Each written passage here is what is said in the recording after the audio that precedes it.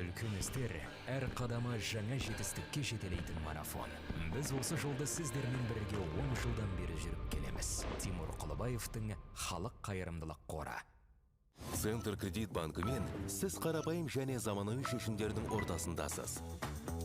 Нық сеніммен жаңа мүмкіндіктер ашып, тексерілген сапаға сеніңіз. BCCKZ мүмкіндіктерді кеңейтіңіз.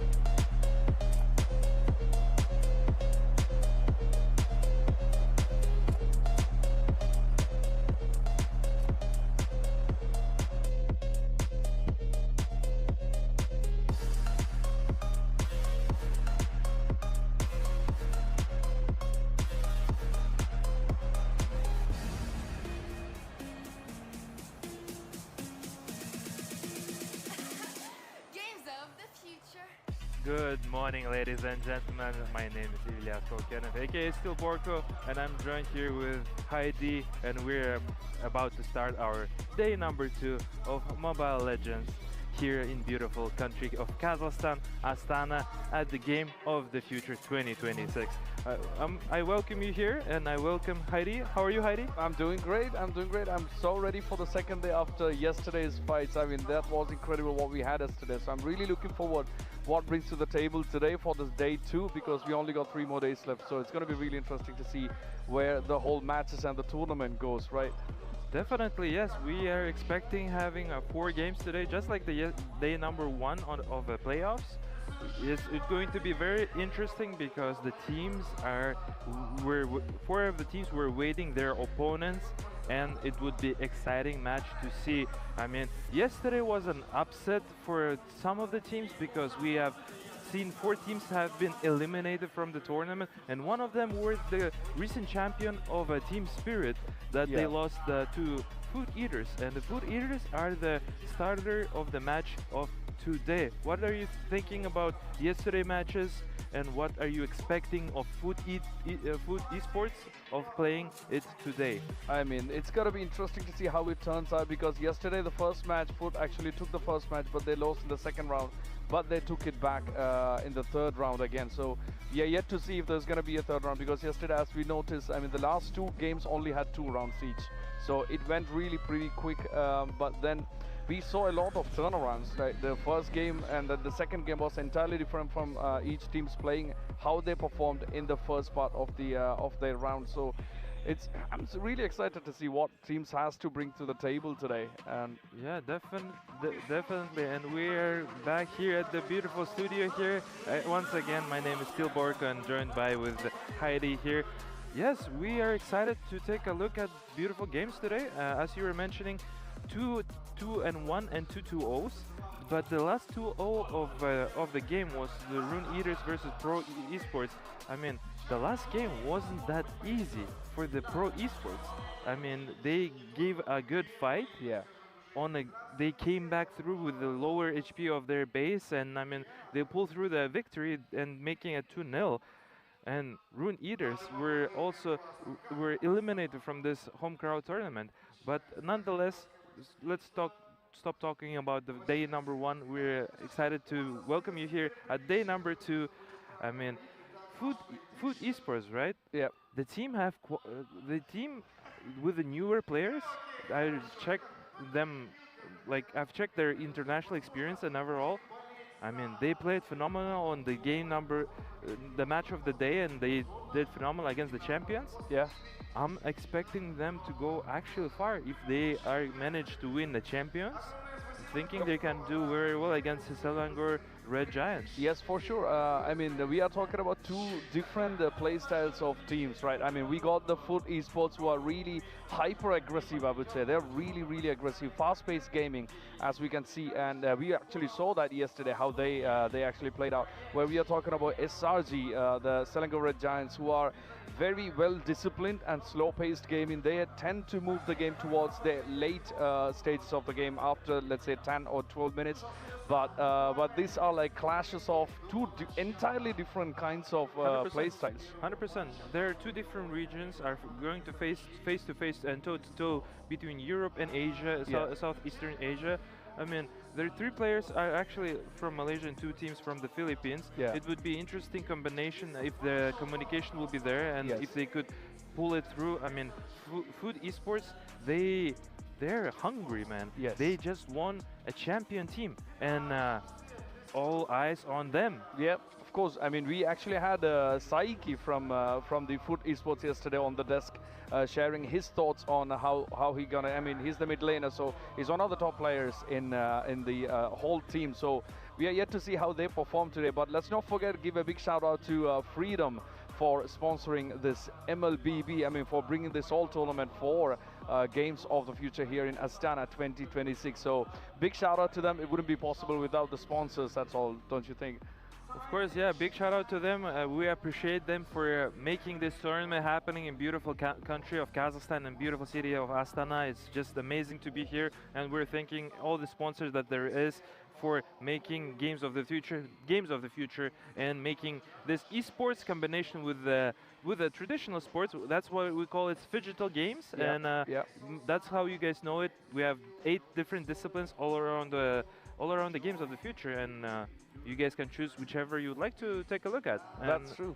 That's true. I mean, we are looking at, we're going to be heading to draft phase soon. I mean, that's going to be very critical on how each team going to be choosing their players. I mean, when it comes to, let's say, Foot Esports, I mean, they're looking at SRG, who is tend to push the game towards the late stage, and especially the Sekis from SRG. I mean, he's so incredible with his playstyle, especially the jungler, being the jungler. I mean, we are looking at Fanny, Ling, or even Hayabusa. I mean, great heroes that he's very comfortable in. So I believe Foot is going to have to at least take a move on banning any of these and making sure they don't get it. So, I mean, what do you think? I definitely think it's going to be quite interesting, and we're here at Mobile, right? So, and we would like to actually give you a little bit knowledge of the game, and would like to give you a video about it, and stay tuned.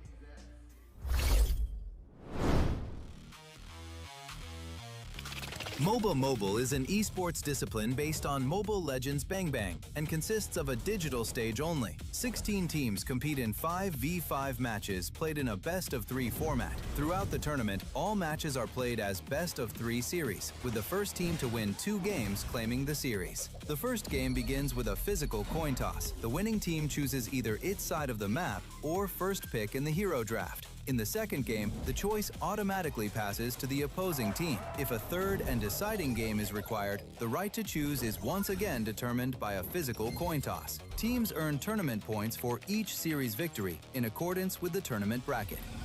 We're back here once again. Yes, a great video of explanation what is expected to be in this beautiful Mobile, aka Mobile Legends, and MLBB, in shortly called. Yeah, and you were saying about the heroes. Now I'm thrilled to ask you. Have you seen the current meta of this tournament? Oh no, I mean the thing is, it's always. I mean, I've always believed like there could be those pocket picks which comes when it comes to drafting, because we never know. I mean, what they're gonna come up with. Maybe the off-meta heroes. They're gonna come with the off-meta heroes. I mean, at the end of the day, it depends on who plays what hero and then what they do with the hero as well, right? Yeah, let's take a look at the draft right now, and about the heroes we'll talk a little bit later, and about the draft, about the group stages, we can take a look at the group stage here on the top left corner that you guys can see in the right corner. What was very fascinating, what I noticed, the team Selangor Red Giants actually, to qualify to the main slot, they actually beat the Rune Eaters, who have been eliminated, and Rune Eaters actually won one game out of them. So it wasn't quite easy, but they actually beat on their round number 1 of Aurora Gaming 2-0, which was, for me, it was really surprising. And also I'd like to mention about the team of, so let me put the team Esports, right?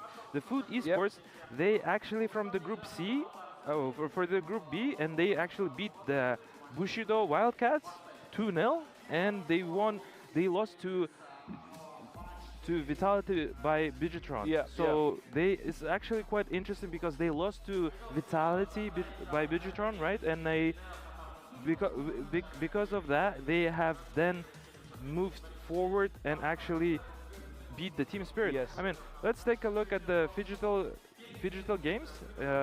Like to also mention to you guys can watch all of our games here at the Phygital-plus.com. You can watch all disciplines, all the 8 disciplines. It could be as well as sports. It could be esports. It could be physical shooter. It could be basketball, physical football. There is tons different of disciplines that we have, and yeah, definitely get a subscription and enjoy. I mean, moving forward, right?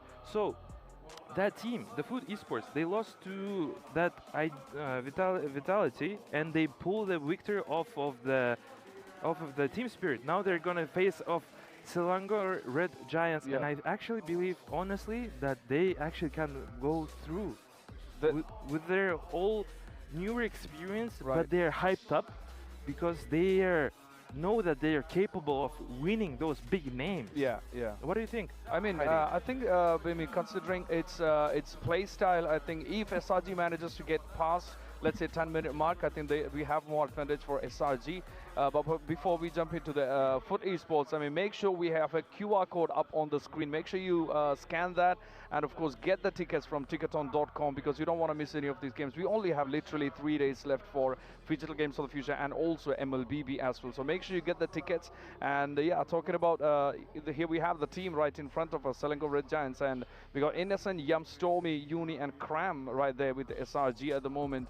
And we got FUT as well. I mean, I really believe if FUT somehow managed to get maybe like 4 kills in the first 5 minutes, go chaotic in the early stage, I think they have a really good advantage. Definitely, yes. Now we see on the screen the Food Esports, not the Eaters, excuse me. So Food Esports are actually very hyped up after their wins, and we'll definitely take a look how they're doing. And also would like to appreciate our sponsor here, Center Credit Bank. Download the app, online banking that will be shown right now. Yep, download that, the bcc.kz, or make online app and manage your finances well. And yeah, thank you very much, Center Credit, for making PC MOBA that we have casted personally, and it was purely amazing. We enjoyed the Dota 2, but we move forward with Mobile Legends.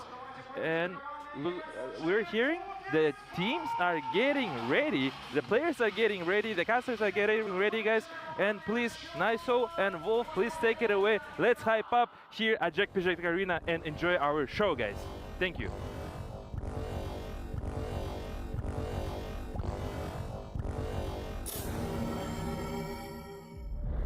Harmony between worlds rests on a fragile balance. Legends of the Great Step tell of the sun-headed man who helped maintaining the connection between the worlds for centuries. But sometimes, the very nature of existence disrupts the natural order of things. When the ancient power left the sun-headed man, the balance shifted.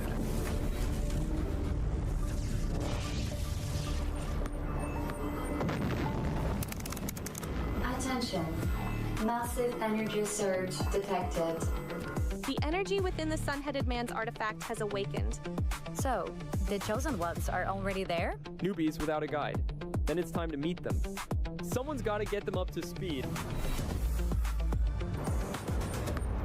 Look what my robot can do. Not now. I'm playing. In search of those destined to restore the lost harmony, the energy split into 3 parts.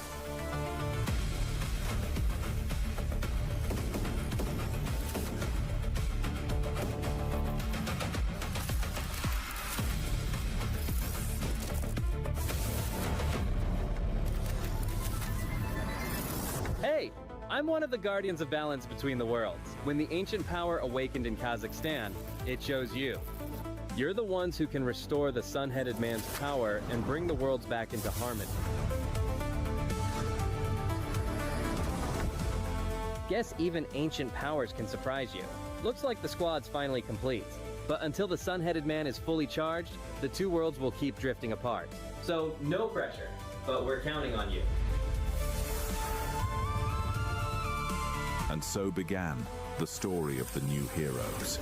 Ahead of them lay the greatest challenge of all, the games of the future in Astana.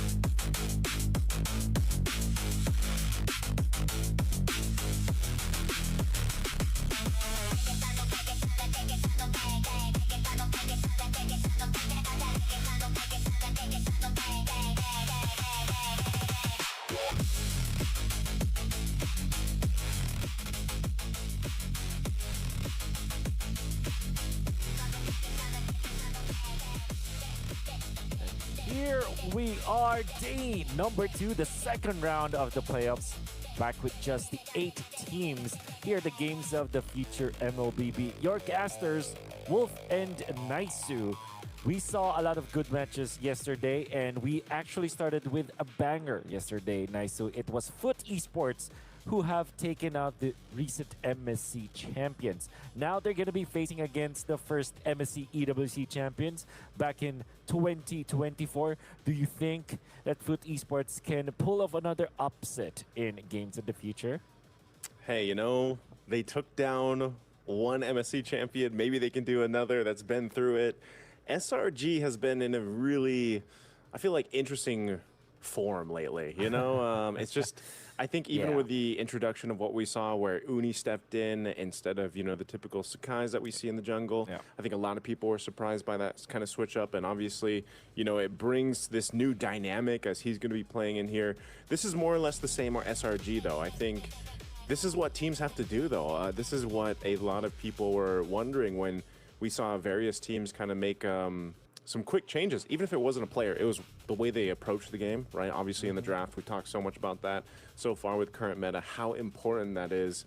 And I think if you're SRG right now, even with all your experience, all your accolades behind you, I mean, even with Coach Arcadia there, you really have to respect what Foot Esports was able to do yesterday. That the fact that Foot Esports was able to go ahead and send home Team Spirit, I think is something to be said. Again, a team that people wish they had seen more of back from the wildcard stages of MSC, but now you get to see more of them here in the Games of the Future, which has been great. And I think even when we had the interview yesterday, I think it was with Psyche there, on the desk with our boys Heidi and Ilias, it was great to hear some insights. I like that we actually have some of those winning interviews, over on the desk there to go ahead and hear some insights from the players, of course, that have won. But yeah, Wolf, I think this is going to be a difficult game to call, just because, again, with what Foot Esports kind of did and surprised us all yesterday with.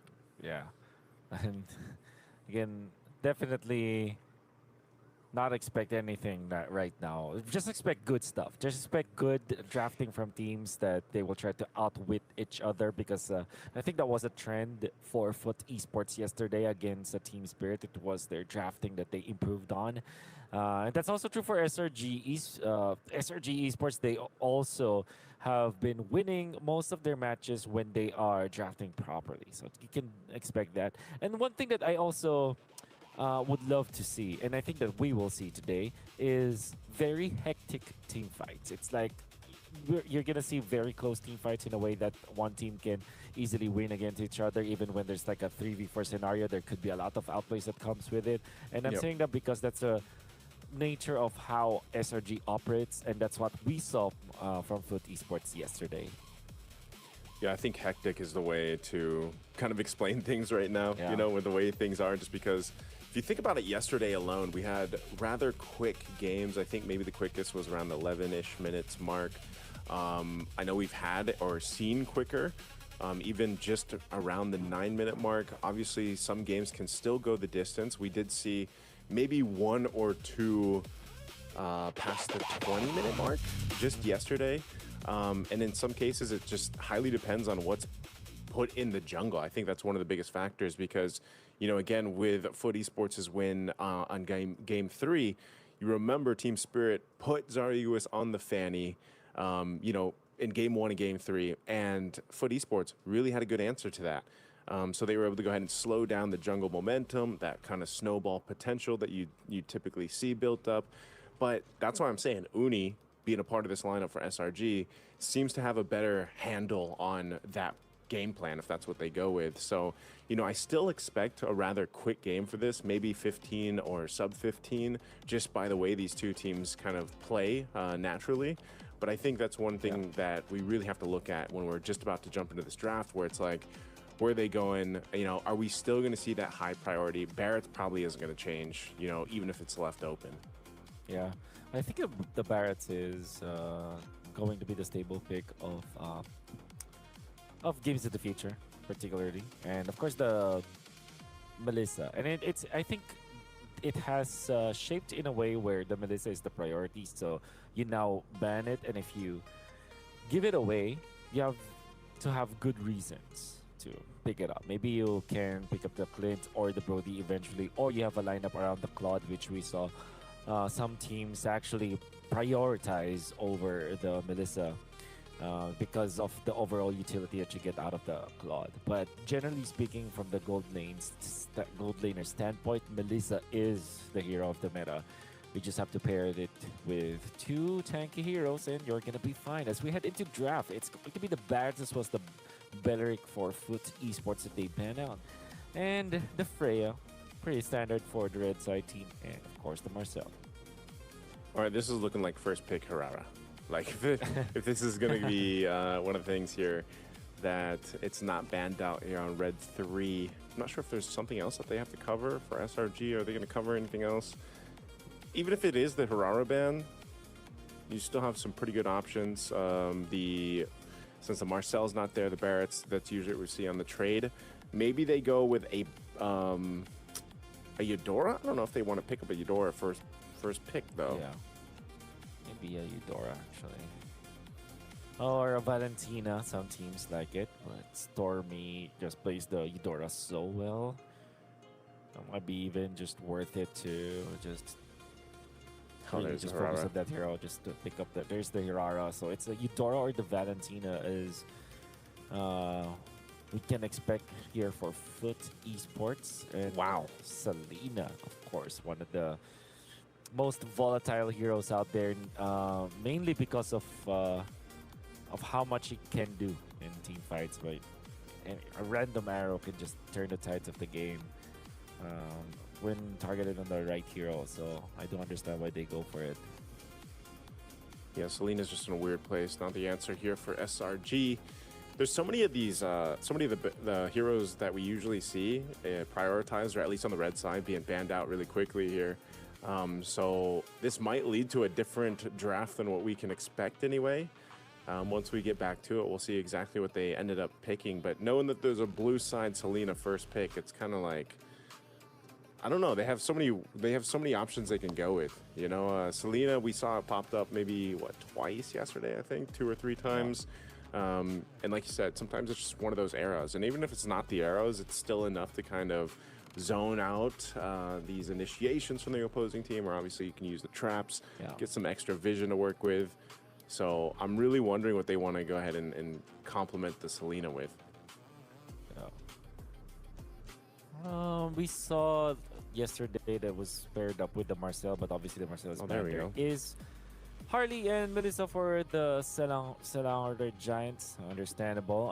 I generally don't like playing the Selena against the Melissa because it's really difficult to find an opening to do damage. And typically when you are the mid laner, you are almost always the designated killer of the marksman, of opposing marksman. And I guess in this scenario, it's not gonna be easy. Nolan and then the Kufra. Immediate Kufra coming up from Foot Esports. Hey guys! Welcome po sa another cast for Games of the Future. We're gonna be your casters for the first 2 series. I'm Yuko, kasama ko si Oblivion. So pasok na tayo sa ating pick and ban phase for series number 1, game number 1. We have FUT Esports, Foot Esports versus Selangor Red Giants from Malaysia. Yung Foot Esports, they are from ECA din ba sila? ECA, okay. First 3 picks. Nagulat lang ako na blue side Selena first pick. We haven't seen that in a while. But may sagot naman na, may follow-up rather, na Nolan and na Kufra. Which is interesting to me kasi if you guys can remember, SRG yung nagkukufra. And they picked that up for themselves. Sinagot naman to ng SRG rather ni Coach Arcadia ng Glue, Harley, and Melissa. Yep. So, it's gonna be... feeling ko, tinatanggal probably nila yung idea ng dashes coming in from SRG. Though, mahirap pabutin yung space escape na isang Harley. But either way, yesterday gumana for FUT yung ganitong klaseng lineup kung saan kumuha yung team spirit ng Fanny. But I guess same idea for the set of Foot Esports since it worked yesterday. Chances are it could probably still work today against SRG. Pero we are still waiting for the ban ng Foot. It's gonna be Rafaela ban this time. And probably later on, ban na lang ulit sila na isa pang mid laner. Or if not, feel ko mid laner talaga yung kailangang targetin dito ng FUT. Oo. Pakala mahirapan din si Stormy. Go SRG, sabi ni Rod Largo sa dito. Ayan, may mga supporters tayo for mga teams. Kung tingin nyo sino po mananalo sa ating game number 1, shotgun prediction lang. I want to know what you guys think. Rafaela is such a niche ban also. I don't think nag-Rafaela ba yung SRG? Hindi pa, no? Hindi pa. Baka counter lang. Pero even then, I don't know if nasa hero pool siya ni Stormy. I will be honest, hindi ko alam eh. Nag-Rafaela na ba? Ang naisip ko kasi nag-Rafaela lang Aurora Gaming eh. My bad. Kalaban nila nun? No, yung Aurora? Ito ba yung tumalo sa Aurora? Kung ito yung tumalo sa Aurora, nag-Rafaela na sila. Okay. Grabe. Instead of focusing sa ating mid laners, instead they got an EXP ban, yung Foot Esports, they took out Arlot, tapos yung side ng Selangor Red Giants, they took out Paquito. Okay. Maaga. Early days na ano yan. Tulog ata ako niyan, boss. This is just game number 1, series number 1. 4 ang series natin ngayon. Third series po, yung Falcons PH versus Aurora Gaming. Kung curious kayo sa kung kailang or anong oras ang laro ng Falcons. Sa schedule, it says 9:30. Feeling ko mga 10:30 or 11 p.m. yan. I will be honest, guys. Kahit 2-0 guys medyo tumatagal pa rin talaga. Medyo nalilate pa rin talaga. Pero, siyempre, baka inaayos pa nila. Pero, this time, for SRG, Izushin ang kukunin nila on towards mid laner. So, bit of a different mid laner setup coming in from both teams as may pagka-long range itong si Rina. Meanwhile, short range lang coming in from SRG. But I'd have to say, good pick talaga dito yung glue for the side of SRG. Ito yung tatangke talaga ng karamihan ng damage coming in from a FUT. Pero to lock it in, it's gonna be Uranus and Claude for FUT. Pero SRG, anong kukunin nila sa XP lane? Baka Esme. Esme, pwede, yeah, definitely. Kasi baka nga recently si Cram, puro Uranus lang siya, no? Pang sustain lang, pang hold. Sabihin ko sana, Barats, kasi dito ako nag-welcome, binan pala agad ng Foot Esports. Fovius ang kinuha for Cram instead, a classic EXP lane pick. Kung titignan ko yung draft, I would have to give it to FUT kasi ang ganda nung kanilang... Ang ganda mga pick. Ang ganda ng mga pick na FUT Esports dito. Lock-in, Oblivion, lock-in. Ang ganda ng pick. Maganda yung idea ng pick Tama nila. naman. Diba? And of course, guys, you can support the stream by sharing the live. So, share the live stream po. And because kakastart lang po ng live, gusto ko lang sabihin na kung gusto niyo pong sumali sa Just ML group chat nyo lang po yung page na gusto niyo sumali. Ayan po ay place para maghanap ng mga kasama sa rank games. Si Marcus po nandyan. But also sa mga analysis namin, meron kaming tulungan dyan. Unang series pa lang to sa mga, that's cute. Sana all. Anyway. But may ganon. Bakit pati AI talo ako? Malamig din ba dyan? Awit naman, boss. Pero anyway, we're gonna be loading into the Land of Dawn. I'm not sure why ang daming animation bago mag-load sa Land of Dawn. Wala namang ganito sa MPLPH. But yeah, we have SRG versus Foot Esports. Foot Esports po ang nakatalo and nakalaglag sa Team Spirit yesterday, 2-1. Let's see kung hanggang sa strongest Malaysian team makakatagos sila. Natin, based dun sa recent tournament, guys, medyo malayo ang nilapagan ng SRG compared with Team Spirit. Pero of course, ever-changing po ang MLBB. Kaya naman hindi natin pwedeng expect ang same result for different tournaments. And dito pa lang feeling ko nakita na natin na hindi nga ganun yung nangyayari. Maraming changes lagi sa game. Real. And ang naalala ko lang din, we've seen a lot of Melissa picks all the way from MSC. So nakakatuwa na meron tayong gold laner na pumasok na din sa hero pool ng mga players natin. There was a bit of a skirmish kanina, but it's a glue na super tanky. Nakakatuwa talaga yung IGN nila, hindi nagmamatch dun sa nakalagay sa sa Games of the Future. Pero yung iba lang, do you have Kazue jumping in? Pero baka First Blood does go over to Psyche. Okay, I remember now, palumag si Lina si Psyche. And si Psyche yung may diba? Yung may cute na plushie. Oo. Right? Oh, so may seal. Yeah. That's so nice. Also, meron tayong dash-in coming in from the side of FUT Esports. Grabe ang dash-in dito. Hindi lang pala si Uni ang nakuha ni Psyche. He also placed one death onto Innocent. 2-0 now for Foot Esports just as the turtle is spawning. Grabe yung ginagawa ng Foot Esports dito Sobrang dali din actually para sa akin na laruin ng ganitong klaseng lineup. Pag tumama yung Tyrant's Revenge, pana lang agad yung ginagawa. Pero this time, Turtle is gonna be started by SRG. No contest, hindi umabot yung Foot Esports. So somehow, may pang-compensate sila sa early 2 kills na nakuha ng Foot. Pero Tyrant's Revenge again with an Abyssal Arrow set up. Hindi kumonekta with the same players. Pero either way, XC falls low. Masyadong makunat nga lang. May hila pabalik this time si Blotsfed as this time SRG takes that kill. mukhang maganda ang sagutan dito. When it comes to objective takes, SRG pa din pala talaga ang makakaangat. Foot Esports had no point of contention at all. And as I say, that medyo nakakuha ng konti lang naman na gold plating si Innocent. Also will be able to get ang EXP Crab. Silang Red Giants not yet fighting. Pag may objective lang, I think that's also their way of just focusing on farming. But one thing I wanna mention also, hindi ko na nakita si Sekais, no? Si Uni na lagi.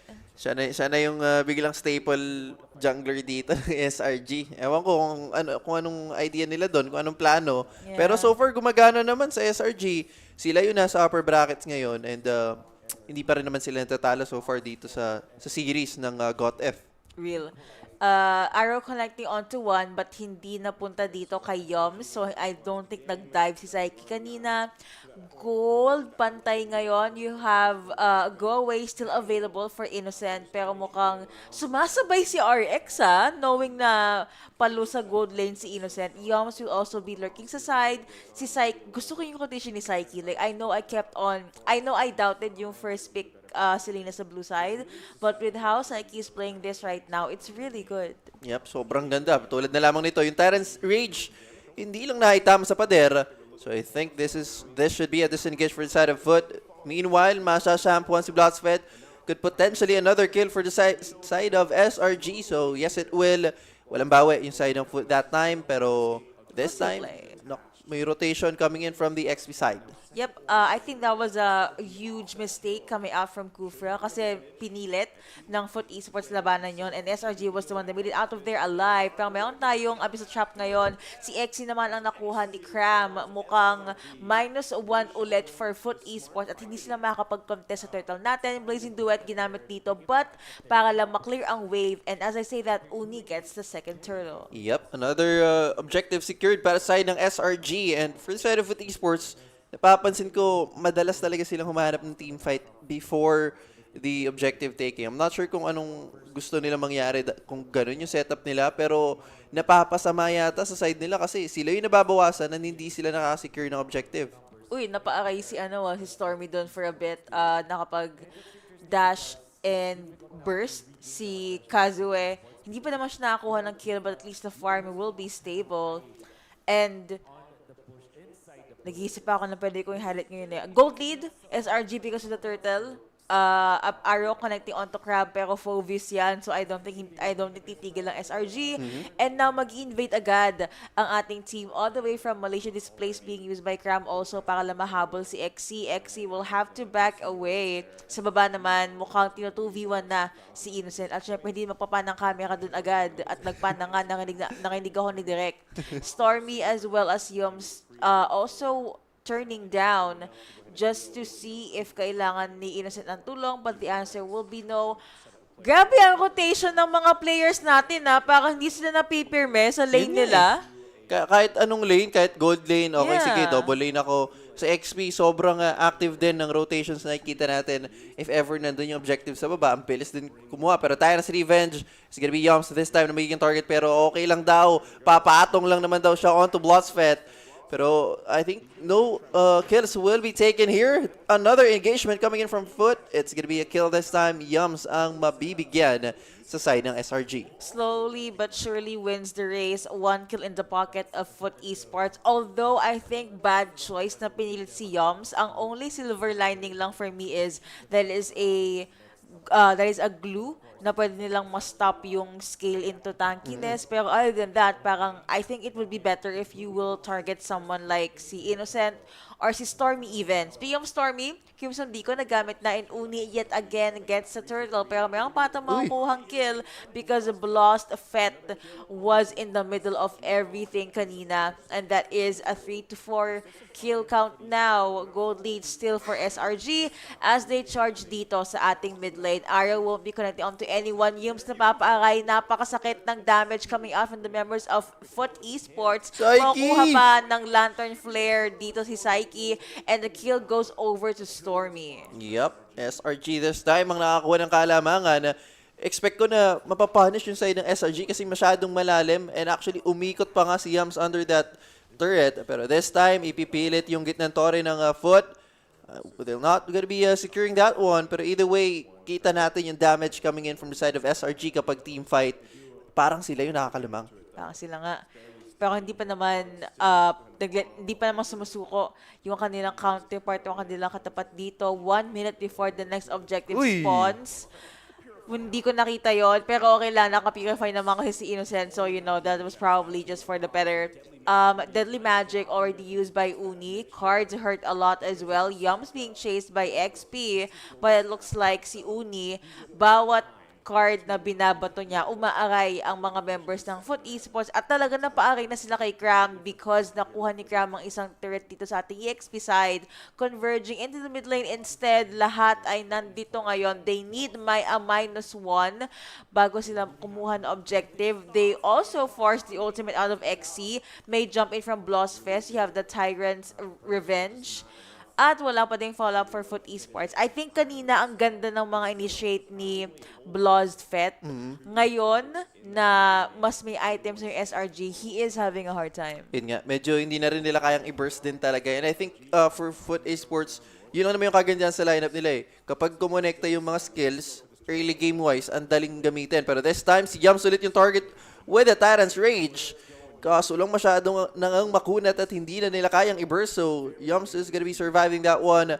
But on towards mid, both teams are converging on this area for quite some time na. At mukhang plano lang nilang patayin si Stormy. Naku, nabuhay pa. Crimson Beacon popped in. Cram this time ang sasalo ng damage. And I think this time yung First Lord, mas mataas pa yung chance na Foot ang makakuha nito kasi mafa-force mag-reset yung SRG. Exactly. Yung siya ka-innocent nandiyan sa side. Uni will be there also. Retribution available for both junglers. Pero mo kami magagamit na din na doll sent out by Innocent. Stormy and Cram a little bit late but they are now here to stay. Meron tayong pana. And Yums does get the Lord. Si Kazue, nakuha pa niya dito. Foot Esports, that was quite the fumble.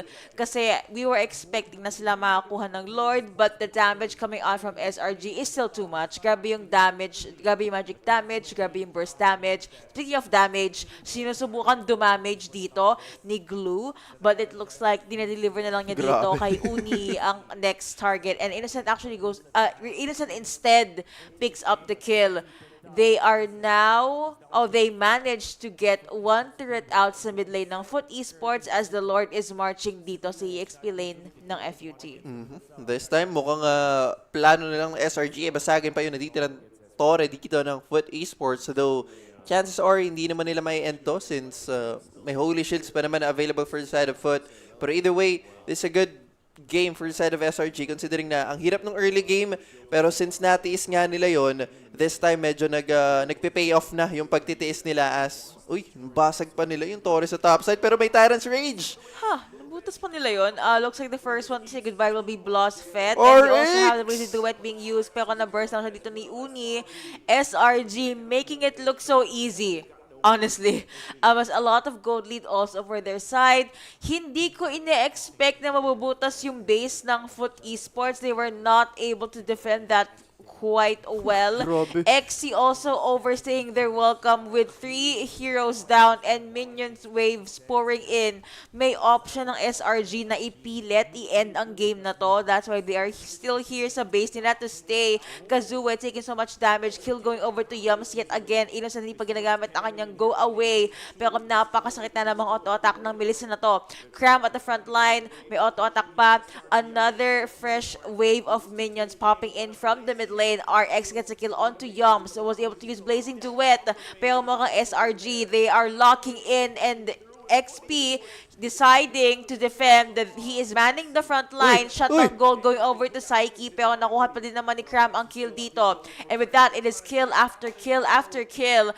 Unofficial wipe out for the side of SRG. That was a 5-2 trade in favor of SRG. I'm not sure what happened there. Grabe, anlibak-bakan lang yung call ng dalawang teams dito. Walang magagawa yung Foot Esports kasi gusto pa nilang patagalin yung game. Pero SRG, instead of backing off, talagang pinilit din nilang i-end talaga yung game. Pero ang problema, minions came in, respawn timers clocked in for the side of Foot Esports, and tuloy-tuloy lang din yung pag-spawn nila na magkakasunod na. Kung may mamamatay man, may magre-respawn at may mag-clear ng wave. Pero either way, napalaki lang actually dahil doon yung kalamangan ng SRG this time. And I think at this point, mas comfortable na rin yung Lord take na pwede nilang gawin considering na ang dami nilang na-rack up na kills kanina and actually lahat pala ng members ng SRG ngayon lamang with their counterpart in terms of gold. So, big factor din to sa side ng SRG to possibly secure this one safely compared with Foot Esports. Pero si Yums sa likod! Oh! Naku, busy palang agawan at i-force out lang na mag-retribution si Kazooie. Napaaray doon ang SRG but they were able to get a kill agad kasi nakuha nila ang Kufra. So kung wala si Glue, wala din naman si Blosfet. Pantay lang for the side of SRG. Pero kinakabahan ako dito for XC. Akala ko kaya mag-survive ng isang Uranus. But then again, 4-2 na nga si Innocent on this Melissa. Gaya nga ng sinabi ni Oblivion, this will be an easy Lord take for Uni. Hindi na, nag-retry ba siya? Hindi ko makita. Nag-retry na nga siya. Okay. Laging late yung yung visual sa side ng no? Minsan, may ulti pa ba? Parang kakagamit lang Diba? You really have to look. But again, Lord picked up by SRG, nag-spawn agad sa mid lane, and because wala nang turrets ang Foot Esports, it's not impossible for SRG to end this. Yep. Considering na ang laki din ng lamang nila, 7,000 ang kalamangan nila ngayon. Pwede pang bigyan si Blotsfet, walang panakas. Actually, meron pala with the Tyrant's Revenge. Kaso ibabalik lang din kasi Blotsfet gets taken down. And this time, free hits coming in from Innocent could possibly seal the deal sa SRG for this game number 1. Makapal pa yung buhay ng Lord. And free hits. Naku, si RX ang mabibigyan. May Crimson bigyan papasok si Stormy. It's gonna be a kill for them. Another will be taken down probably. Pero hindi, focus na lang yata sa base ang call ng SRG. Pero makiklear pa ba yung minion waves? I guess not, as game 1 will be secured by SRG. Si Innocent ang tumapos doon. Parehas maganda yung draft, except, again, yung Kufra. I think Kufra is 50-50 sa meta ngayon. If he works, he's really good. If not, much like game number 1, he was just a free kill para sa mga kalaban. And SRG really showed us the reason why they have a lot of championships in their pockets. That was such good micro and macro. I will say this though, for Foot Esports, lumaban naman sila, especially the early game. Ang ganda ng Selena ni Psyche.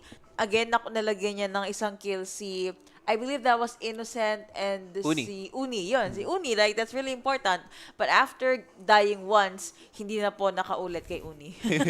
But that was the story na ating game number 1. Meron tayong highlights about, na ipapakita mamaya. We're gonna be hopping into a very short break. Pagbalik natin, game number 2 na.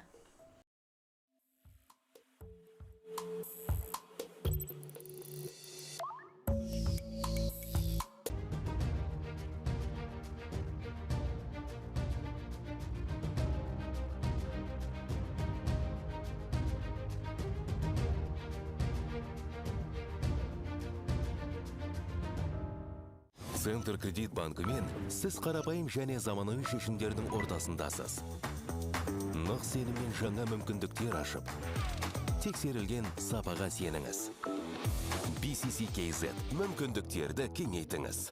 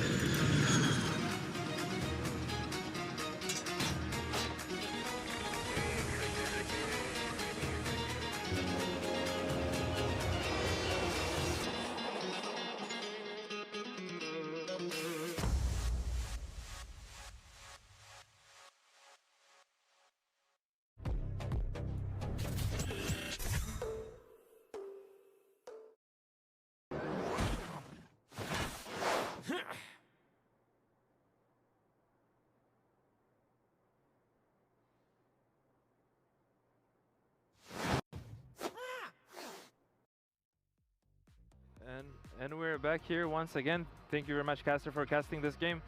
What a beautiful game from Team Selangor Red Giants. I mean, the way how they played, it was outstanding. They got three different turtles. They got the two lords. Yeah. There were 8 different times of the towers.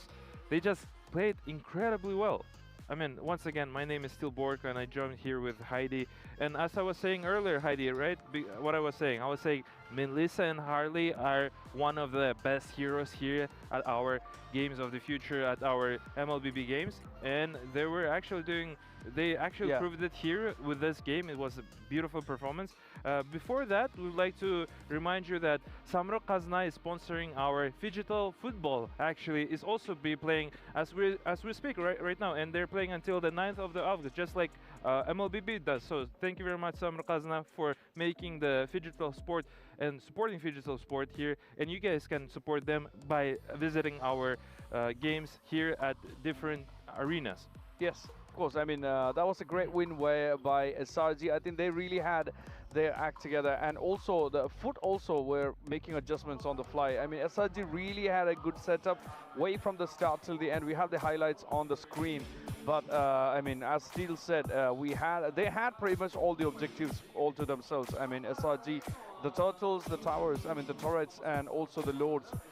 Towards the end, I mean, at the end, they took the 12-minute load, and then they walked into the base of Foot Esports. I mean, we'll watch the highlights right there on the screen now. Look at that was a great game to watch, right? It was a definitely great game to watch. I mean, we saw how the Selangor Red Giants, they were just playing so aggressively, so well managed, how they were fighting for all the different turtles. So as we speak right now, minute 9, they're here fighting nearby the Lord. They got their 3 different turtles, and now they're taking 1 Lord, and just purely as 5 men running down around mid and applying so much pressure to Food Esports. I mean, we've seen Food Esports yesterday against the Team Spirit, and actually they were dominating the first game. I'm now curious to see if the Food Esports have this will of power, will of power to come back on the second game. And I mean, it was well managed, well played from the Team Red Giants from Selangor, and I mean, they just played phenomenally. Yes. I was expecting maybe like there will be a little bit challenges on communication, but watching this game, there is no communication problems. They were well managed, well played, everything well executed from SRG. Yeah, true. I mean, SRG really had a good vision setup, and it was easy for them. I mean, they generally do not like to take risky fights. I mean, they are most likely they are usually prepared with 100% confident fights. I mean, this is the moment where I mean, we had most of the Foot Esports gone, and then once the Kazoo came back, they had to fall back during that time. But then the final load, and then they called out the load, they marched right into the base of Foot Esports and then took it down. And I think at this point, after the final load, I mean, after the 12-minute load, I think it was kind of clear that SRG was going to take the game out. It was clear GG for sure. I mean, Kazoo playing on his hero, actually pretty good against the heroes of the SRG, but it was not enough, definitely, because as we saw in the highlights, they were just constant pressure. Now we see the scoreboards here, 6-19, 40-minute game, pretty early, I would say, and I would like to stand out the player of name Kram. He looked phenomenal, the way how he just managed on team fights. He hasn't died a single time. Same as Stormy for sense, but well managed, well played. Also, Uni and Innocent having 11k net worth, a lot of gold that they have on their hands. I mean, and Kazoo, the guy who has been MVP multiple times and stand out the player of yesterday, couldn't manage to carry his team on a victory, but they have a still chance of game number 2. Of course. So that's going to be interesting to see what happens in the next round. But before that, let's give a big round of shout out for Yandexgo for being one of the sponsors for this tournament. I mean, make sure you scan the QR right up on the screen and download Yandexgo app, because you got everything in one place. It's going to make your life a lot easier. So make sure you download that, check it out, Yandexgo, and huge shout out to them as well. But yeah, as you said, I mean, we still got one more game to decide if we're going to have a third round or not. Right. But I mean, we have to also, I didn't really pay into the fact that we had Uni on SRG, where the Sekis was not there. So Uni really had that responsibility of handling that retribution right there. But we have the team stats on the screen. What do you think, Steel? Yeah, I think Kran for me was a standout player for sure. the amount of damage he applied in comparison to Xe, for example, it was more than like 1.5, I would say. Yeah. It's like around, let's round it out to 15,000 hero damage, and the gold lead is around 3,000 more. And KDA, we see 12.00 to 0.020 from Xe, and Xe needs to definitely wake up on the second game, and for sure, I mean, he doesn't want to get eliminated at the greatest tournament of his life, I would say, because this is considered to be tier S tournament, and a wonderful tournament here at the beautiful GOTF Arena at the game of the future. Of course, I mean, I really believe, I think we have a high chance of Cram coming up as MVP for the last one. I mean, considering his 6 kills, 0 deaths and 6 assists, I mean, he's been a part of 12 kills for the team. I mean, he took 6 and assisted in 6 as well. I mean, that's a really good stats to have there. I mean, I really think he has a good chance of being the MVP for the last game, right? Yeah, definitely. It's not even about the stats, Haiti. It's just the way how he played in the team fights, how he was applying the pressure, how he was always there to help out the team and whatnot, and was doing great actually. And I mean, just big shout out to him, and hopefully you're gonna see the second game, and second game might be a good favor for the team of Food Esports. For sure, for sure. Let's not forget to give a shout out for Freedom for bringing MLBB right here at the Games of the Future 2026 in Astana. I mean, without them, this wouldn't have been possible. I mean, we are all having a great time. So let's give a big shout out for Freedom for bringing MLBB here. But as we go, we still got possibly one round for sure, and we still don't know if there's going to be a third round. And here we got Uni actually as the MVP. I mean, good performance, I should say. I didn't see much of Uni, but actually I agree with it, because if you take a look at kill participation point, 95 kill participation, he's always there to help his team. He's always applying that constant pressure. Yes, he didn't were showing in terms of the kills, right? But he was always there to help up and assist his teams. I mean, what a performance from Uni, and what a well performance strategically through the team of Selangor Red Giants. I mean, big shout out to them. 3 totals are taken, 2 lords are taken, well managed, taking all the towers, the pressure from them was just incredible. True. And I mean, definitely it's just a wonderful performance from the team, and we'll see how Food Esports. I'm not sure why I want to keep saying Food Eaters, but Food Esports can make it come back or not. That's quite. That we'll see definitely. That's true. I mean, SRG actually pushed the game way to the late stage, which is their superpower, I would say. I mean, which is how they usually play. But Foot didn't get, I would say, the early clutch on the whole game. I mean, they usually go all in and then smash the opponent usually, they are known for hyper-aggressive gaming, right? I mean, they are very octane play styles, high octane play style, I would say. But I mean, I mean, these things can happen. Both are really great teams, not to deny. No, of course. I mean, Food Esports are the youngsters, and they actually were hyped. And let's see if they can manage to overcome their nervousness and do their game well and give their best on the game number 2, because we definitely need to see, because as a reminder, this is a single elimination bracket. Once you're out of the turn, you're out of the tournament, unless you're gonna be playing for the 3rd or 4th place, but that's for later.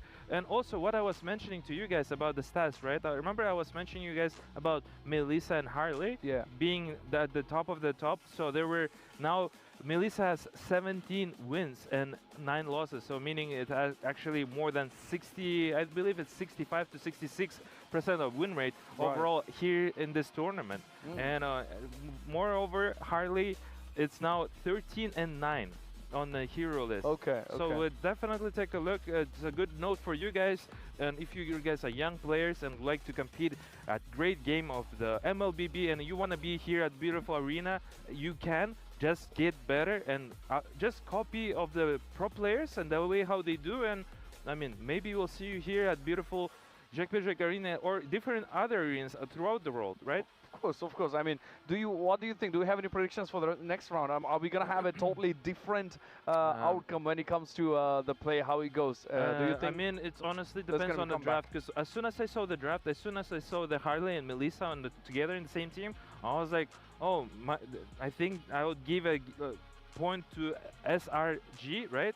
But I've been told there is a Kazu was playing on his hero, which is really good against the heroes of Team SRG. But Kazu, I mean, a great player, outstanding player from yesterday. He actually followed me in love into his gameplay. But we'll definitely see. It's hard to predict. It will be mostly applied on drafts. I mean, we never know what to expect, how to expect, and how it's going to be played out. I mean, the Kazu indeed actually showed really good performance yesterday in yesterday's games. So I was really hoping, but again, both are really strong teams. I mean, Kazu, they are all facing their opponents, which are really strong. That's going to be really challenge for each team and each player to go forward, and with totally different strategies as both the teams has, considering their play styles, considering how they do the drafting. So I mean, we are yet to see how this is going to turn out, but again, I mean, in the next draft, we don't know how that's going to turn out, right? I mean, SRG loves picking some heavy wave-clearing mages, to be honest. I mean, like Faramis, Lilia, Farsa, but we are yet to see if they're going to really go with those heroes which they usually take, because we are in for surprises. I mean, it's MLBB's tournament. Definitely. I mean, yesterday, as you were mentioning, the Psyche were here at the panel's desk. He was actually very happy that they won the Team Spirit, and there was happy to be advanced forward.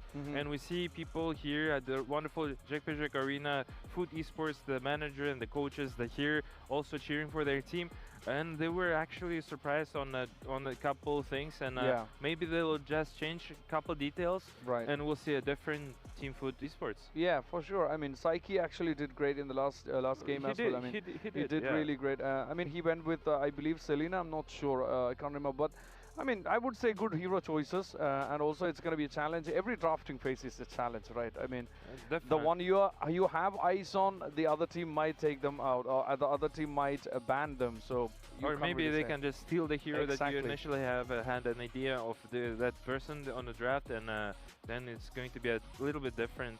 And here we see how we're flying here in beautiful our city, Astana. We're reminding you guys, this is Games of the Future, and this one is a GOTF Arena that you guys are seeing now. And you know what? And also would like to give you guys a little bit history, a little bit background of the game, of the MLBB game, and stay tuned to take a look at the beautiful history. Did you know that a fan-made map jump-started a whole genre in competitive sports and contributed to the development of one of the adored games of many, Mobile Legends Bang Bang? Multiplayer Online Battle Arena, abbreviated as MOBA, is a subgenre of strategical games which started out just as a game called Aeon of Strife.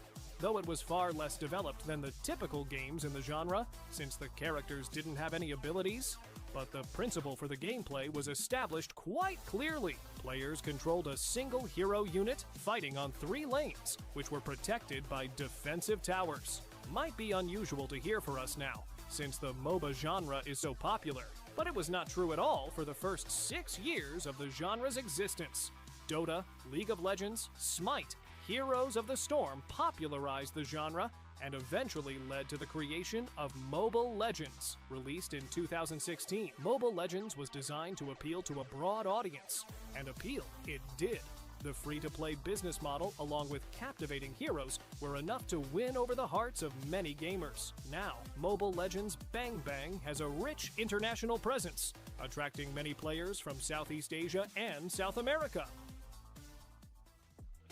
And we're back here once again. We just witnessed a great history of mobile, and just not even about Mobile Legends, but overall MOBAs in general.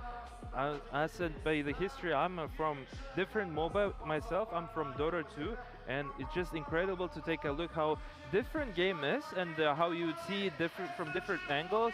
I personally like MOBA Mobile, just interesting, fascinating, very fast-paced, and very fast-paced game, and it's quite interesting how you see it on a actual mobile, and you saw the emotions, and it was very beautiful. And I believe now people are getting ready, and let's give the words to the casters. Please, Naiso and Wolf, please take it away. Thank you so much, yes, as well as Haiti for breaking down game number 1. There wasn't that much to break down though, Nice, and I know that you feel the same way. It was dominance coming out from SRG right off the bat. Well, not literally, because there was a time where Foot Esports actually managed to land good kills and good pickups, but they just couldn't follow up afterwards. Yeah, I think it's one of those things, Wolf, where, you know, Foot Esports just kind of, they didn't find their footing. I hate to say it, but it's like, you know, all pun intended. But I see what you we already saw them do this yesterday. You even said, you know, they put their foot to the pedal yesterday in the matchup against Team Spirit, and I think that's what was lacking in Game 1 against SRG. There was an attempt early game, especially, you know, playing to the strengths of, okay, we can go ahead and hone in on Innocent. You know, he doesn't have that go-away ultimate on the Melissa. And by the way, big shout-outs to Alias there and Heidi for the stat right now. I was so surprised that Melissa has been picked that much, right, already up to this point. Was it 17 wins, I think, that Melissa has currently? Yeah, 16. Yeah, 16 or so, but that's just how good of a pick Melissa is right now. And so if you can kind of target the weakness of a Melissa early on, that's great. But then what is your game plan after that? And I think that's where they faltered. Foot Esports had a plan for the early game, and then it just kind of fell apart when they lost all 3 turtles to SRG and when they lost those fights to SRG. And even for Blotzfet, he really has to be a little more cautious on his entries. Like, you know, we saw him with the Kufra in the previous game really get targeted, and a lot of the times it wasn't as valuable as, for example, where we saw Yumes utilizing that glue. And so now we've got a bit of different priority going on, where it's the Valentina first pick blue side for Foot Esports, but it's the same so far on the response for SRG with the Melissa and the Harley. Yeah, this is what I kind of expected last time. I think I prefer this much better than Selena as a first pick. However, I still don't like the fact that they're willingly giving away 2 good heroes. Elias actually mentioned that when he saw the Melissa as well as the Harley picked up by one team, immediately defaulted to rooting for that team. And I can't blame him. This is such a good opening for the side of SRG, and for a team like SRG, who has a lot of experience, has been competing internationally for quite a long time now. This is way too much of a leeway that they're giving. So I wonder if Foot Esports would have a different closing draft now. Well, they do have the Atlas as well as the Paquito, which is already very good. First pick lagi ng Foot Esports yung whoever man ang gagamitin ni Psyche. Kung si Lina kanina, now it is a Valentina. Again, blue side Valentina is kind of whack for me. But kinuha pa din naman ng SRG yung first 2 picks sila from game number 1 also na Harley and Melissa. Plus, may Kimi na ngayon.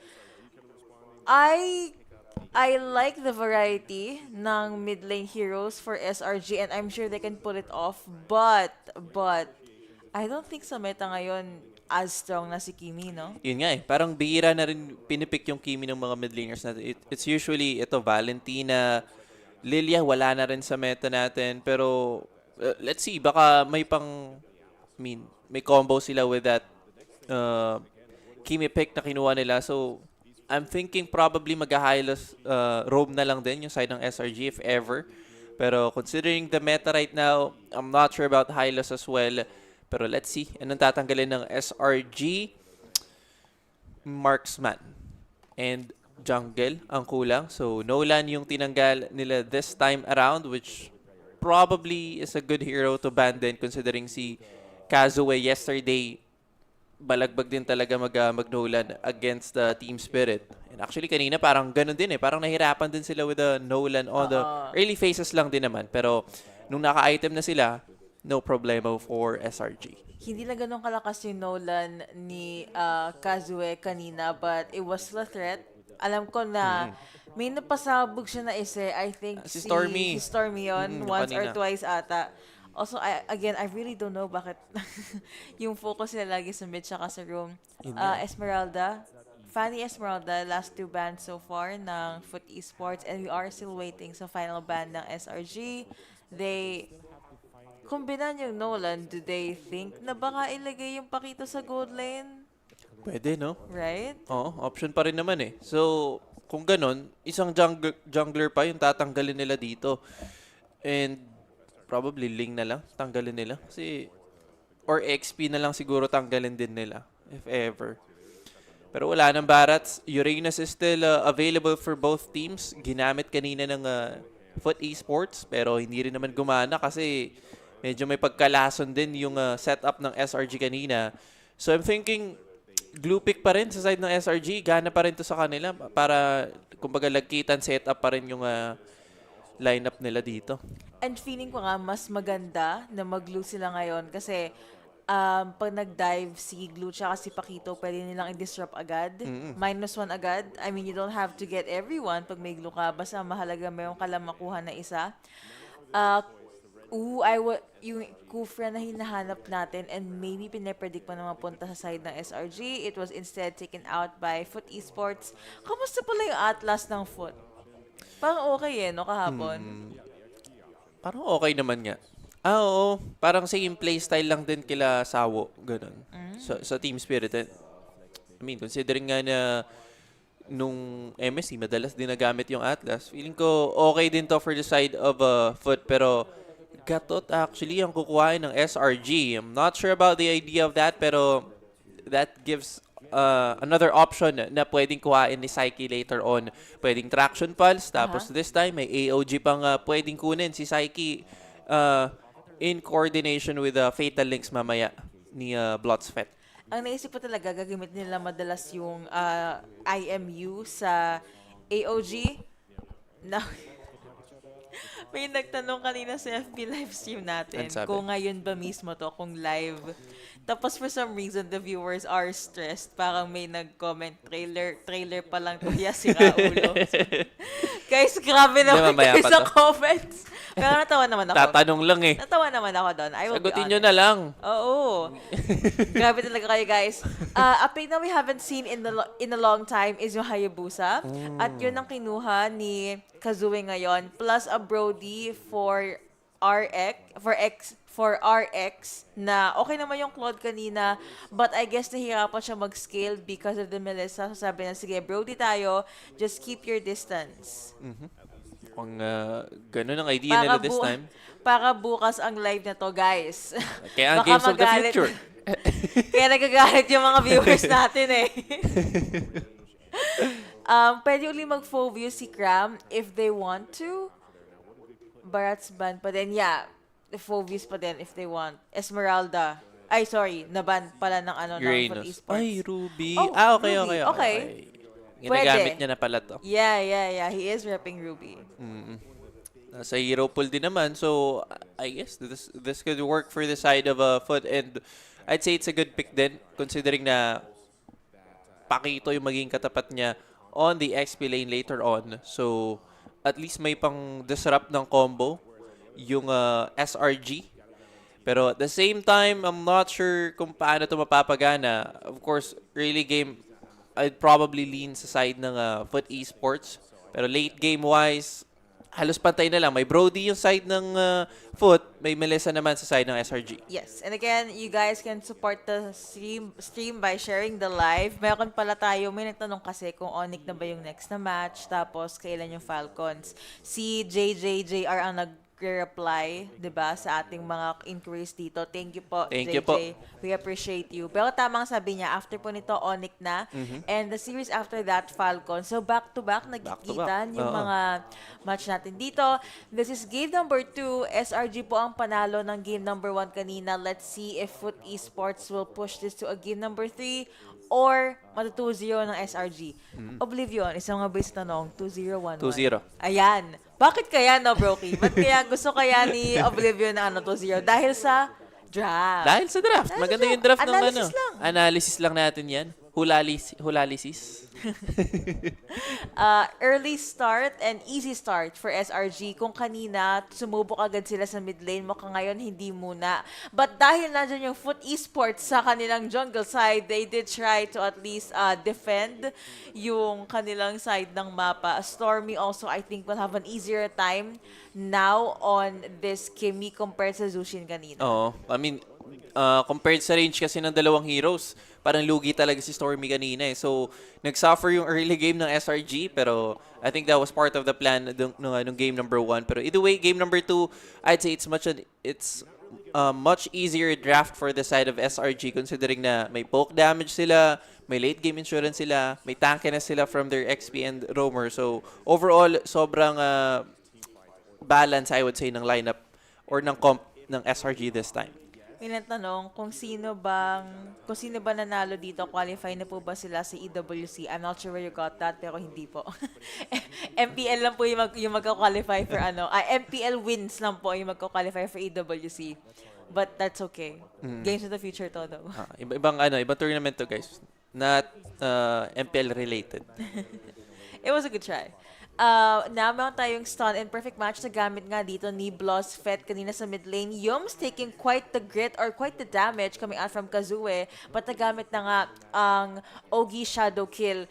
I don't think that's a good thing kasi kakaspawn lang pala ng turtle. Baka nang-giggle yung Foot Esports dito. And as we predicted, SRG will be jumping in. Perfect match will be used yet again. Pero wala pa dito ang napakagandang Fatal Links. Instead, Kazue pa ang nakakuha ng turtle natin dito, and in return 2 kills naman for SRG. So trade lang ng kill para sa side ng SRG for that turtle, pero this time Yums delikado, AOG forced out this one, pero naabutan ng shadow kill.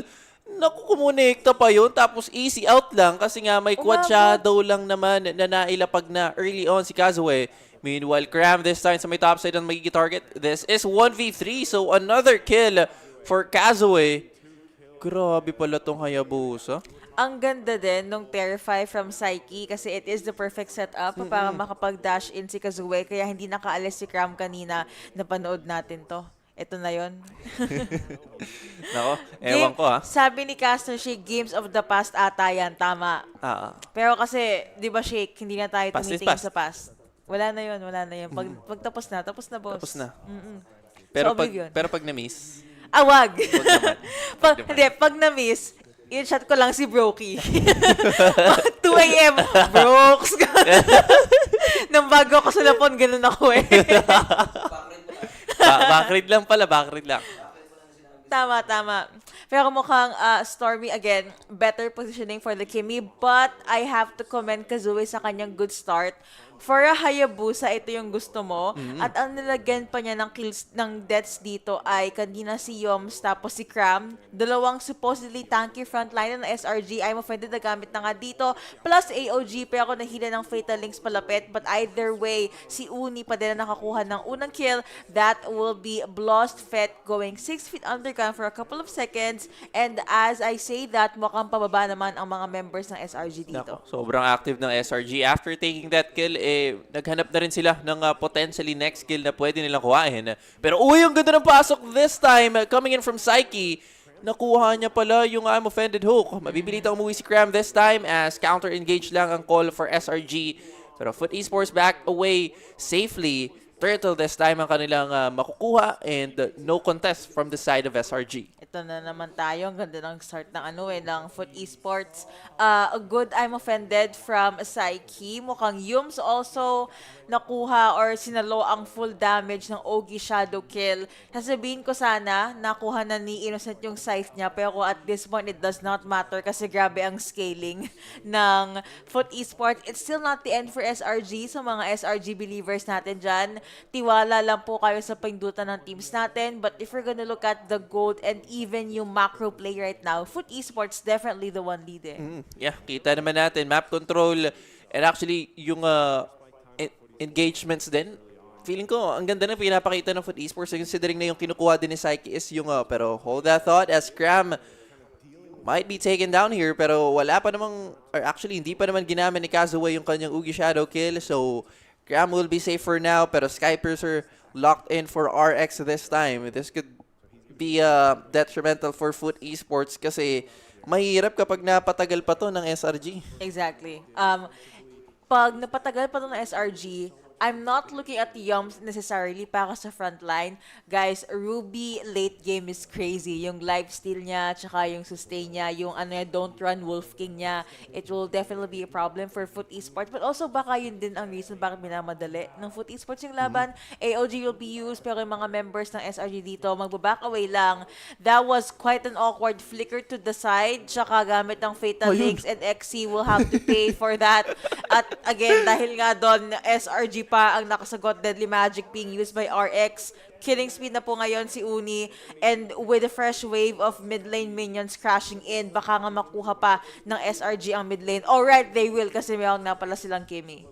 Matik yan for SRG. Parang okay sana yung mga engagements ng Foot Esports, pero that time, napasama actually. Yep. Ginamit ni Saiki yung AOG, pero after nun, yung tinarget kasi si Cram. And kasasabi mo nga lang, yung sustain, yung tankiness ng isang Ruby, problema to for the side of Foot. And yun yung ginawa nila, don't run Wolf King, sabay I'm offended hook lang yung combo. Pero sa bot side, XE ang magiging target.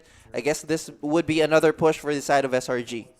Well, kung kanina lead ang Foot Esports, ngayon the gold and even the kill count is leading over sa side ng SRG. Napagamit pa ng isang dash out si Kazue, so makakasigurado siya na hindi siya makukuha ng SRG.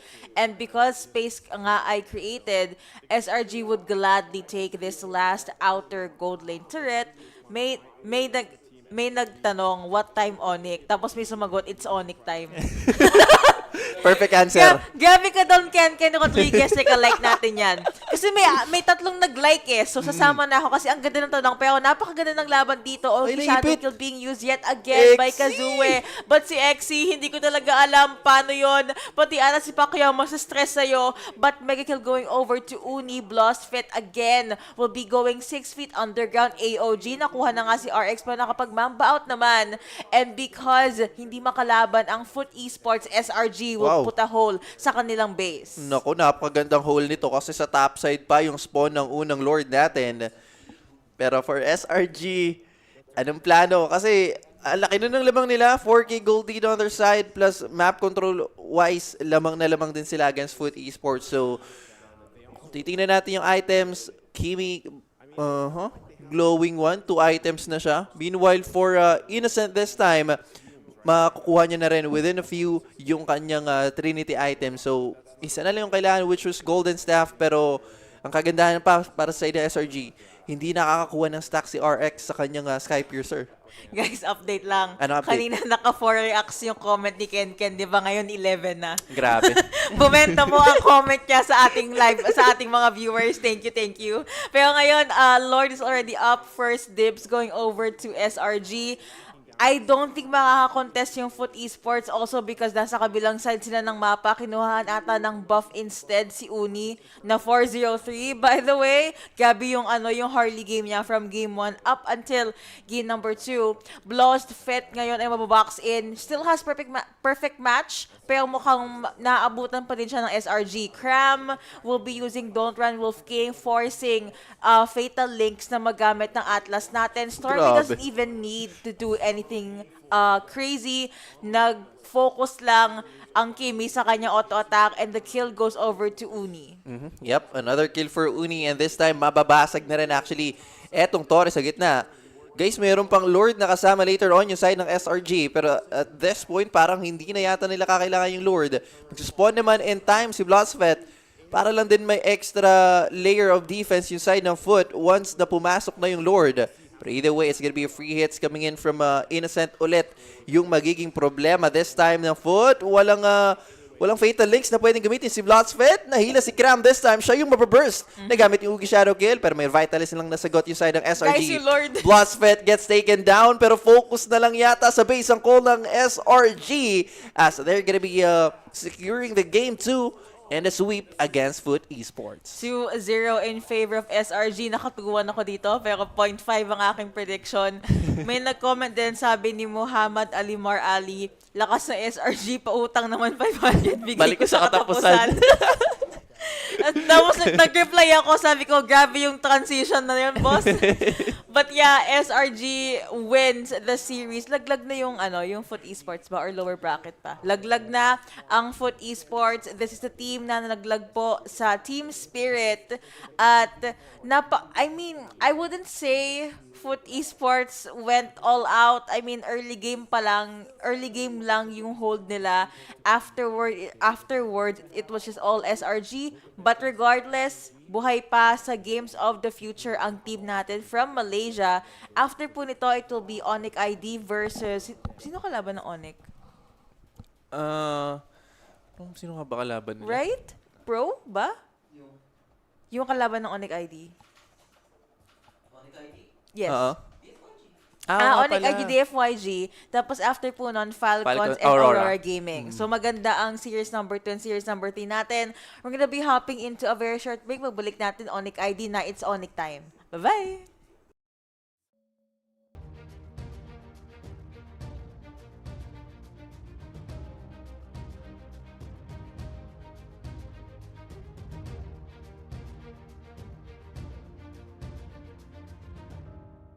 Центр кредит банкымен сіз қарапайым және заманауи шешімдердің ортасындасыз. Нық сеніммен жаңа мүмкіндіктер ашып, тексерілген сапаға сеніңіз. BCC KZ мүмкіндіктерді кеңейтіңіз.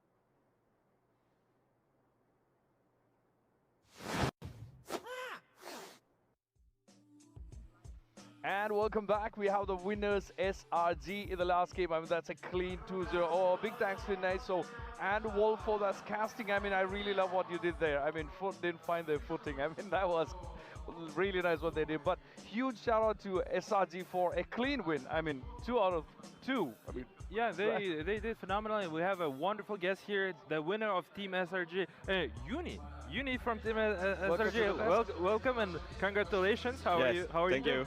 How's everything? Yeah, feeling good because we got 2-0 clean sweep, right? So feeling good and happy.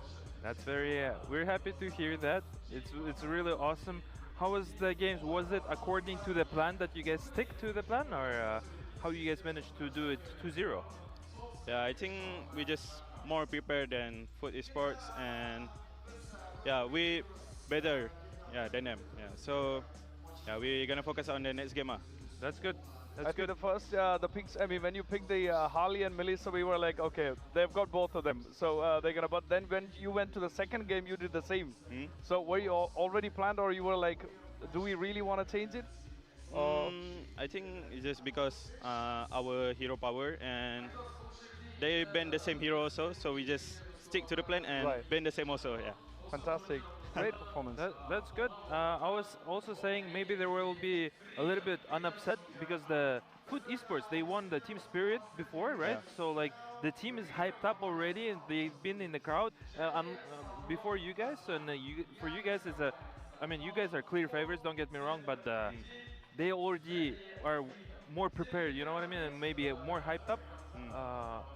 Did you feel any sort of like scared or anything before the matches after they winning Team Spirit? Maybe after they winning on Team Spirit, I think, yeah, they're pretty strong. But yeah, when we are together also, we're stronger. Yeah, so, good, good. That's, we can fight anyone. I like the confidence here. You heard it from Onic himself. It's awesome to hear that. I think that's a perfect spirit to go into any game, right? I mean, no matter who the opponent is, I mean, you are gonna get that game. That's the only way to go, right? Of course. Of course. And go ahead. Go ahead. I was asking, it's your first time in Kazakhstan. I believe it's in the whole Central Asia. How is the Kazakhstan for you? And how is the game of the future overall? The experience, the people, the everything, the food. For me, Kazakhstan, quite good. The food, because we already go to 1 or 2 restaurants. We already taste some kind of steak and pizza like that. Yeah. So I think quite good. The food, and so easy to find halal food here. So yeah. Good. And for the GOTF also, I think it's quite good. More for me, just same like MPL, the vibe. Oh, that's good to know. I wanted to ask you a personal question, because you guys have 3 Malaysian players and 2 Filipino players. Yeah. And was there's a communication problems whatsoever? Because by the looks of the game 1, it was no problems whatsoever. But still wanted to ask you, because it's an international team overall, and how is it in terms of communication with your teammates? For our communication, we just speak English. Yeah, we all just speak English. But when it comes to like maybe Crum and Innocent want to talk to each other, they just speak Tagalog. Okay. And then for our local Malaysian 3 player, we just talk Malaysian also sometimes. Yeah. I see. But likely English. Mostly English. That's good to know. I mean, by the looks of it, you guys had no problems whatsoever. There was a clean game, clean of 2-0. I have a question. It was way clean on the game number 1, because you guys got the 3 turtles and whatsoever. On the game 2, Food Esports, they gave a good fight there early, and it felt like they did give you guys pressure. Don't you feel like that, or you guys were having that mindset early might be a little bit challenged, but the later you guys get this game in the bag? Yeah, for me, even though our mid game or early game we're losing, but end up the late game will be the result. Yeah, exactly. I mean, we are talking about two teams with entirely different type of play styles, right? Foot just goes all in way from the start. And when it comes to SRG, you like it to play very disciplined, very slow, but take it to the late game and take the game. So did you ever think like the initial push from the Foot is going to be a challenge, or you were like, nope, we're going to take it slow, we're going to stick to the plan and make it till the end, and maybe after the 12-minute load, we're going to march to the base, like how you did in the first game? For us, we just try to be aggressive on the early game, but if it did not work, we're gonna try a late game, just that. Of course. I mean, that's the spirit to go to any game. What they just proved here at the beautiful Jigpijak Arena here in the beautiful country of Kazakhstan, Astana, Game of the Future 2026. I mean, you've been saying very confidently, I do respect that as a esport player, esport coach myself. Now, real spicy question, is there anything you would like to meet up on the future games, like in your next opponents? And what you want to say to them and to your actual fans from the Southeast Asian region? I think for the next game, we just fight anyone. Because we don't care. You don't care? Yeah, just try to fight anyone. And for the fans also from Malaysia, thank you for watching, guys. Hope you guys keep supporting us till grand final, inshallah. Bismillah. Inshallah. That was Uni. I have no questions. You have any questions? All good. I mean, that's a perfect spirit to go. Like any team it may be, I'm obviously gonna get it. Thank you so much for being here. Congratulations again. Hope to see you again. Thank you very much. Assalamu alaikum. All the best to you. All the best. I mean, that was Uni from Team Selangor Red Giants. Thank you very much, Uni, once again, and good luck to you guys in the upcoming games. Yeah, that was Uni. Thank you, Uni.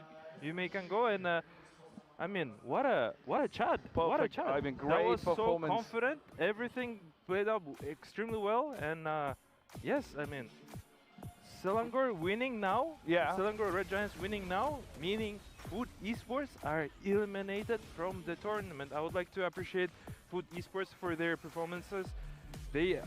They made a sensational victory over Team Spirit yesterday, and today they are out of the Selangor Red Giants. I mean, with this player being so confident, he wasn't cocky though. Yeah. He was very confident. I just really respect the confidence level from his eyes and his talks. It just and also it wasn't arrogant. You know what I mean? So it was personally well executed. He stood on his word, and best of luck to them. Of course. I mean, perfectly done. We have the highlights on the screen at the moment. I mean, we can see clearly how the game actually went. We are at the 9th mark, and then as you can see, the scores is like 3-9. I mean, Selangor really had a good lead towards the late game, which they are known for. I mean, they are really good in pushing the stuff to the late game. And also towards the late game, it was interesting to see. I mean, they were marching down to the base of Foot Esports, but they had their load coming after they appeared on the base, which was really interesting. I mean, they didn't wait for the load to get there. Yeah, they were like march right in. They just applied so much pressure. I mean, they applied so much pressure, even though Food Esports, they were doing extremely well in the early game, as he was admitting himself that they were losing early. Yeah. But it doesn't matter because the result are the end of the game. So the ending and the end was clearly on their favor. And as we can see, the scoreboard here, 4-12, Uni making 4-4. I mean, just great individual performance, and he's being happy. He was playing he was actually playing a Harley. Yep. The hero that I was mentioning earlier about the factor that it's been already 14 wins and 9 losses on Harley, the hero itself on the game of the future, and also Melissa. I mean, Melissa now on 18 wins and 9 losses. They have absurd amount of win rate. And people are actually, they didn't ban the heroes. I mean, Food Esports, they decided to stick on their bans. Exactly. They didn't ban Melissa, they didn't ban the Harley, even though those two heroes are showing promising results here at beautiful Jekujik Arena at the Games of the Future here. Indeed, I mean, that's a good win, that's a good lead. I mean, it's a clean 0-2-0 win, and with that, to even the last game, they had like 8 kill lead. That was like 4-12. I mean, that's really great performance by Selangor Red Giants. Of course, let's not forget how the Foot Esports performed as well. Great fight they put up there. But of course, this wouldn't be happening if not for our sponsors, Freedom, for making the MLBB possible here in Games of the Future 2026, happening right here in the astonishing Astana. And we've been enjoying the city, and of course we just heard from Uni himself that how he's been exploring the city, how the team has been loving the place as well. So we are really excited to see what we have coming up for the next games. I mean, we got the next one. We have Onic versus DFYG. I mean, really two good teams, right? Yeah, I mean, for sure, Yangfeng Yao Guai were showing promising games yesterday, and they lost one game, but they managed it through on the game 3 and they won their series. Now they're facing an extreme favorites as well, Onic. I mean, Aurora was pointing they would like to see Onic, and Onyx are one of also another key team and the key stars and the previous champions before, right? So yes. They were doing absolutely amazing. And here we see Toto between Yums and Bloodsfeet. I would like to make a shout out to Bloodsfeet. The early game that how he played, he was making so much space. He was creating so much space for his team. As we can see here with damage taking, 90k damage taken. It's more than double of damage taken from Yums. I mean, he wasn't a standout player on the Food Esports Bloodsfeet, but the factor how he managed to be a shield for his team, right? Yeah, exactly. To take the damage and be taking that important role actually to be a defensive and just making a space all around for his team. And at minute 4, I remember it was really a lot of space done by Bloodsfeet. Yeah, and also in the initial phase of the games, I think for Foot Esports, Bloodsfeet actually really put up a really good fight, and also being a part of the whole team. I mean, trying to push them in their native style of aggression, but I mean, unfortunate, but we don't know what's going to happen in any games, right? I mean, unfortunate situations and unplanned surprises, we never know. But let's not forget, make sure you get the tickets on ticketon.com. You're going to have the QR code right up there on the screen now. Make sure you scan that, get to ticketon.com, grab your tickets, because we are running out of games as every hour goes, because we are finishing up games. We got more winners, we got more people had to get eliminated as well, which is unfortunate, but this is all a part of the tournament, so it is what it is. We're gonna move ahead with the next games coming up. Are you excited for Onic and DFYG? Definitely excited. It will be interesting to take a look at two different regions are facing off each other. It will be interesting to take a look at how well they prepared to each other, because Onic were also being clearly favorites Yeah, here, and yeah. it would be interesting how they can do against Yang Feng Yao guy, and we'll get to know that quite soon. And as you were saying earlier, make sure to get the tickets, because people are getting a lot of spaces here at Jack Arena, and we're getting more and more people coming in, and make sure to come here and cheer for your support. As you can see here at the background, people are getting ready meanwhile, and MVP here, actually Stormy, surprisingly 92% of kill participations. What an absolute goat. I haven't seen his game all around, but the thing is, you're getting MVP because of the kill participation, because you're always there. You'll not be a shine superstar, but you will be always nominee because you're always there. Yes. And factor that our Stormy was there supporting his team and being at the back, let's put it that way, and not taking Yumi and spotlight and everything, but he was there to make sure that everybody goes smooth for Team SRG. That's true. I mean, that was the first match done for today. I mean, we still got 3 matches to go, and we are yet to find out what's going to happen at the end of the day. I mean, who will be the 4 winners from today? We're still going to find out. But up next, we got Onic versus DFYG. We actually watched DFYG perform yesterday, like really good performance. They have put up a fight yesterday, and they're known for the unpredictability, even in draft phase or on the Sanctum Island. So we are yet to see. I mean, Onic is also known for stealing buffs as well. I mean, we're yet to see how that goes. But let's see what we got up next, and we'll see. What do you think? Yeah. You need. And of course, let's not forget, we have a shout out for Sven, because it's a really cool thing that Sven is actually gifting all the participants for the finals for every game from their astonishing sound systems. I mean, that's really good. But huge shout out to Sven for being a partner for Games of the Future 2026 here in Astana. We have up next, of course, Onic versus DFYG. We both are really, really excited for watching the next game. Do you think there is going to be a third round for the next one? It's going to be a tight competition. I can't predict those kind of things. I mean, we'll definitely take a look on the draft first, and let's see, because we never know what's going to be happening, how many maps are going to be played here at beautiful Jack Arena and at the Game of the Future. It's definitely going to be interesting if the Yang Feng Yao guy can make it through, because they look phenomenal and promising against Team Vamos. Yeah. And the first game against Team Vamos, they actually played it extremely well.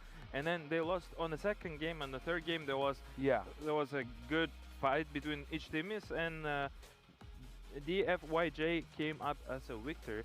And here you guys can see our beautiful futuristic authentic art. And this is a beautiful, our city of Kazakhstan, Astana, the capital city here.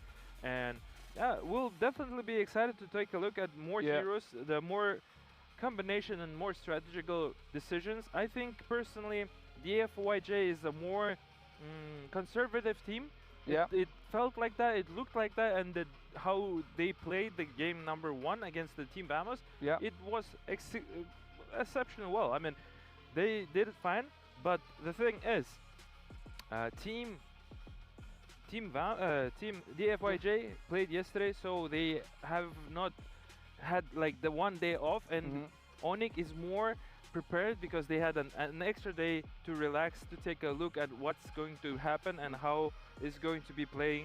And I'm pretty sure they were watching the games yesterday all around and gathering all information they need for their victory. Of course. I mean, we are talking about 2 really great teams coming up next, DFYG and Onic. I mean, if we really look at their the battles, retribution battles, I mean, DFYG takes usually, or they are expected to take mostly 50-50 smite fight on turtles, which you are yet to see, where Onic prefers more of guaranteed setups. I mean, they don't want to walk into unexpected situation. They love to have the setups in order and then take the fight. So it's more, I would say, more less stressful when you compare to, I mean, you coming up or welcoming with unexpected situations, right? So and when it comes to DFYG, they are all about unpredictability. So there's going to be 2 different styles battling with each other. It's going to be a challenge for both of the teams. Definitely. About you know, what about that, Haiti? I would like to also mention that we have a good video here for Onic Esports, and we'll actually let's take a look and get to know Onic a little bit closer. Yep. We're still here at the Games of the Future, where the world's best teams have gathered to compete for the title of International Champions. Our next guests hardly need an introduction. Known as the Kings of the Sky, Onic have built a legacy as one of the most successful organizations in Southeast Asian esports. With countless titles, an iconic Sonic Republic fanbase, and a reputation for setting the standard in Mobile Legends, they're a team that every opponent has to respect. Guys agreed to share their experience and feelings regarding today's tournament. Let's see what they have to say. Could you introduce yourself? My name is Kyrie. I'm the jungler for Team Onic Esports. Got it. Let's start with the questions. What does participation in Games of the Future mean to you? It means a lot to me since the last time we participated in the Grand Games of the Future, we won first place, so we want to do it again. Interesting. What do you think of the phygital sport? Yeah, I think it opens a lot of opportunities for a lot of players, so it's very good. Good point. By the way, you have a pretty busy schedule. What is the next tournament you're planning to visit? After this tournament, we have MPL Indonesia, 4 days after the GOF. I see what you mean. If your opponents could ban one hero, what do you think it would be? Oh, I think the one hero that they need to ban is Selena, because Sans is very good at using Selena. Thanks for your answer, and let's move on. You seem to have the strongest fan base. How did it happen? Do you think it is because of how you play, or because of your personality? I don't really know. All I know is I'm very grateful to my fans, and yeah, very happy. Great! Moving on. How do your fans affect you emotionally? Whenever I feel down, a lot of my fans try to, cheer me up. So it's been very good to receive a lot of support from my fans. So thank you guys. That's fun. Do you talk to the fans on Instagram? I don't really open social media that much, but whenever I try to do live stream, I always try to, connect with my fans. Let's finish with a fun question. Have you ever had a crazy fan? Sometimes, sometimes there's a crazy fan, but still grateful for them. Thanks for sharing your experience, and good luck. And we're back here at the panel's desk. Thank you, Kyrie, for this awesome interview given by our production team. Thank you very much, production, for this wonderful video. That was Team Onic, and it was Kyrie, the jungler player for Team Onic. As he was mentioning, they are return champions for this tournament at the Game of the Future, and that would be exciting and testful match, especially for the team of Yang Feng Yao Gai. There's a big hope and expectancies from the Onic, and as Aurora, the Pagu, yesterday was mentioning that he would like to meet them at the finals, and we'll definitely see how the Onic is going to play and how they're going to perform, because by the look of the Yang Feng Yao Gai, they look very strategical, they were very confident, and they're very conservative on their draft, conservative in a positive manner, because they knew what they want to do and they knew how they would like to accomplish a game of victory of here at the beautiful Jekpijek Arena here. And as I mentioned before, my name is still Borka, joined by Haiti here. And it would be interesting to take a look if it be 2-0 from the team of Onic. I would be very surprised, because DFYG clearly also not a team who would like to be eliminated in their journey. Yeah, of course. We are talking about the returning champions, as Steelwork said. They were the champions last year, and they are back here again to get on it. So we still don't know if they're going to move ahead to the next one, or they're going to be having to go back. But it's a very strong team that we are talking about. And of course, Kyrie, a fan favorite. We got a huge fan base for Kyrie as well. And when it comes to Onic, I believe they mainly relies on their EXP lane to create space on the split push. So it's at the end of the day, it's MLBB. We cannot really predict anything, but this is going to be one good match to watch, because we are watching the last year's champions. They came out as the best team last year, so we are hoping they're going to put out the best performance here tonight because they need to move ahead to get to the finals, right? Yeah, I mean, or maybe it will be another upset, right? We had the champions yesterday, the Team Spirit, who were winning the recent championship, and they have failed to Foot Esports, and now it will be interesting test for Onic because all eyes right now on them, and let's take a look how they're gonna do, and it will be not now, but it will be quite shortly. Yeah, and yeah, you have wanted to say something? No, I was gonna say. I mean, it's gonna be interesting to see how the drafting also looks out because they're gonna have to tie down, lock down the dives of DFYG to see how that goes. And I believe they might go for the heavy stun heroes, Minotaur. I'm not sure. I mean, we are yet to see. I mean, the only way to find out is just wait to see what they are gonna pick, and of course our casters will be talking about that too. So I'm really excited to watch for how that unfolds. I'm just curious if anybody of them are gonna be not banning Atlas, and if their Atlas is going to, because the previous years Atlas have been banned twice, and it would be interesting to take a look at Atlas if any of those teams are gonna ban the hero, or we'll be seeing Melissa and Harley, right? Yeah.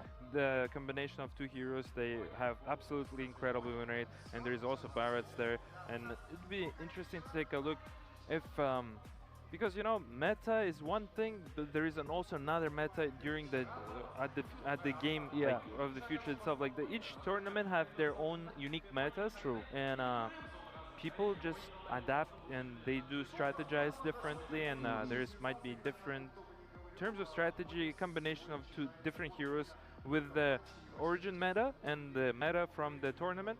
And as we can see here, the Onic players, on interview we were saying the team from southeastern region, and it would be interesting to take a look if they can manage to again get into the grand finals. But before, they need to meet at the quarterfinals the team of Yang Feng Yao Gai. I mean, that team is crazily really good, and we'll see how they're gonna be and who is gonna come on top. Or might be it would be another upset, you know? It might be another upset, clearly. I mean, right now it's Yang Feng Yao Gai on your screens, because yesterday Team Spirit, I'm sure, upset most of the fans here at the beautiful Jack Arena, because nobody expected that performance, because they just came from the different tournament and they've flown here to Astana, and in the first game of the match they have been eliminated. Yeah. So is there the still champions curse? We'll definitely get to know that quite soon. Yeah, true. I mean, two big teams, two really strong teams, and they have proven their place in any tournament. And as we said, Kyrie say, I mean, they are prepared for the next tournament. I mean, as soon as this finish, in the next 4 days, they're moving to the next tournament, which means they have their place everywhere in MLBB. I mean, DFYG, when it comes to DFYG, I mean, they are more of a high risk, high reward cold cards, wild cards, I would say, in the group. And we got Onic, of course, choking. I mean, they really love their choke points, the narrow spaces, and then to steal the buffs from the opponent. But we are yet to see how this actually unfolds, because we are just about to start. We're going to be starting in a few minutes. You can see the lights going up right behind us. The excitement is high because we got the champions, the returning champions in the house, to see how all this happens. Are you excited?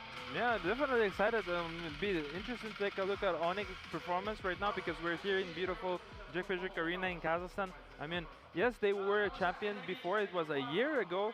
And what about now? Because this is definitely not their home crowd. It might be a little bit nervousness, but I mean, the team is well experienced. Also, it would be a good experience-based and battleground for the team of Yang Feng Yao Gai if they can make this happen, and maybe they can upset every fan here out there. Yep. We'll definitely get to know that quite soon. Yeah, I mean, they'll have to make sure the draft phase goes as planned, just to make sure they have all their goals met. And also it's going to be a challenge to see what they have to bring and they have to ban. And both the teams are really known for this, their play styles, their own kind of play styles, and we are yet to see how that unfolds. We just heard Kyrie talk about his views on the tournaments, and also his views on the play styles and stuff, and the team as well. But yeah, I mean, Onic versus DFYG. We're going to be starting in a few minutes. Everybody's so excited. What do you think? How long is going to last the matches? Because the matches were this games. I mean, the previous game they were relatively quick. Yes. By the minute of 15, the both team have finished. Yeah. I mean, yesterday we witnessed the most longest game that there is in actual game of at the game of the future in the playoff stage. It was I believe 23 to 25 minutes between Leaders and Pro Esports. Do you expect this longer game type and might be very close game between both of the teams with their bases being empty almost and fighting until the end? I would love to see a longer game, to be honest, and because since both the teams are really strong, and when it comes to Onic, I mean, their first priority is possibly to make sure they ban the high, let's say the high mobility junglers from DFYG, to make sure they don't come up ahead and steal the buffs of Onic. But yeah, we got something cool coming up next year. Yeah, we're definitely cool coming up next year, but would like to show you guys a quick video of our history about the games of the future, and let's take a look. Hello everyone, and welcome to the Games of the Future 2026 here in Astana. For the next several days, Astana will host one of the most exciting sporting events of the year. But this isn't a regular sports tournament. The Games of the Future bring together the best of both worlds, traditional sports and cyber sports, in a unique format called Phygital, which combines physical and digital competition.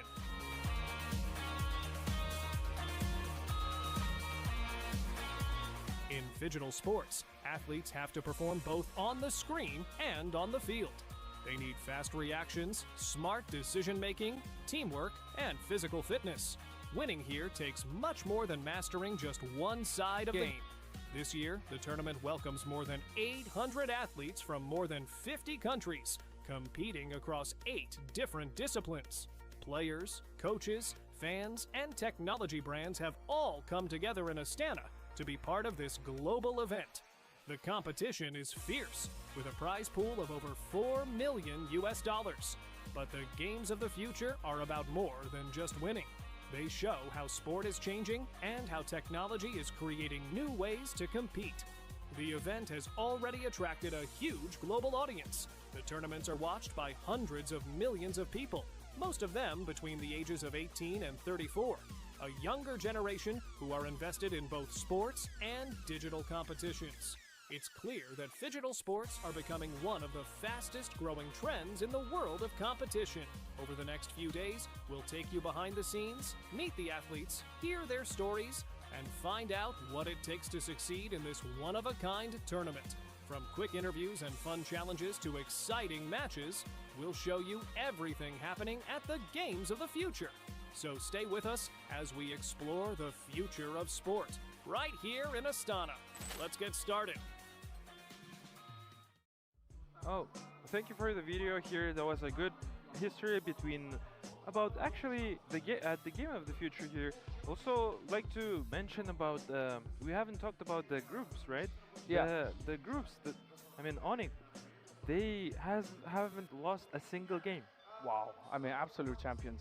I would say. They haven't lost a single game. That was 2-0 from their group of D, and that was a great performance by them. Whereas DFYJ, they have been constantly losing one game, but they were winning, and they lost to Falcons, I believe, at the Group A, and they made it through on the second on their Group A. Right. So now they're actually facing here. I mean, DFYJ now also hyped up after winning their series against Team Ramos yesterday. We got to see that games. I mean, it would be exciting to take a look because on the other hand, you see there's always 3 games for the team of DFYJ, right? And then now on Onic, they haven't lost a single game so far here at the Games of the Future. There might be an upset, you never know. There's logically, if you want to say they're going to be an easy 2-0 for Onic, but there's not a chance because there's always might be an upset moments, just like we have had with the Team Spirit, right? And moving forward, it would be interesting to take a look how they're going to do, right? Because everybody's looking at them right now, and Onic. It's going to be a really interesting to take a look, but it's going to be a rough challenge match for the young Feng Yao guy. Yeah. I mean, both different. Different kinds of play styles that we're talking about. Because as you said, like a DFYG likes to take the 50-50 smite fights with the turtles. I mean, even if you're not sure you're gonna get it completely with the turtles, they're just still gonna go for it and then figure out if they're gonna get that last hit and get the turtles down. But when it comes to Onic, they really like their guaranteed setups. Like they love to get the vision and get the setup done and then take down the objective. So, I mean, we still have to see how all this gonna turn out in terms of the drafting and if they are gonna get their strong heroes which they are used to, or are we gonna met up with some surprises as well. I mean, when it comes to Onic, I mean, we're gonna have to look for heroes like Minotaur or Tigreal even to see if they're gonna pick them because they're gonna have to ban the high mobility heroes for DFYG. I mean, they cannot risk DFYG coming to them and then stealing the buff. So we still don't know. We have no idea. Of course it is. Partially, it's just one of the things. Nobody would like to give the turtle for free, and I'm pretty sure Onic is the type of the team that they are taking those objectives, such as turtles, such as the towers, such as the experience and everything. They take it very seriously. So same could be said about the team DFYJ. I mean, they played the game against Team Vamas also exceptionally well, and we're hearing now teams are getting almost already ready, and the people are getting happy hype. And we'd like to give our words to beautiful casters, Niso and Wolf. Please take it away. And thank you, guys. Let's watch our beautiful match of number 2. Let's take a look at.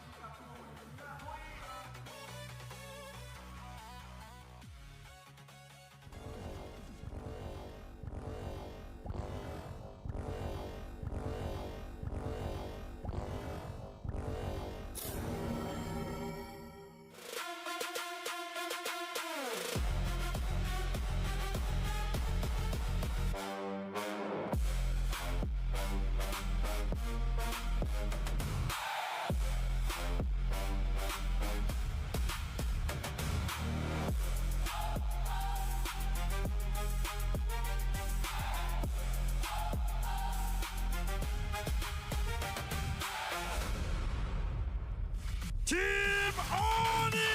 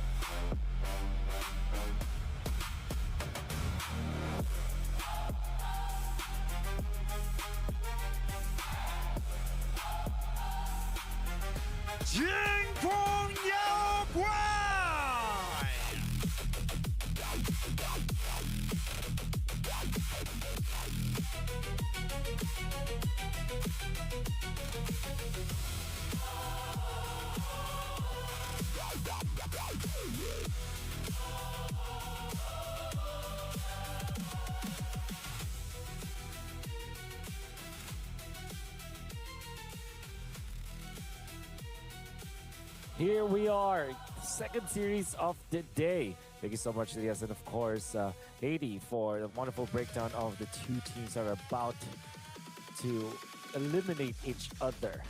They said that it was dominant performance for Onic Indonesia for the past few games. In fact, it was 4-0 when it comes to their game score. They have not lost a game yet. For DFYG, we saw them perform really well yesterday, but there were some times that they had to stumble in the group stages. Yet here they are in the playoffs facing the defending champions of Games of the Future. Naisu, as DFYG have anything against Onic Indonesia right now? That's a good question, man, because Onic, like you mentioned, I think in all their matches, there's been nothing that's gone past the 15-minute mark. They've won their previous matches very, very quickly. You know, they are a team that understands the meta really well right now currently. Even again, their reputation, what can I not say it? The repetitions? Wow, I can't speak, man. It's not like I don't go to the gym, but the reps that they got from the international recently, I think really helps a team like Onic coming into this. And again, for DFYG, you know, this is something that we kind of looked at yesterday, even casting their games up against Team Vamos. And one thing's for sure is that DFYG has gotten them here, you know, in Games of the Future 2026. And I think that's what matters here, because they're going to have to really dig deep in this best of 3 against the previous Games of the Future 2025 champions. And even in that case, you know, you got to remember, if you guys missed it last year, Onic swept that grand final. And they were playing that against Aurora Gaming. And that's why you heard in the interview yesterday, Aurora Gaming wants that rematch. You know, they want to hopefully see Onic at least somewhere along the way through this, and that could potentially happen for the grand finals here. Let's see. But yeah, Wolf, to answer your question too, DFYG, I think they've really got to improve on what worked for them yesterday. Taking 2 games against a team like Team Vamos can be useful here against Onic. Yeah, I wonder what will happen for the side of Onic and how they will approach this game, because we saw that they have just, remember, they were put in their 3rd place match, right? And they looked like they were lost until then. But when they played the Falcons in the 3rd place match of MSC, it seems like they have figured something out, and it seems like something turned on in them. And then when we see them perform in the group stages, I think that they were just riding that kind of momentum. And that momentum is fast gameplay, draft your Melissa, draft your Paquita for Kelra, draft your strong side laners, and then just focus on winning the early stages and snowball from then on. And they look really good when they play like that. And it seems like this could be the approach for DFYG. However, DFYG, that's also their approach to this game. So this could be like a lot of explosions in the early stages that we might just see teams prioritize heroes that are strong in the early game. Yeah, I guess this is what we're going to find out here as we jump into draft number 1 in this best of 3. DFYG is going to be on that blue side, so they're going to have priority. I think you'll see some different bans here just because of the nature of the way that Onic likes to play. As you can see, you know, they're already going to take out that Fanny. Again, just covering the grounds here for Kyrie. Also, the Paquito being banned out. We'll actually see the Melissa being banned out, so not picked up here. I feel like it's just been this continuous pick, you know, in our previous matches, all the way from yesterday alone. Again, and the Freya, there goes the Harley. So what is this going to leave us for the jungle, I would say? And is this just going to be a Barrett's priority stolen by DFYG? Yeah, Barrett's is an important piece of the puzzle for Onic Indonesia. Every time that they get their hands on it, they will go for it, especially if there's no Paquita that they have to worry about. There's no Fanny that they have to think of. So that also means that DFYG should be the ones to take it away from them. However, the threat of the Marcel is also looming in the corner. So maybe if you're DFYG, you're thinking between Marcel as well as the Barretts. I think it will be foolish to give away both of those heroes to Onic. So DFYG gonna be better off if taking one or the other. I think that's the hard choice to make, you know? There's been so many good heroes that are picked up priority-wise here. I think Barrett's is probably their better chance, but they go with the Hirara instead. So they're going to go ahead and lock this in. Again, I got to go back to, you know, Zhao's performance yesterday. Hopefully that he can play this Hirara to a high level against Kyrie, because that's what he's going to need. In their wins that they had yesterday against Team Vamos, he was playing the Suyo, and if I remember right, the Akai. He went with some utility. So what they do is they trade up, because they went with the Harara, they trade up the Barretts plus the Marcel. And that's why there were so many options, you know, that you mentioned. Like, there's so many good picks that you can take on that first pick. That's literally what I said. They could not give away both these heroes. Of course, they do get the Hirara, which is not a bad trade at all, all things considered. But there are so many alternatives to the Hirara. You can go pick up the Harley if you are Onic, but it's not available. Maybe the Nolan. They do secure this Claude, which they like to play for Long. And Long actually plays it well. So all things considered, it's okay. But I still feel like Onic has got the big two heroes of the patch, and they will just maybe choose their assassin jungler and third pick, or maybe a Valentina actually, so that they will have the mid lane intact. Especially you already have the Cho on the other side. Okay. So you have the Cho. Hey guys, nagulat ako. Laki pa lang transition ng ano. Akala ko pa draft tayo. Akala ko din draft eh. But hi guys, welcome po sa ating series number 2. Marcos, Gina, jump scare mo kami. Nagulat ako sa sarili ko. Totoo na to. It is Onic ID versus DFYG. If there's any team na lason sa tournament na to, akala ko Vamos ng predictions natin, di ba? DFYG pala, tsaka yung Rune Eaters. Pero kasi Rune Eaters sa laglag na. So DFYG na lang ang natitira dito. They will go up against Onic ID. Sabi ni, si Shake ba nagsabi nun or ikaw, yung habang tumatagal, lalo nauubos yung buhok ni Long? Para si Shake yun. Si Shake ba? Iba yan, boss. Iba yan. Pero habang tumatagal, lalo nawawala daw yung buhok ni Long. But this is game number 1. Again, first pick Hirara sila for Zhao Shui. Sinagot naman ng Marcel and ng Barats ng Onic ID. Barats is a hot pick now. And even sa ban, nakikita siya dito sa ating tournament. Si Chewe pala nasa staff pa din. So baka si Baloy sa sa MPL pa. Baka may transition pang magaganap bago yung... Nadamay na naman ako, hi, sabi ni Shake. Shake, ikaw nagsabi nun. I think. Ganda naman ng caster tonight, sabi ni Jerry D. Hoben. Thank you po, maganda po talaga si Oblivion. Thank you po. Na-flatter si Oblivion doon. Ano ba yan? Vance, since kakatapos lang po na side na Onic ID, we have Freya, Melissa. Oh, Melissa, tinanggal. Uranus, Alice, and Farsa. Alice is a good band for me kasi parang na-imagine ko lagi nasa backline lang si Kelra. Basta yung damage kasi talaga for Onic ID, if you wanna disrupt, kailangan mong labanan yung kanilang backlines. And actually, usually si Sans and si Kelra yung bahala dyan sa backlines eh. Pero for the side of DFYG, it's gonna be Clint and Harith for their last two bans. And pick this time para side ng Onic, mid laner options na natitira. Sa side, Zushin na lang siguro for Onic. Sorry, natawa ko sa comment ni That's Maindan. Kadalasan sa mga kalbo magagaling talaga. Saan mo nakuha yun? Akala ko... Kalbo na ba yun? Nagpakalbo ba? Si Marcos agree naman na pagkalbo daw magaling. Ang alam ko pag kalbo... Ano? Walang buhok yun. Walang buhok. Tama. Ang galing. Ang talino ng mga kasama ko dito. Tama. Ayan. Shoutout sa inyong lahat. Welcome po sa live. Pag free kami, we can definitely give you guys a shoutout. Pero pag may laban, ano lang kami, eme lang, analysis lang, ganun. Next pick for the side of Onic ID ay Eudora going over to Suns. Okay naman yung Eudora ni Suns, I believe. Okay naman. But na-miss ko lang yung siguro kasi meta shift din. But na-miss ko lang yung Suns na yung Eve, yung Farsa, usually tapos Eve talaga, no? Kimi even, 'di ba? Okay siya.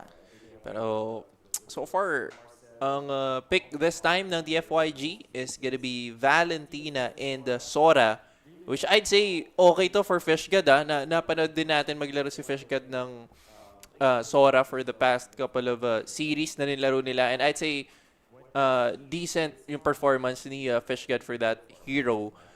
Pero ang madalas talaga natin nakikita, Barats yung gamit dito ni Fishgod eh. Pero either way, Golden R ang pwedeng kuhain mamaya ng Valentina, and we'll see about the last pick dito ng Onic kung pwede rin ba tong agawin? Pero so far, isa lang talaga yung option which is yung golden hour mamaya ni Kiboy. Pero for Kelra this time, makikita natin siyang gumamit ng Brody. And it's gonna be up against Claude. In terms of range, I'd say lamang yung Brody compared with Claude. And pagdating naman ng late game, halos even na lang din yan. Mataas yung damage potential ng Brody. Pero DPS-wise, we'll have to lean with Claude. Pero okay na guys, kompleto na yung lineup ng dalawang teams para dito sa game number 1 natin. I am surprised kasi may nag-comment din kanina na Granger na ni Kelra ilabas, which is a good point. Pero I think even sa MSC, madalas nagbo-Brody si Kelra, no? I mean, napapaganda naman niya and it's definitely part of his hero pool. Pero nagugulat lang ako na he is opting for Brody this time around. Nakakapanibago lang. But pasok pa din naman sa Granger na, skill shots na nakasanayan ni Kelra dito. Ay na naman tayo sa napakatagal na introduction bago mag-load sa Land of Dawn, guys. Pagpunta, may nandiyan agad yung first wave Tama. Pero yun, we're gonna be popping into the Land of Dawn. Ito po ay game number 1 pa lang. Anong oras yung Onic? It's Onic time. It's Onic time! Sana yun nag-comment na nandito pa din. Kung nanonood ka pa, Onic time na. Tama. Onic time na yun. Pero, okay today kasi check natin yung time. Sakto sa sa oras. Talaga sa schedule? Oo nga, 7. Uy, it's Pope! Hello, Pope. Welcome. Gabi ka naman, wag muna. Slow start para sa game number 1. I think both teams would definitely want to snowball first. Pero ang na-imagine ko kasi, DFYG, sila yung mas magiging aggressive kasi sila yung may hirara na pag kailangan makakuha ng first blood, makakuha ng kills agad. Sometimes, hindi kasi enough na mag-farm lang. Tapos sometimes, hindi rin enough na mahal mo lang yung tao. So, dapat mag-ML ka na lang. Mag-ML ka na lang, huwag ka na magmahal. Yung ML na lang yung mahalin mo. Tama. Pero so far, parang iba yung pagmamahalan ng combo mid dito ng Onic. Talagang magkadikit sila. Compared with DFYG, si Zed lagi nagro-rotate across the map Pero for the side of Onic, Kiboy and Sans talagang duo lang dito sa gitna. And I think yung reason doon medyo mas matagal mag-clear yung Eudora sa mga waves. Yun lang. Natatawa ka. Baka masaya ka ngayon Bakit, boss? Hindi naman. Good. Natuwa ka lang sa analysis lang mo. But I do agree, Eudora, despite yung kanyang burst damage and control because of the stun nga ng second niya, she does clear very, very slow. Kaya pag may Eudora madalas, yung mga roamers are nasa mid lane. But speaking of lanes, wala sa mid lane ng ating mga teams. Instead, medyo malapit na dito sa ating gold lane. Dahil Bigitonas, welcome connecting onto 1. Meron pa tayong dash in dito. Plus, napakaganda shifting skies. It looks like the first blood will go over to Onic ID because nakuha dito si Zed. In return, meron naman sagot ang DFYG. Si Kyrie ang nakuha nila. And Sans gets a kill onto Fishball as well. But in return, Zhao Shui nakuha naman dito si Lutpi. Wow. Double kill even going over to Sans. The power of Eudora pag early game. Nako, napakagandang start para sa side ng Onic. Too bad, Kyrie yung napita sa side ng Onic. Pero sa top side, it's just gonna be the Blazing Duet na gagamitin to clear out that wave fast. Pero either way, Turtle is up. Mabilis ang kuha lang ng purple buff yung side ng Onic. I think first dibs sila dito sa Turtle probably. Pero hindi nag-opt si Kyrie to finish off yung kanyang orange buff. Pero either way, zone lang ang gagawin ng ibang members for Onic. May PH ba dito na team? Meron po Falcons na Falcons PH. Yun lang po yung sa Games of the Future. Tapos, nagtataka ako, para may nagtatanong na ang tagal na mag-start. Guys, we're in the game. We're 3 minutes. Guys, pinutin niyo po yung live button. Baka hindi nakapula yan, ha? Dapat nakapula. Guys, nagulat ako, parang feeling ko nasa Twilight Zone ako. But anyway, Turtle is up. At instead of Onic, mukhang nag-shift naman kasi DFYG ang nakakahawak ng ating objective ngayon.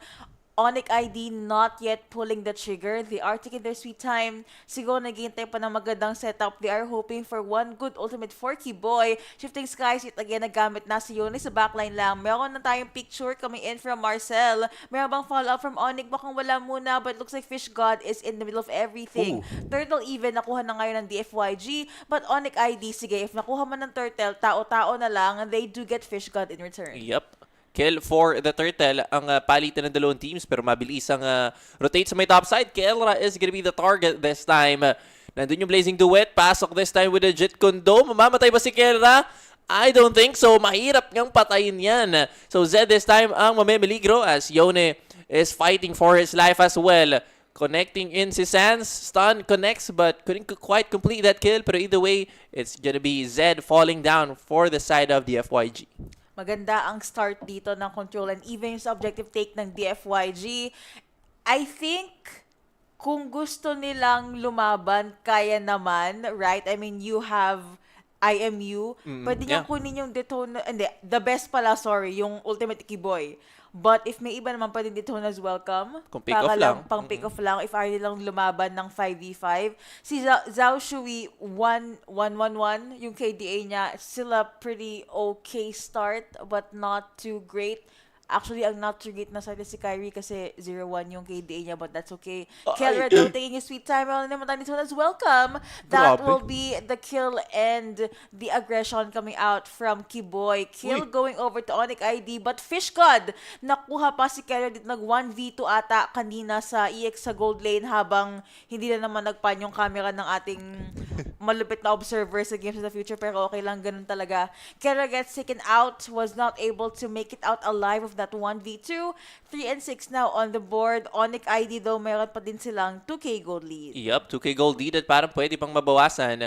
This time around for Onic, I'd say maganda pa rin naman yung nangyayari sa side nila considering na active sila sa mapa. If available yung Detona's welcome, I think most of the time nagagamit din agad yan coming in from pick-offs nga kanina na nakita natin dun sa may mid lane. Pero Shifting Skies will connect onto 2. Si Lutpi lang yung tatamaan pero ang sagot, Golden R lang for the side of Onic. Ang problema, wala nang Shifting Skies mamaya. May Detona's welcome pa pero inagaw this time yung Golden Hour. Zed will try to zone out the other members pero masyadong makunat yung naging target this time. That was Lutpi. Kiboy and the rest of the squad will start off the Turtle. What's gonna be the plan this time for the FYG? Nakita ko hindi nagawa ni Zed yung ultimate niya kasi na-stun siya ni Sans. But as I say that, Kelra gets a kill onto Zed and Onic. It's definitely Onic time kasi mayroon pa tayong dive in and Kelra goes 6 feet underground. Medyo nanggigil ang Onic ID doon. That is a gold laner trade to a roam. But Turtle nakuha nga ng Onic pero mukhang DFYG in the mid lane bila may shuttle go pa na napunta kay Zhao Shui, gets a kill onto Sun. Sun is now 3-1. Wala pa siya ditong spell and Zhao Shui is now repping this Hiraram na 3-1. Naku, problema yata to. Ewan ko lang kung naka-Sky Piercer yan ha, pero either way, okay, yes pala, naka-Sky Piercer si Zhao Shui dito. So probably 2 stacks coming in from that Sky Piercer para dito sa Hirara. Pero for the side of Onic, parang nag-stumble sila dun sa mid lane kanina, giving up a few kills. Pero may sipa this time. Kiboy is gonna be the target. Still masyadong makunat. Kyrie this time around the area. Shifting Skies gagamitin onto Kyrie. Makakatakas ba? May Golden R na gagamitin. Pansamantalang naantala yung Detona's welcome. Pero Fish God will still be taken down. That is gonna be a stack coming in from Keller Sky Piercer. Andun pa rin yung aggression pa. Ayaw tantanan si Yone. Wala rin naman kasi siyang mana. So walang may bibigay na skill. Masyado nang malalim this time yung side ng Onic. Pero Zed will fall down together with that turret dun sa gitna. They have the means na mag-dive tsaka mag-overextend this time around kasi Zed and Fish God is no longer there. Smart missiles did not connect kanina kay Yone. So safe pa din naman ang mid lane ng DFYG. But the only thing that's not safe right now, I believe, is yung mid lane turret nila. Kasi nabawasan na nga ng isa to ng Onic ID. Mababawasan pa lang. And low kill count, but nag-focus nga sa pick-offs muna ang ating mga teams. Demon Hunter, but Trinity na silong, no? Right? Right. Second okay, item na. Kulang na lang siya ng golden staff bago nila lumaban yung Claude. Kasi kanina sa Turtle, nag-blazing duet siya. Nangingiliti lang. Walang damage. Ganun talaga. Taste muna, guys. Pero probably 2 minutes in. Zed this time. Si Sans yung magiging target. Great targeting this time. Sans will fall down. Nandun yung Golden R just to isolate Fish God. So that is quite a good trade for both teams. Pero madadama yata si Zhao Shui this time. Golden R na aagawin ni Yone just to stop them from engaging with DFYG. Pero Lord ay uumpisa na this time ni Kyrie. Yep. And non-contested yan, I believe. Kaso, napapaaray yung Nolan dito. Nag-comment pala sa GP America, pag daw kalbo, ano naiisip mo? Sabi ko, si Eri Neiman. Yung host na kalbo. Ayun lang. Sana tumawa kayo. Shoutout sa GP America. Ayun, another objective going over to Onic ID side. Gold check muna tayo. We have a 5K gold lead in favor of Onic ID.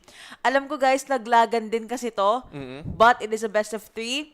And right now, pumapalag naman yung DFYG pag mga team fight, pag mga laban. They just need one good setup. By one good setup, maybe kailangan ng isang magandang golden R from Yone or isang magandang shifting skies from Fish God. Kasi okay naman yung mga shifting skies niya.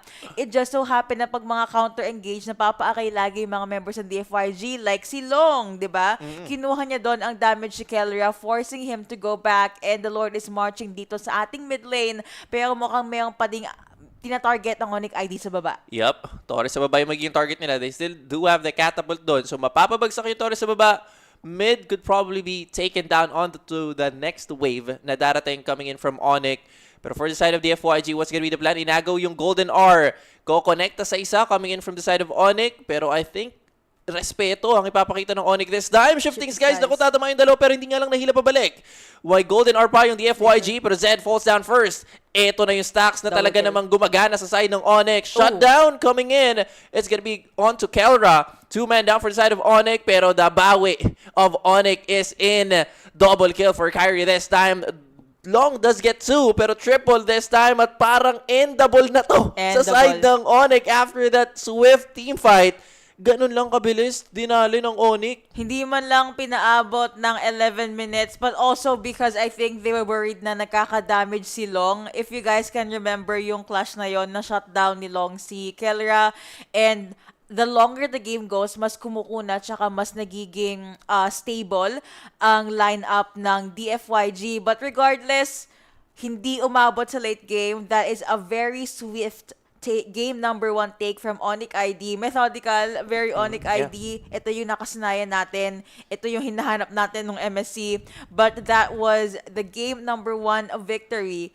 Oblivion, any thoughts sa nangyari sa game na yun? I think napagana nila. I'd say si Lutpi this time around. Kasi for me, yun din yung hinahanap ko for the past series na nilaro nila. Si Lutpi na gumana dito. And yun yung nangyari sa game. Ang daming dito nas welcome na gumana for the side of Onic ID. In layer with the Golden R to probably stop a few team fights na makuha ng DFYG. So overall, it was a team effort para sa side ng Onic ID on why they won that game number 1. Really good. Textbook Onic ID. Tingnan natin how DFYG will adjust. Pero meron tayong mga highlights tsaka meron tayong discussions from the actual casters sa ating main live stream. Punta muna tayo doon. We're gonna be seeing you guys in game number 2. Bye-bye!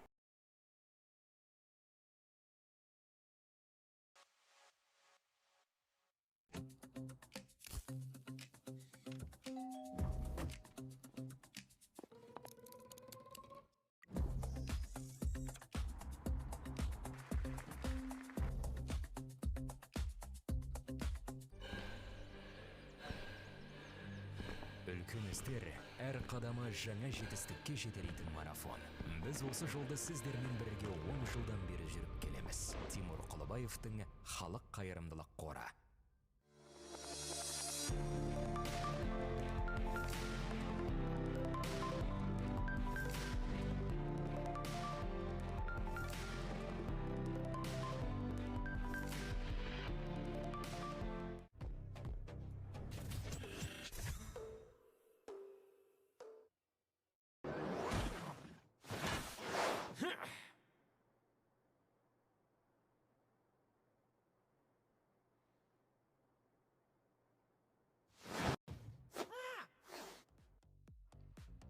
And we are here back after the Onic versus DFYG first round, and that was a very quick game. That was like 10 minutes 30 seconds or approximately, and then Kyrie at the end, he smashed it down to the base of DFYG. That was a very quick game. Onic takes the win for this one.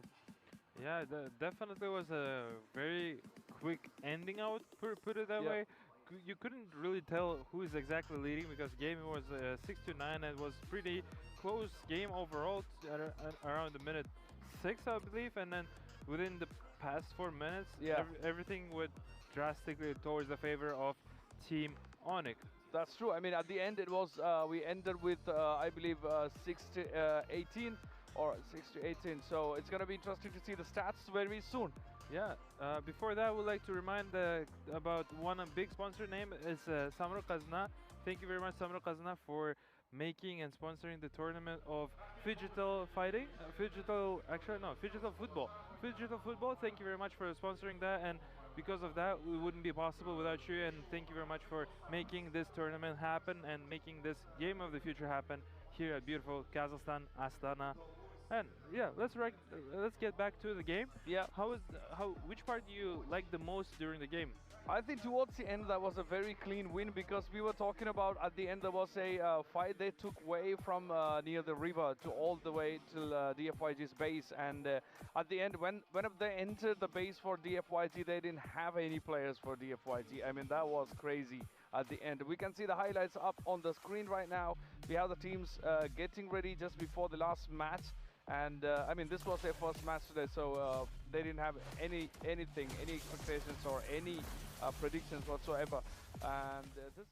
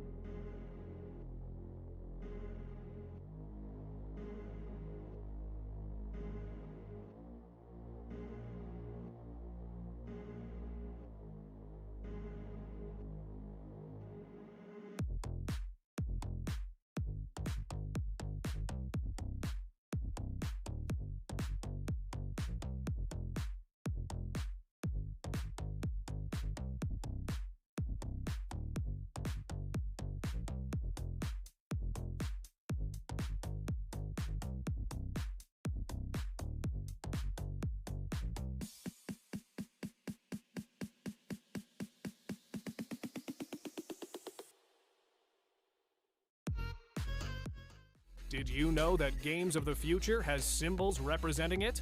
That's right. There are 4 characters, which are called Guardians, whose purpose is to represent the spirit of competition. iBoat, a robot made out of titanium and neon parts who believes in inner strength and power of friendship. iBot has a special ability too. The robot is able to cut off enemies' power supply and breathe life into inanimate objects. Arlon, a cyber wolf with a rich silver fur and holographic glow, a great mentor and a formidable warrior in the field. He is able to accelerate time and predict the movements of his foes. He is responsible for the territories of Battle Royale and Phygital Shooting. Eileen, she is truly fearless and wild. Her sporty outfit and gaming equipment are truly wonderful, along with her useful backpack that is there to help out in any situation. She keeps the areas of Dota and MLBB to herself. Finally, last but not least, Alum. This eagle is a fighter with golden feathers who likes to wrestle, play football, and basketball. Everywhere he flies, he leaves a trail of petroglyphs. His special ability allows him to analyze the situations at unimaginable speeds. He is a keeper of many areas, and we love him for it.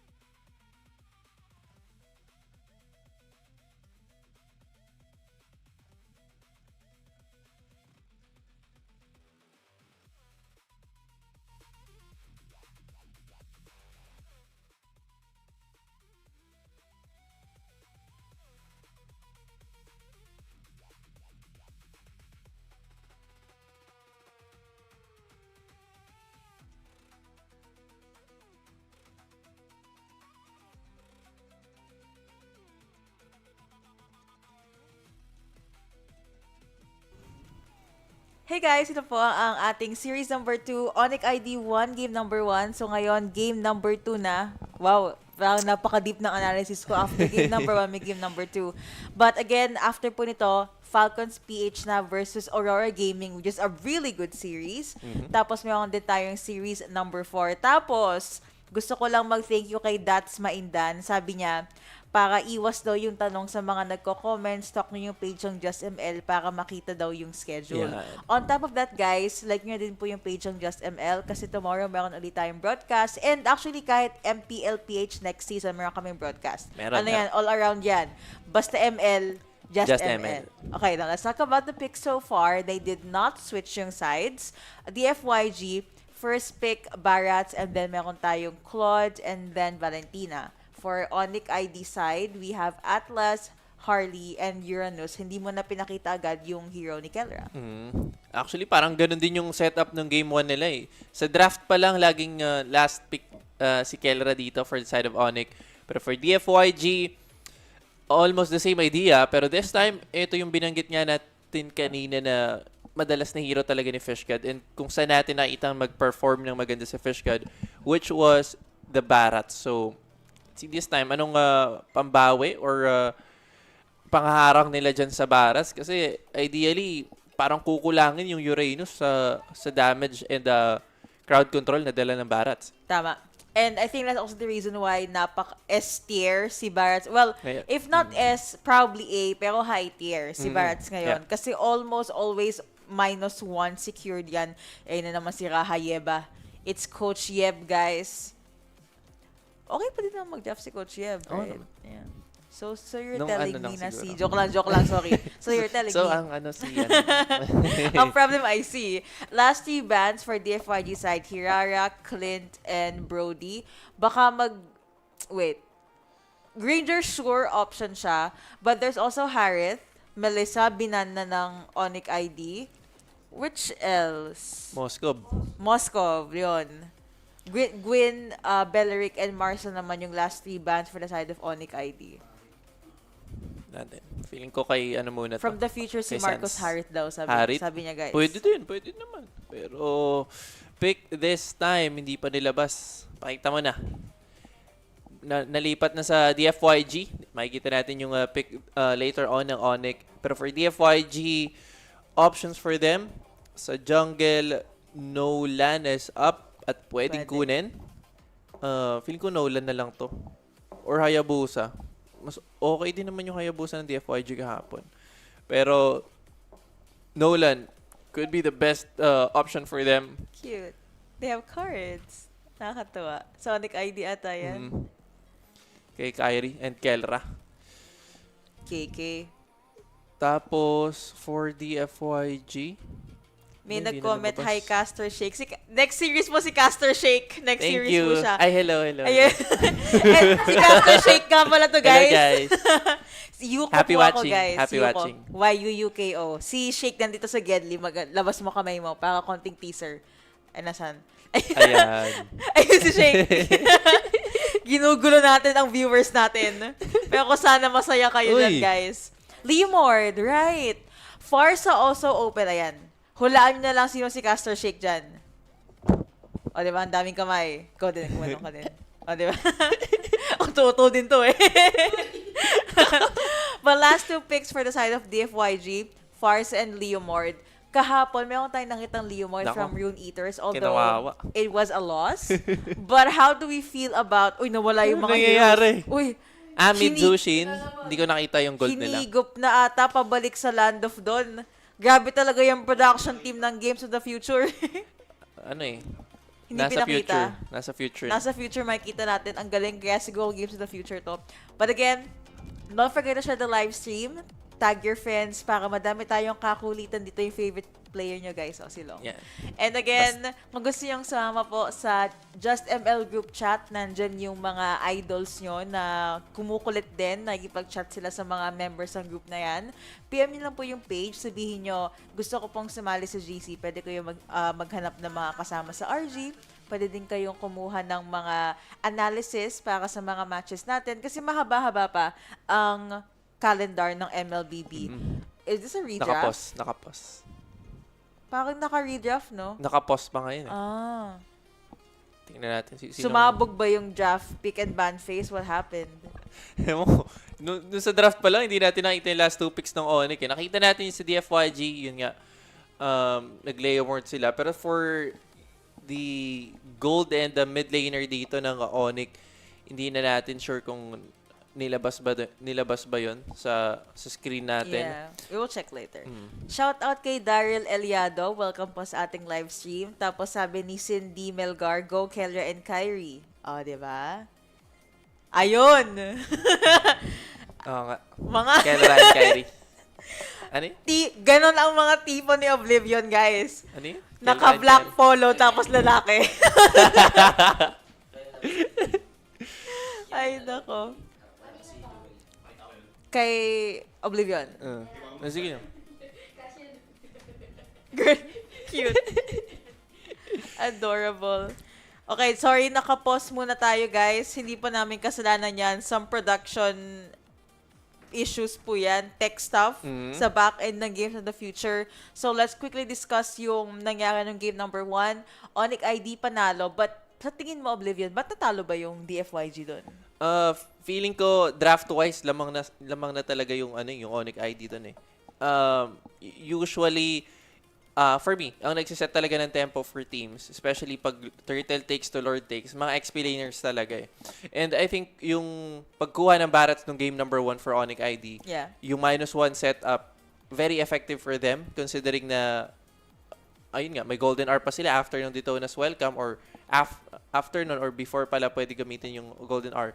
Pero either way, draft-wise, lumamang yung Onic ID for game number 1 and I think that's the reason as well why nanalo sila doon.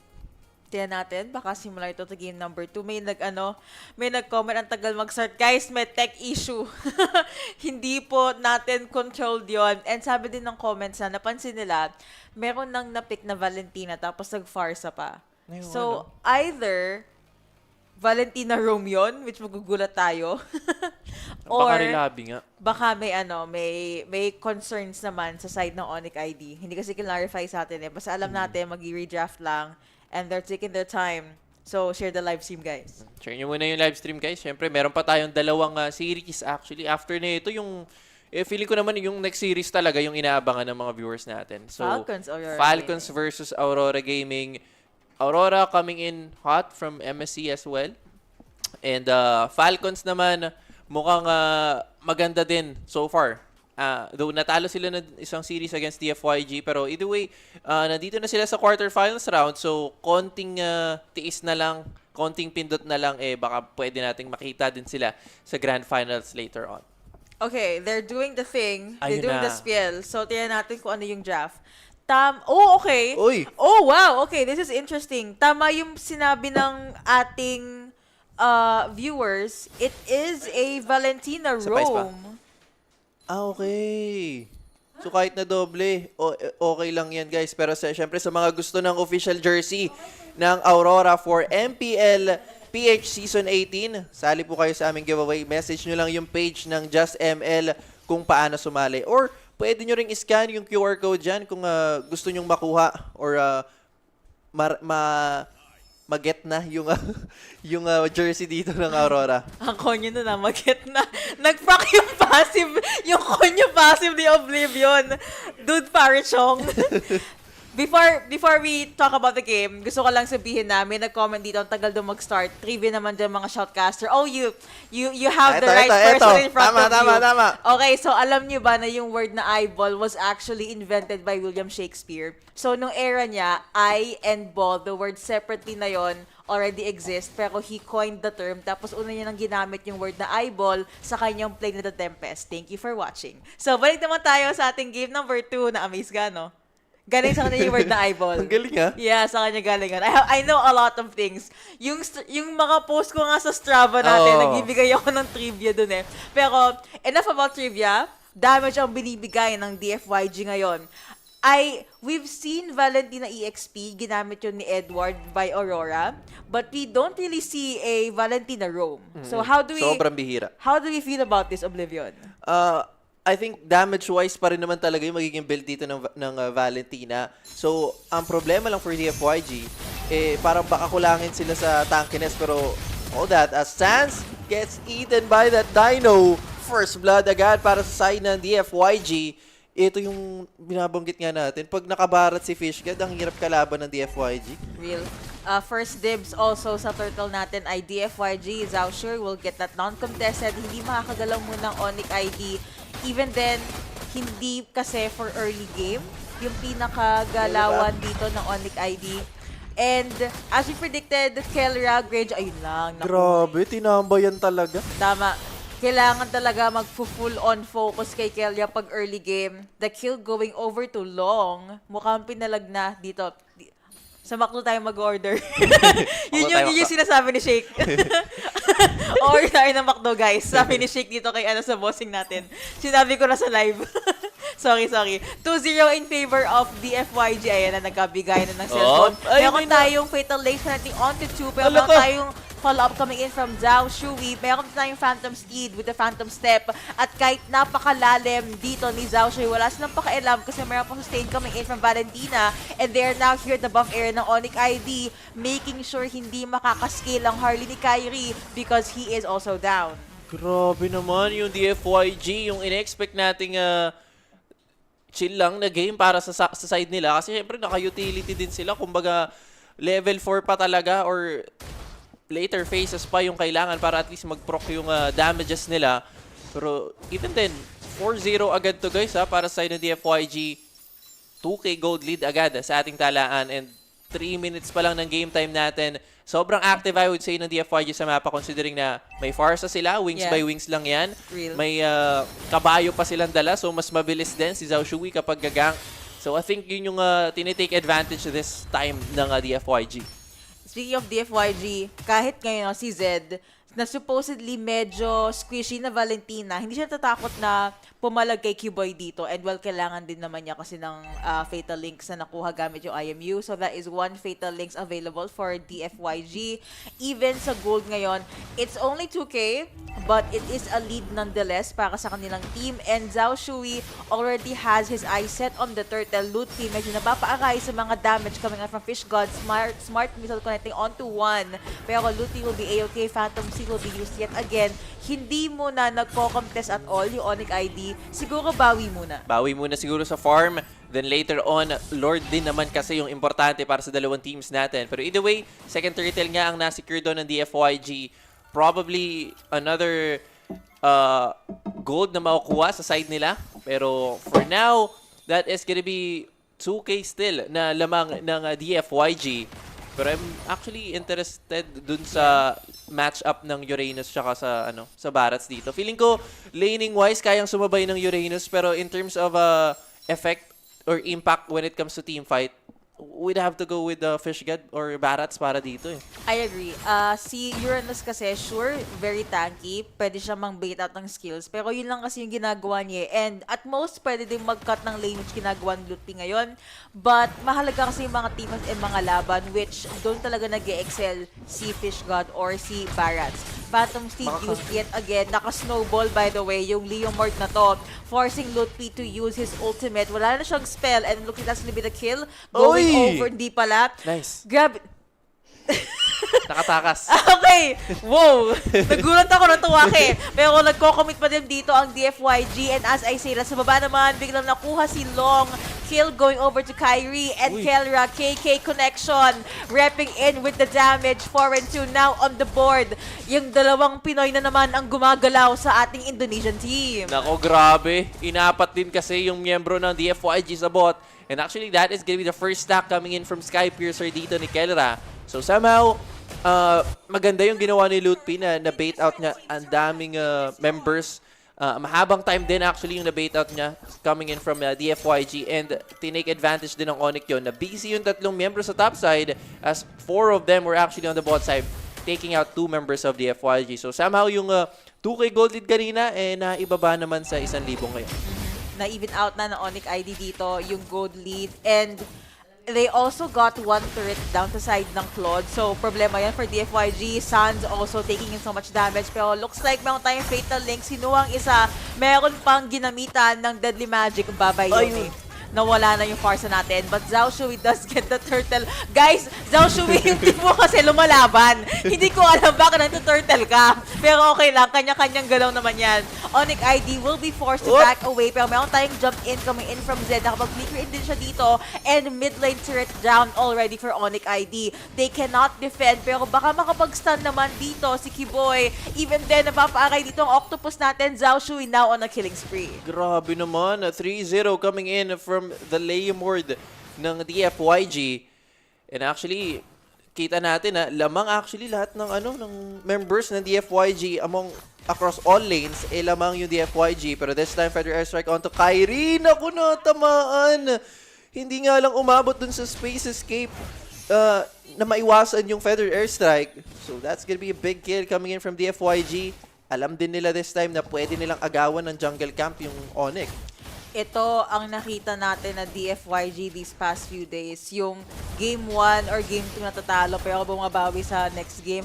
For some reason, nag-ultra instinct sila. Siguro kasi dinadasala nila yung kalbo na ulo ni Long dito. Ginagano nila bago mag-game number 2. I don't know. Kaya ba nawawala yung buhok? Pero okay na kasi may laban pa din dito. Ferdinand Airstrike onto the backline. Stun connecting onto the forcing the ultimate out of this Uranus. Pero nakuha na din si Kiboy ng 3 ng 4. But Zhao Shui is on a mega kill dito. Sans forced to use Crimson Beacon 9 and 4 now on the board. 5K na pala yung gold lead ng DFYG. Naku, napatay rin kasi si Gaelra doon. And actually, yung Torre pa na nakuha ng DFYG, overall, sobrang laki ng difference when it comes to the gold at this point. Kasi 8 minutes pa lang, pero parang na-choke out na yung side ng Onic when it comes to the resources na pwede nilang kuhain. Ganun talaga. And Lord is now already up. At this point, alam ko, kailangan mag-contest ng Onic. Kyrie cannot afford na kalimutan or magpansinin yung objective ngayon. But as always, mukhang si Long tsaka si Zhao Shui pa makakakuha ng first dibs. Kelra, clear mo na ng wave sa baba. Pag nagpakita si Kelra, lalaban yung DFYG. Ayan, visible na si Kelra ngayon. DFYG can now take the risk na pumalag. Ayun lang ang mga risk na gagawin natin, guys. Hanggang ML lang. Hanggang ML lang. Tama. Huwag na nating ilabas. Tama. Pero may paglabas ng perfect match coming in from Kiboy. Lord secured by the side of Onic this time. That should be good. Pero Carrie's falling low. May blazing do it si Long. Aabutan pa si Kyrie na hindi makakatakas pa rin naman yan. Pero natuka ng ibon ni Yone. Sans is low as well. Mukhang mapapabalik pa si Loot Piece, pero that is gonna be a 2-man down for the side of Onic. Pero either way, they were able to push out a few turrets dun sa may bot side. Tiwala na lang talaga sa retribution ni Sky King Kyrie dito. Tinuloy din ni Keller yung shove sa gold lane sa baba, which doon na maglalakad ang ating Lord. Mid lane defense for Onic ID. Masakit ang damage coming out from DFYG, specifically si Long. As I say that, na-realize ko 5-0 pala si Zhao Shui. Pag na-shutdown yan, magugulat tayong lahat. Yun ang magpapatagilid ng vapor ng DFYG dito. Tama. Pero medyo mahirap, guys, kasi hindi lang naman damage yung dala ni Zhao Shui dito. May sustain din yan since utility yung jungle na dala niya. And feeling ko yun yung magpapahirap din sa side ng Onic. Pero either way, somehow nakabawi yung Onic after taking that Lord into their hands. Pero may Phantom Steed na gagamitin this time. Makatakas naman yung side ng Onic. First airstrike already used by DFYG. At ngayon, Kyrie, sige, maglaban-laban lang kayo dyan. Basta ako, trabaho lang. Kiboy also being the bait for Onic ID. Hinahabol siya ni Zed, hinahabol siya ni Fish God.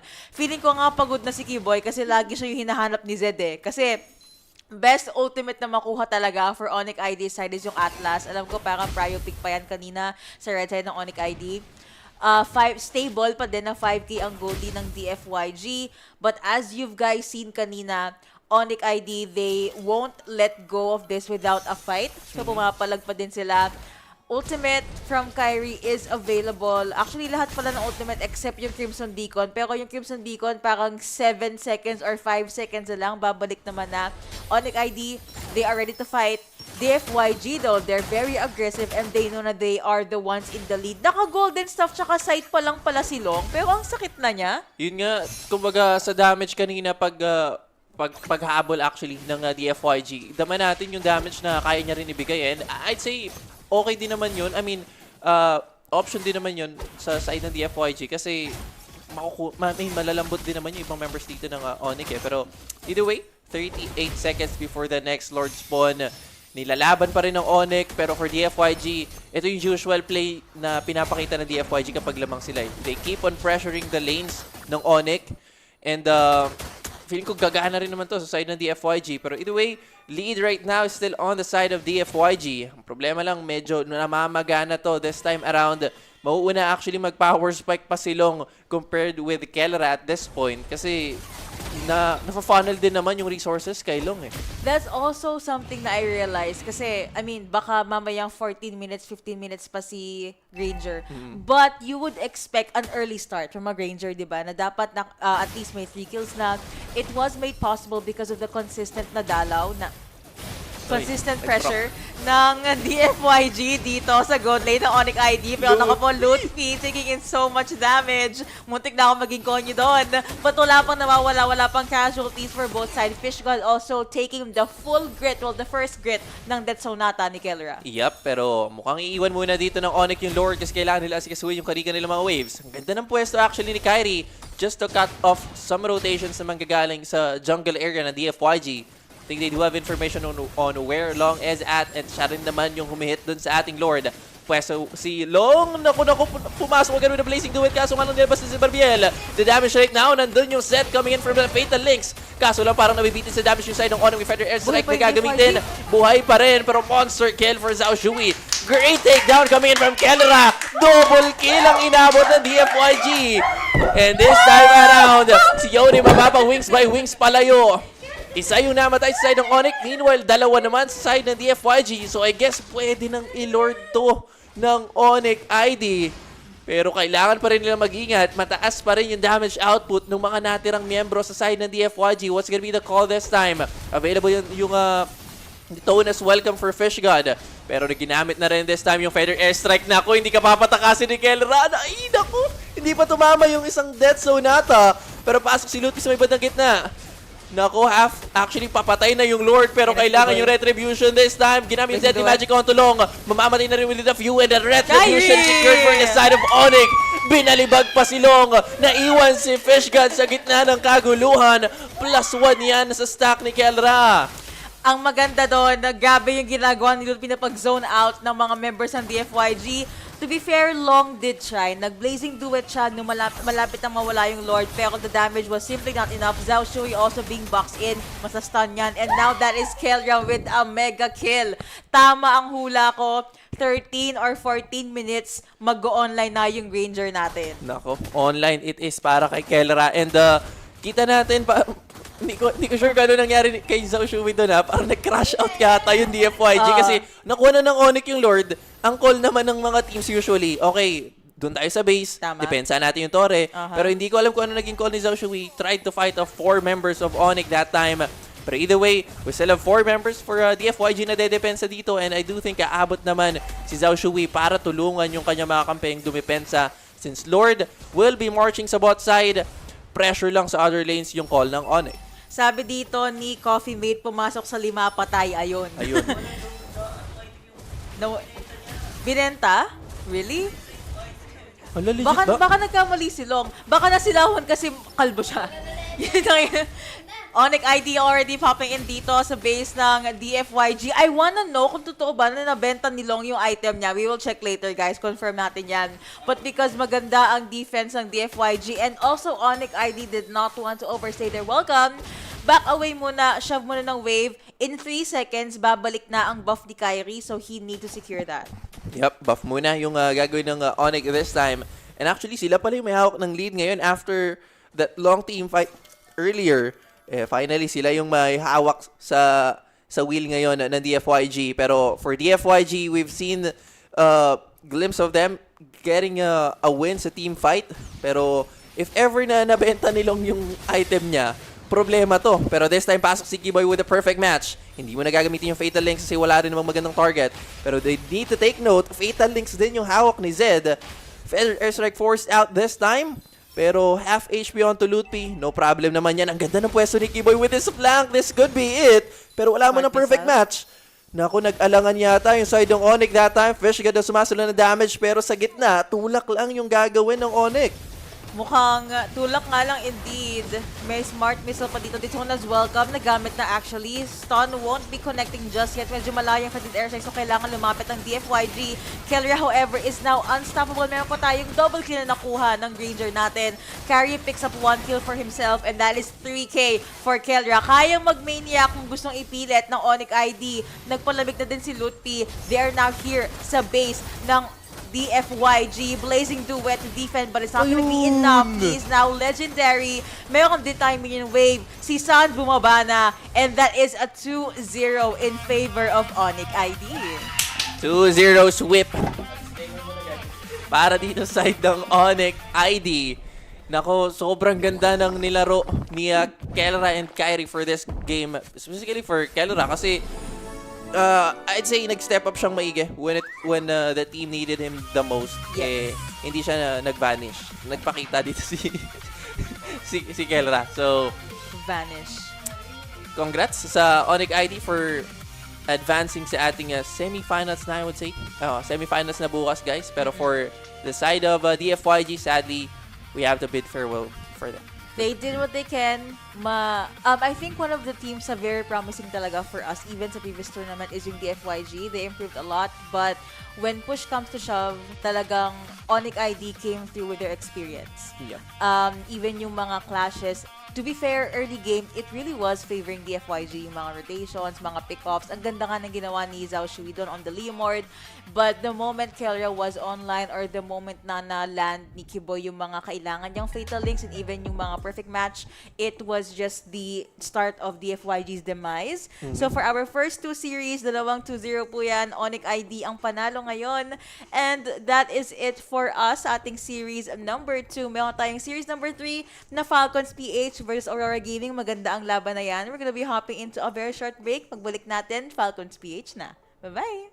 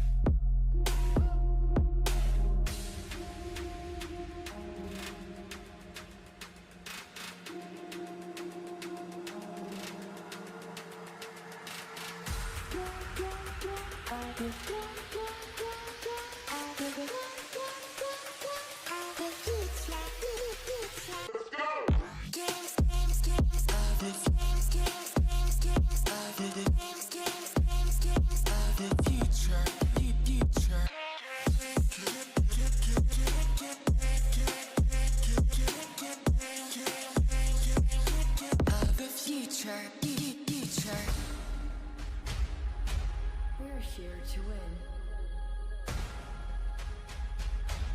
Let the best win.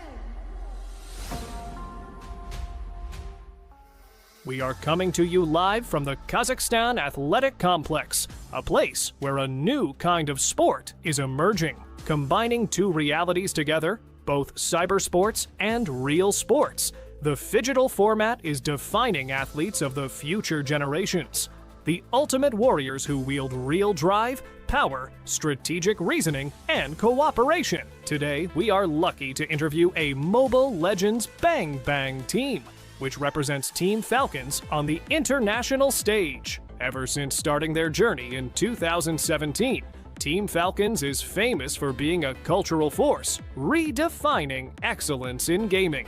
Let's get to know our athletes. Please, team, could you introduce yourselves? Hello, I'm Ogwin. I'm the roamer in Team Falcons. Hi, I'm Flap, EXP laner for Team Falcons.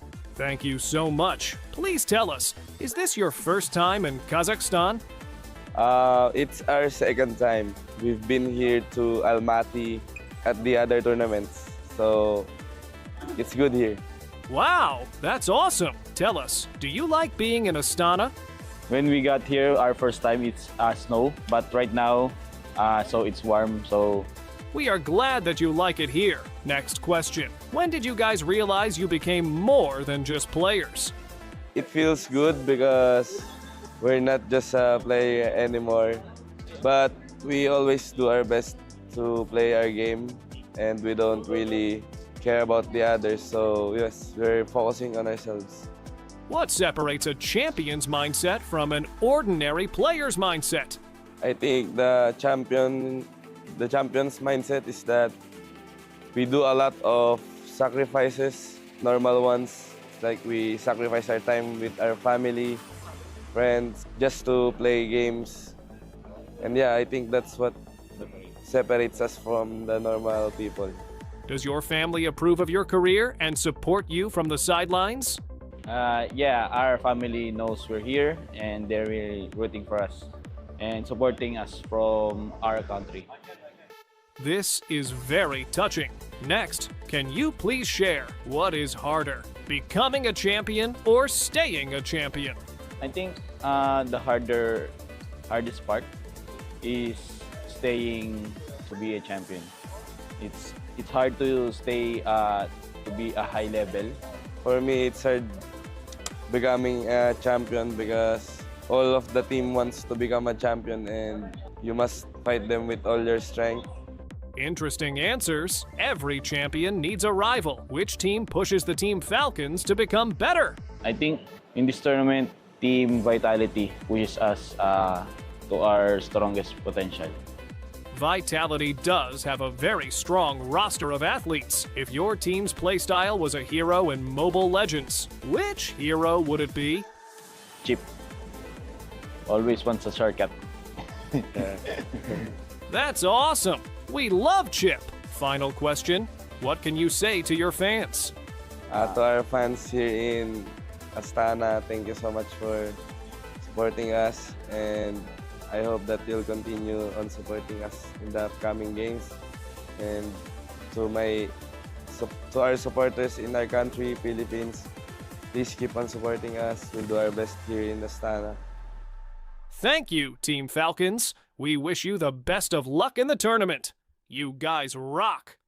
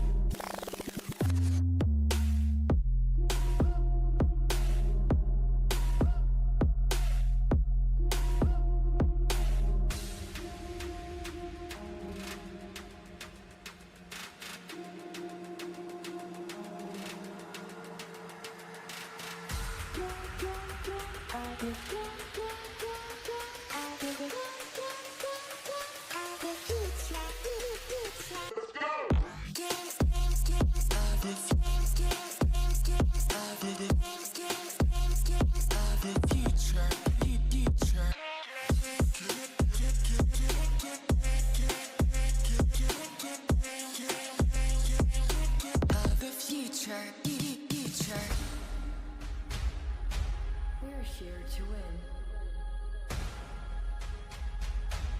Let the best win.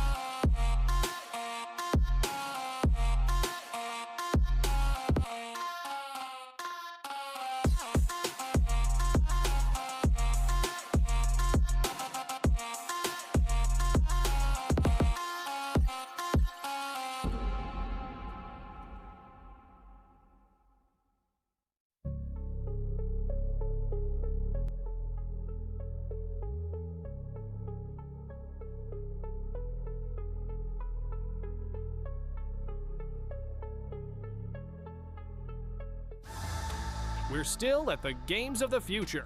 And now it's time to meet a team that's become one of the biggest names in the cyber sports field over the past few years. Aurora Gaming is known for their aggressive playstyle, insane team fights, and the ability to turn even the toughest games around. The roster brings together experienced players from Southeast Asia, and they've already proved they can compete with the best teams in the world. Whether it's a regional league or an international stage, Aurora always comes ready to fight. Today, we've got a chance to ask the guys a couple of questions and find out what's going on behind the screens. Let's see what they have to say. I'm Lunar from Aurora Gaming.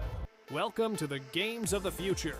How would you describe Aurora Gaming in one word? Aggressive. That's impressive. Next, the hero that represents you? Benedetta. She's like solo. She's like solo. Yeah. Interesting. That teammate you would trust in a 1v5 situation? In a 1v5 situation, I would trust Pago for sure.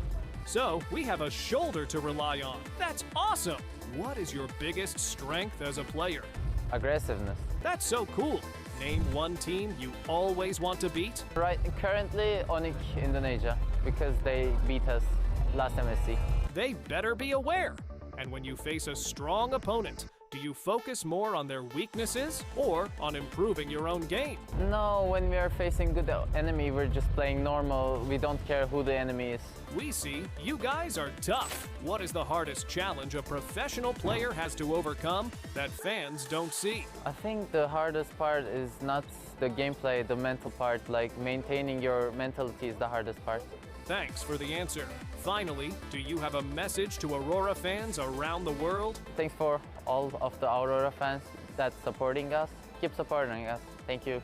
Thank you, guys. As we can see, Aurora Gaming did not come here to lose. The team is a true example of dedication and fierce spirit. Let's see where it will take them. Good luck to Aurora team.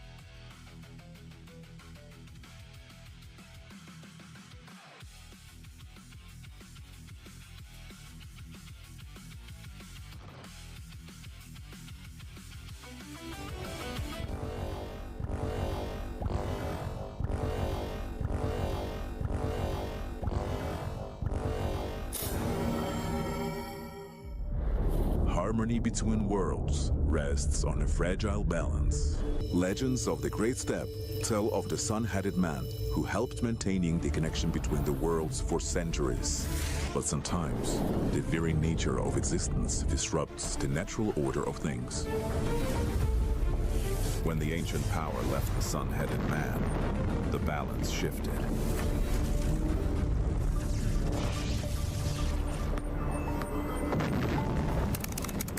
Attention. Massive energy surge detected. The energy within the sun-headed man's artifact has awakened. So, the chosen ones are already there? Newbies without a guide. Then it's time to meet them. Someone's got to get them up to speed. Look what my robot can do. Not now. I'm playing. In search of those destined to restore the lost harmony, the energy split into 3 parts.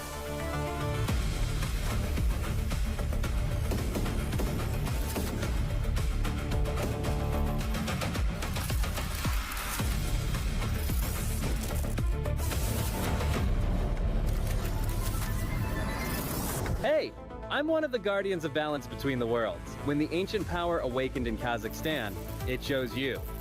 You're the ones who can restore the sun-headed man's power and bring the worlds back into harmony. Guess even ancient powers can surprise you. Looks like the squad's finally complete. But until the sun-headed man is fully charged, the 2 worlds will keep drifting apart. So, no pressure, but we're counting on you. And so began the story of the new heroes. Ahead of them lay the greatest challenge of all, the games of the future in Astana.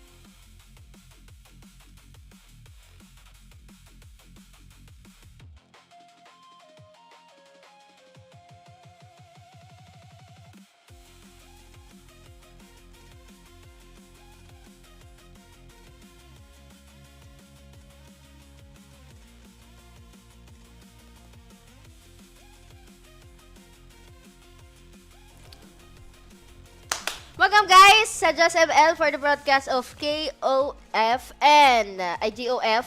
Yup. And right now, Right third now. series tayo. Interesting dahil Team Falcons agad at Aurora magtatapat ulit at walang patumpik-tumpik. Tingnan natin agad sa ating drafting phase. Lakayan mo na yan, Marcos. Yan. Yun. First 3 tayo, guys. Pero bago po yon, reminder lang sa mga supporter ng Falcons PH. Ganda. Siyempre, ang Falcons lang naman na natitirang... Ano yun? Hindi ko alam. Ang bukod tanging PH representative sa GOTF. Kung matalo po sila, at huwag naman sana, wala pong lower bracket to. So, goodbye kagad if ever. And ganun din naman yung Aurora Gaming. Kung matalo po sila, laglag na kagad. Aray mo. So, ang mga nag-proceed lang, Onic ID kanina. And before Onic ID, yung SRG. Yeah, so, success. waiting tayo dito. Mamaya po, next series will be Pro Esports and BTR. BTR. Pero, again guys, walang Pakito, walang Atlas, walang Fanny, Rafaela, and Eudora. Sa side naman ng Aurora Gaming, tinanggal nila Coach Midnight, ang Glue, Uranus, Marcel Barats, and Freya. So far, common natin. Sobrang OP talaga ngayon ng isang Melissa. So, bibigay talaga nila yan kay Sige Bam. Pero, I was wondering kung ano ngayon ang magiging XP laner ng Aurora Gaming. Since nakuha ni Kyle ang Hirara. At kay Supermarco naman, Clint and Hadji with Selena. Uy, Chu! Kay Ogwin. Interesting. Ano yan? Anong rank nyo? Oo, kita namin, no? Thank you. Thank you. Thank you sa ano. Grabe ang basa pala na ito. Wala bang tissue? Basa. Uy, Alice, ang last pick ng Team Falcon sa game number 1. Johnny Ogwen? Kailan ko ba nakakita to? Tagal na, no? Nasanay ako sa mga ano niya eh. Tanky Heroes. Ngayon may chance na pumili Aurora Gaming na kanala XP laner. Ay, almost lahat pala na XP. Wala. But, ano ba yung XP? Lapu?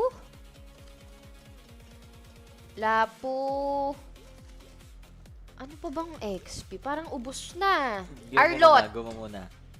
Arlot, Lapu.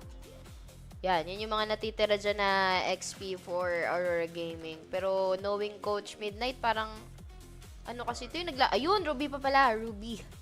Ang gagamitin ng Aurora Gaming. And to be honest, tama ko dun, Mom. Sobrang ganda ng draft ng Aurora Gaming. But, on the other hand, ang concern ko lang din is yung Selena ni Haji. Sana tumama yung mga Abyssal Arrow niya. Because the last time na ginamit ni Haji itong Selena na to, medyo hindi nagsasuwak yung Abyssal Arrow. Gumana ng Game 1, Game 2, doon na tayo na peligro. Pero, Valentina last pick for Aurora Gaming na gagamitin ni Rosa. Ano ba mga pwedeng kunin niya dito? Yung, siguro, Way of the Dragon.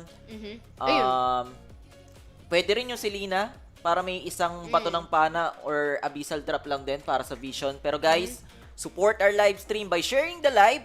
And syempre guys, meron din po tayong group chat sa mga gustong sumali. Message nyo lang po yung page ng Just ML. Yun lang naman sa mga gustong tumamis. Pero, again guys, available po ang Aurora merch. Iscan nyo lang ang code. Iba yan. Wow. Pero yan guys, gaya na sabi ni Shake guys, available yung Aurora jersey sa The Armory. Yes. Pero guys, sa mga gusto naman po na mauna kayo, syempre, bago pa yung release, may giveaway po kami ng official Aurora jersey para sa MPLPH Season 18. Scan nyo lang yung QR code or i-message nyo po yung page ng Just ML upang malaman kung paano po sumali. Sabihin nyo lang po, dun sa PM nyo lang yung page ng Just ML, paano po sumali sa giveaway ng Aurora jersey. Yes. Sakto, Aurora Gaming yung naglalaro ngayon, di ba? Sa mga supporters ng Aurora Gaming, guys. Why not Coconut? Hindi po ito yung Aurora PH. Lilinawin lang po namin ulit kasi may mga nagtatanong eh. Falcons PH lang po ang representative ng PH dito sa Games of the Future. Pero doon sa may taas, si Lunar, mababawasan siya agad ng Alice ni Flap.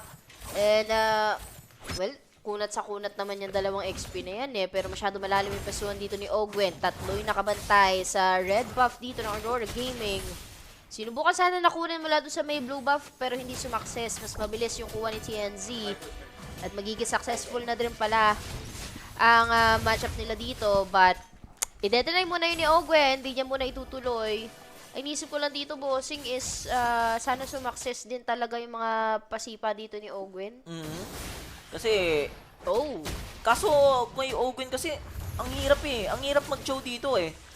Yes, andyan si TNC para sa target mo. Sige ba, may Purify. Si Lunar, hindi rin viable target kasi ang dali mo i-counter. May Don't Run Wolf King. At the same time, second skill na isang Ruby. Si Pago naman, may Rat Triad. So, kailangan perfect execution talaga yung magiging sipa ni Ogwen. Siguro pag may tinamaan ng pana si Haji, pero may counterplay kasi yung Aurora Gaming. Yun nga, yung Ruby at the same time si Rosa pwedeng agawin yung Torn of Ruins. Pero speaking of, the Way of the Dragon yung agawin, TNC makakuha ng Turtle Flap. Zoning the members of Aurora, pero kailangan na lang mag-out ng Aurora kasi nakuha na naman nila yung objective na gusto nila. Pero si Pago, nakatayo siya doon. Di ko alam kung ano nangyari. And TOR gagamitin ni Flap Dizzy. May bawi ba dito yung Aurora? Ando yung Way of the Dragon ng isang Valentina. May Abyssal Trap, but that won't be enough. Magso-survive pa rin doon si Rosa. A roamer in trade of an XP laner, yung magiging palitan kagad. Nakaiwas naman din doon yung Harley dito ni TNZ. Pero, pansin ko, bossing, no? Yung paggamit ni Ogwen ng Chu, hindi siya yung Chu na common na nakikita natin na nag-initiate ng set. More on, naghahabol siya pag nakita niya na nagamit na ng Aurora Gaming yung mga ultimates sila. And sumakses naman sila doon. Nakakuha ng 1 kill yung Aurora. Pero nabawi naman ng Team Falcons. Now, rounding around 1k lead gold lang ang diferensya ng Aurora Gaming sa Falcons. But, mukhang ayaw magbigay ng game number 1 ng Falcons based on my observation. Ang pwede kasing gawin dito ni Ogwen, hindi siya yung mag-initiate ng team fight na sisipa ka, di ba? Gawin niyang threat yung sarili niya, na meron akong sipa, pwede ko kayong sipain anytime. And yun naman yung nagawa niya, binate out niya yung sarili niya, nagamit ni Pago yung Rat of Dryad niya doon. And based on the cooldown naman, so kung titiisin lang din ng Aurora Gaming to, aabot naman yung Rat of Dryad. Pero eto, papasok si Flap TZ, wala ka na palang ulti. And si Pago yung kanila magiging target kasi alam nila yung info. Kaya nga nang sinabi ko na bait out ni Ogwen yung Rat of Dryad ni Pago kanina. So a kill again for Team Falcons. Sumakses, 4 na naghati sa buhay ni Pago doon sa may gitna. Pero magiging call yun ngayon sa side ng Aurora Gaming dahil cooldown ng ultimates. Makatatama yung Abyssal Arrow. Mangangalahati yung buhay ni Flap dito. Kailangan muna umuwi ni Ogwen. Sobrang ganda connection ngayon. Pero si Rosa with that IMU, nakopya naman yung Way of the Dragon. For Rosa, sipa pa rin ba ang magandang target? Parang okay din data yung TOR ni Flap eh. Pero tingnan natin, kasi kanina napagana naman, di ba? Pero Ogwen with conceal play. Si Pago yung makikita niya. Kaso na-counter agad ni Lunar, and ayun na nga yung sinasabi ko, may counterplay yung Aurora Gaming with Don't Run Wolf. And actually, hindi na nga kinailangan yun, yung second skill lang ni Lunar, yung ginamit niya doon. And another objective, yung masesecure ng Aurora Gaming. So, kailangan munang, sabihin natin, bumalik sa pag-farm yung Team Falcons dahil sa team fight, kung sama-sama yung Aurora, hindi talaga nila kaya. Tingin ko, bossing, na pa-early attempt doon kanina. Masyadong malayo yung dalawa coming from Team Falcons. At dito magaling yung Aurora Gaming eh. Pag nakikita nila na may butas or small mistakes doon sa katapat nila, tinitake nila yung opportunity, which is success nga. 2 turtle na. Nasa side, ay parang mali ata. Tig-isang turtle dapat yan kasi si Kyle kanina yung nakakuha for the side of the Team Falcons. So, mali po yan, guys. Nandun po pero yan wait sa lang, turtle. top lane, Flap TZ, kailangan mag-out. Dehado yung Okay buhay niya doon. Nagamit yung Deadly Magic, pero hindi naman naging What na Abyssal Arrow?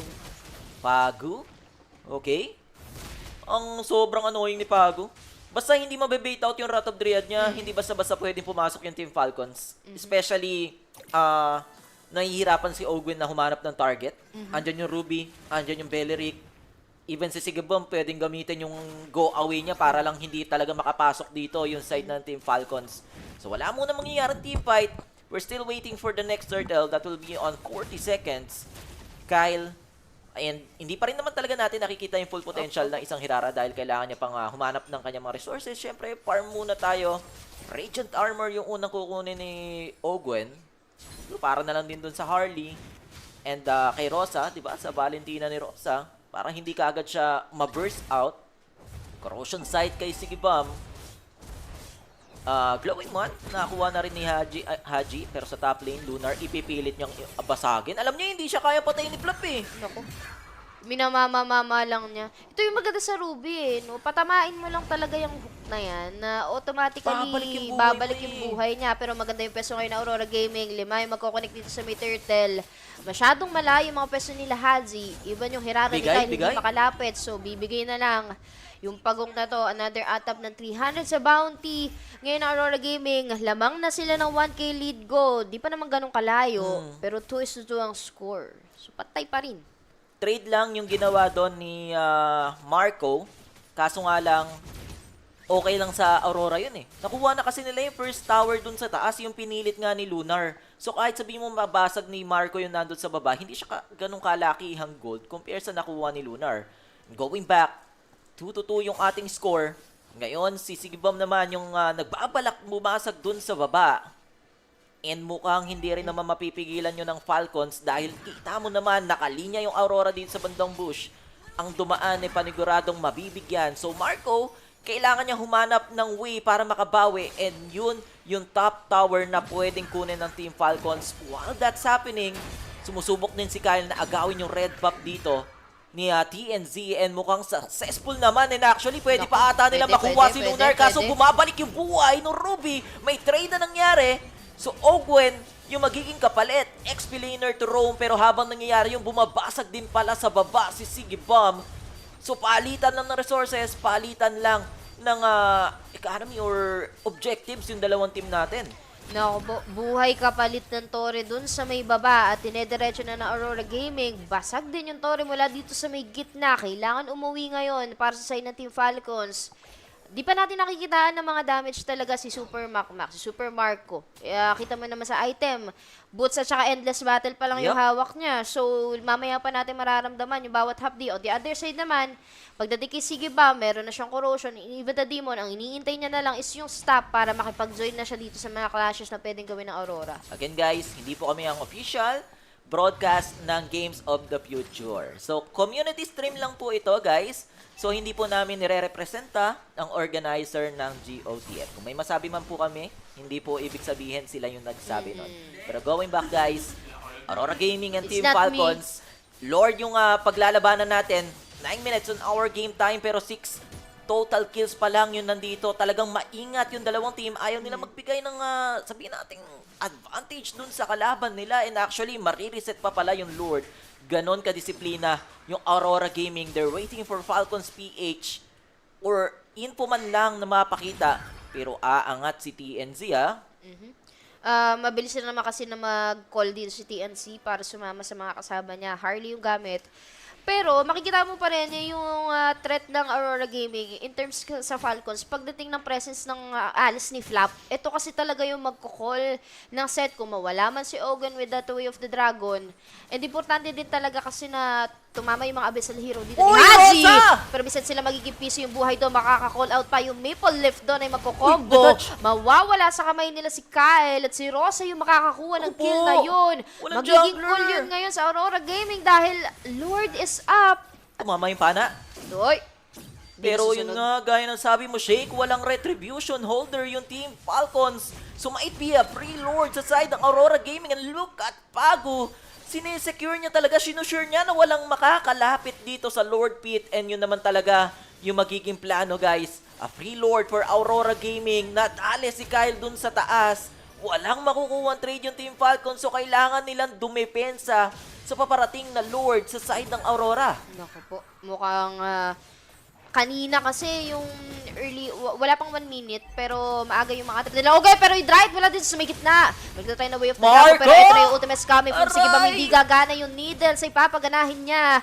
Babakop muna ng konti dito si Kyle, pero pilit siyang hinahabol ni Pago. Pero dito sa may baba, mag-ipis yung buhay ni Ogwen. Makakaligtas pa naman. Pero yung kill ay mapupunta sa kamay ni Haji at si TNC yung mawawala. Pero 3v1 situation. Sunod-sunod yung binibitawan dito ni Sigibam. Hindi tatama yung Abyssal Arrow, kaya back muna ng konti para sa Team Falcons. Yun nga yung sabi ko talaga guys, sobrang hirap ng team fight for Team Falcons. Kailangan talagang totally perfect yung magiging execution nila. Si Ogwen hindi siya makahanap ng way para makasipa na maganda eh. May go away si Sigibam, may purify. Tapos yung remaining target mo will be Lunar and Dagang. Kaso nga lang, may Adria dito si Pagu and si Lunar. Totally counter niya yung Chung. Hindi maka-initiate dito si Ogwin. And once na mawala si Marco, parang lacking na kagad yung damage dito ng Team Falcons. Ngayon, ito na naman si Flap. Papasok dito sa gitna. May TOR. Kaso pre-hit na naman. Si Sigibam may go away. May sipa na manggagaling kay Owen. Kaso wala na yung mga kakampi niya. Nag-aalisa na yung Team Falcons. And ngayon, hinahabol na si Owen. Makakatapak ng Cyclone Eye. Hahabulin pa rin siya dito ni Sigibam. Makakatakas pa ba? Pero i-ignore na lang kasi balak na ng Aurora na bumasag na lang ng Torre. Meron pa namang Holy Shield dito sa gitna if ever.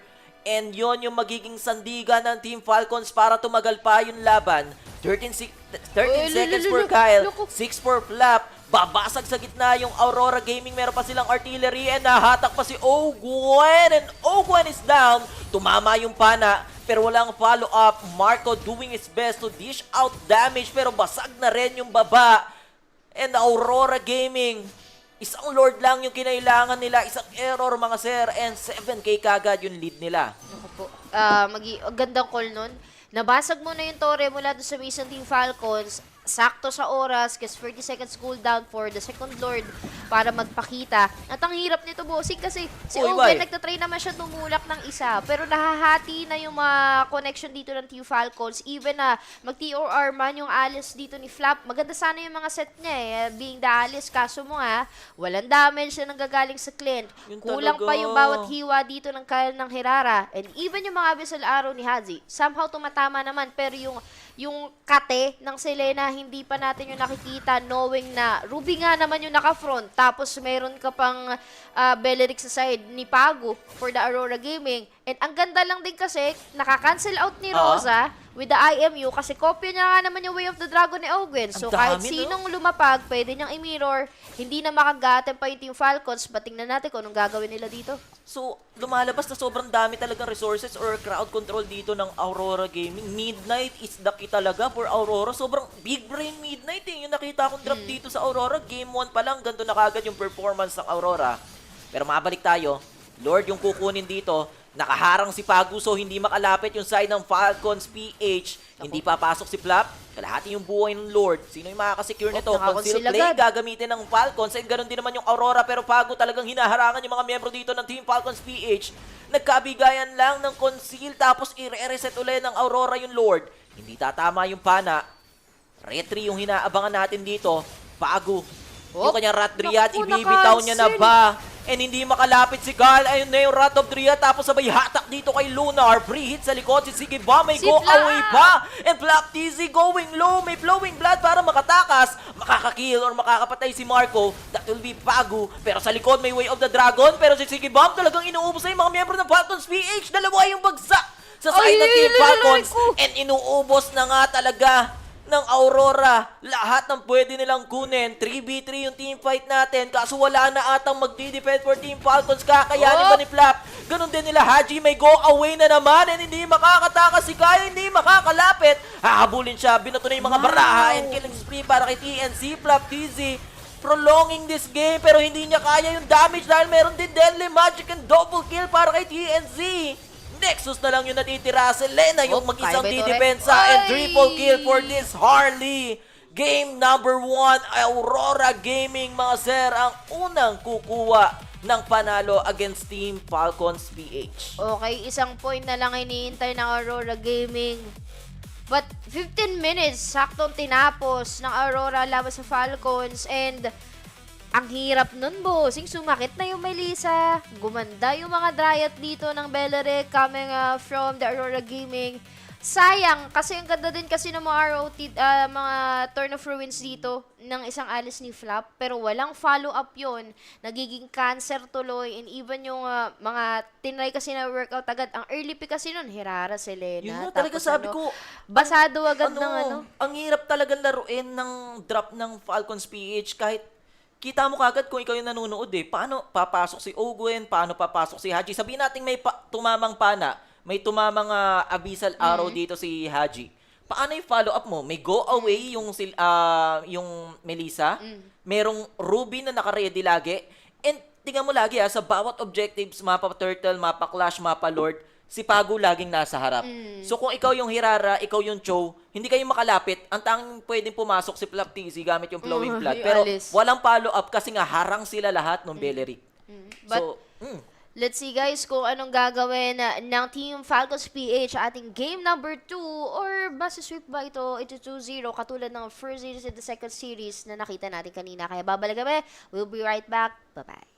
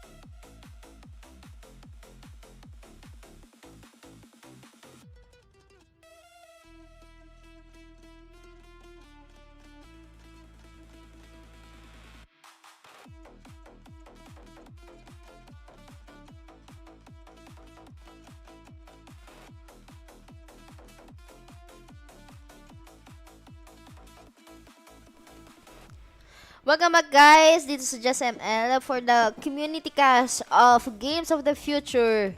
And right now, game number 2, match point para sa side ng Aurora Gaming. Tingnan natin kung paano babawi ang Team Falcons. Nakaya mo na, Rekby. Beleric XP. Okay. Okay. Parang kahapon din ata, no? May nag-Beleric XP. Gumana. Sumakses. Pero, Hirara pa rin ang gagamitin ni Kyle. And si Super Marco with the Claude. Tas kay Oge naman, finally, ay magtatangke. Rafaela. Parang ito ata yung drop ng Aurora Gaming nung Rafaela mid. Kanina ba nabantong Rafaela? Yes, ban. Pero ngayon na-open siya. So, parang medyo same lang tong lineup ng dalawa. Kasi yung Minotaur, in a sense, meron ding heal yan eh. Ang ilalamang lang ng Falcons, di ba, may resurrect sila. Yes. Pero Hanabi, di ba, mahirap to? Ang daming pang dive in ng Falcons. Ni Ali sila, Atlas, yung Hirara pwede rin, yung Blazing Duet, BMI ni Marco. Medyo, tingin ko mahihirapan yung Hanabi dito, pero much favorable na ako sa drop ng Falcons. Basta ma-execute lang nila ng tama.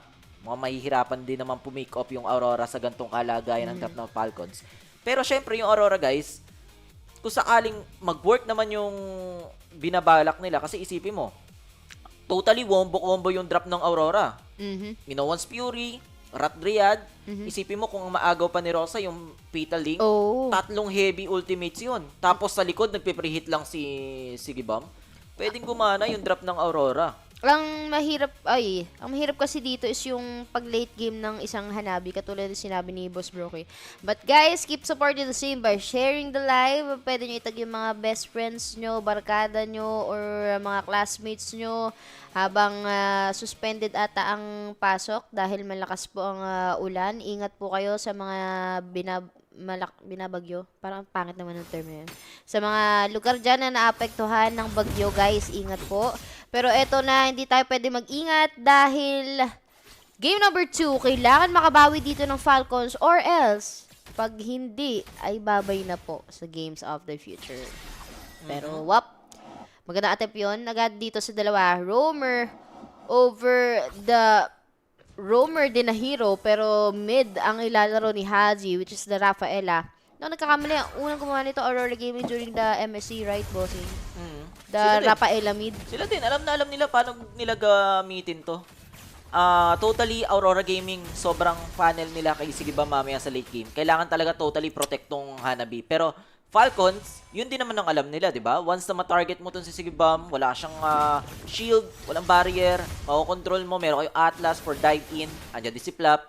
Once na mamatay to, kayo naman ang mananalo. Wag lang kayong paka-counterplay sa Aurora. Again, sinasabi ko guys, Minowan's Fury, Rat Dryad, tapos meron pang pwedeng agawin dito si Rosa na Fatal Link.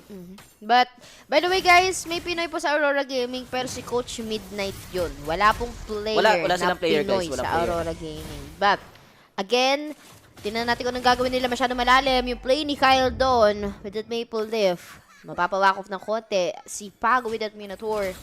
And still gumagana naman yung discard again ni Flap sa game number 2 with this Alice. Minamama niya pa rin si Lunar at walang choice yung Beleric na yun kundi mag-tower hug na lang muna.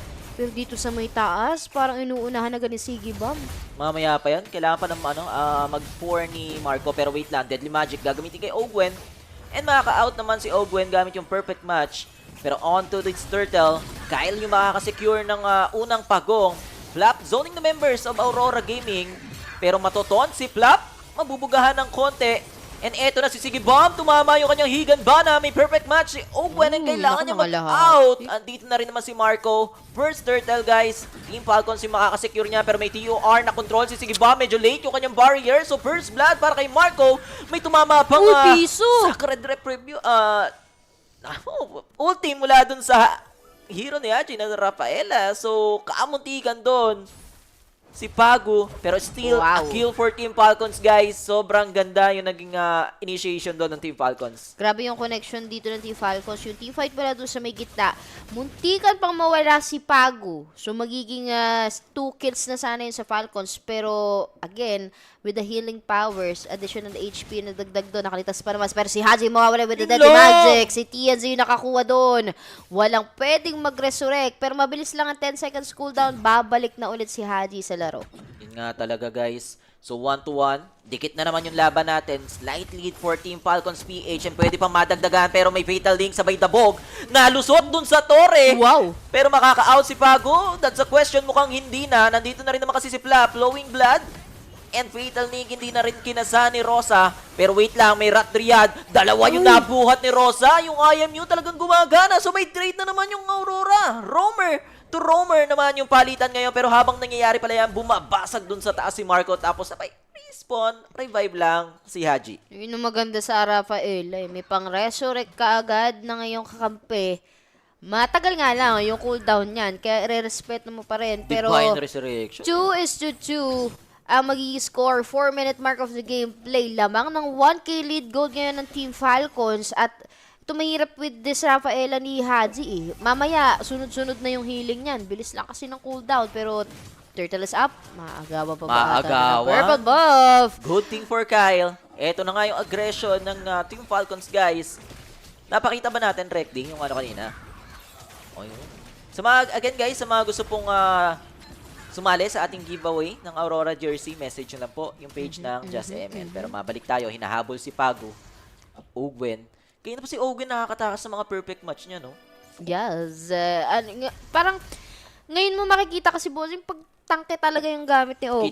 Kita ko. Success Knowing na alam nila yung ginawa ng Aurora Gaming during the game number 1 na sobrang lala ng layers of the damage dealer na tumatanggap sa side ng Aurora. And then ngayon, meron naman setup doon. Magkoconnect sana with this Atlas. Si Pago na naman yung maiipit dito sa may gitna. Pero magdadabag with the Mas Fury. Nabuhat! With the Fatal Link. Pero gagana dito ngayon. Yung Dryad niya at mukhang magre-ready pa nga ng konting bawi. Pero katulad ng ginawa nila kanina. Haji! May Yung makakuha. kurot. Ang huling halakak ay nandoon kay KDA Machine. So 4-2 yung ating score, guys. Lumalamang na talaga yung Team Falcons on this current game number 2, conceal play. Pero nag-check si Ogwen, kaso wala na kasi doon si Sigibam. Medyo nag-advanced thinking lang din si Sigibam na baka ako na yung next target, kaya dumiretso ka agad siya doon sa gitna. Still, good thing for Team Falcons, guys. Space created doon kay Marco. Mababasag niya yung torre doon sa gitna, ay sa taas. So, mas lalaki pa yung gold na hawak ngayon ng Team Falcons PH. Talagang kailangan lang nila ituloy-tuloy yung gantong aggression coming from Ogwen, follow up by Flap TZ. Nako po, eto na nga yun. Ang ganda setup agad doon ni Vago.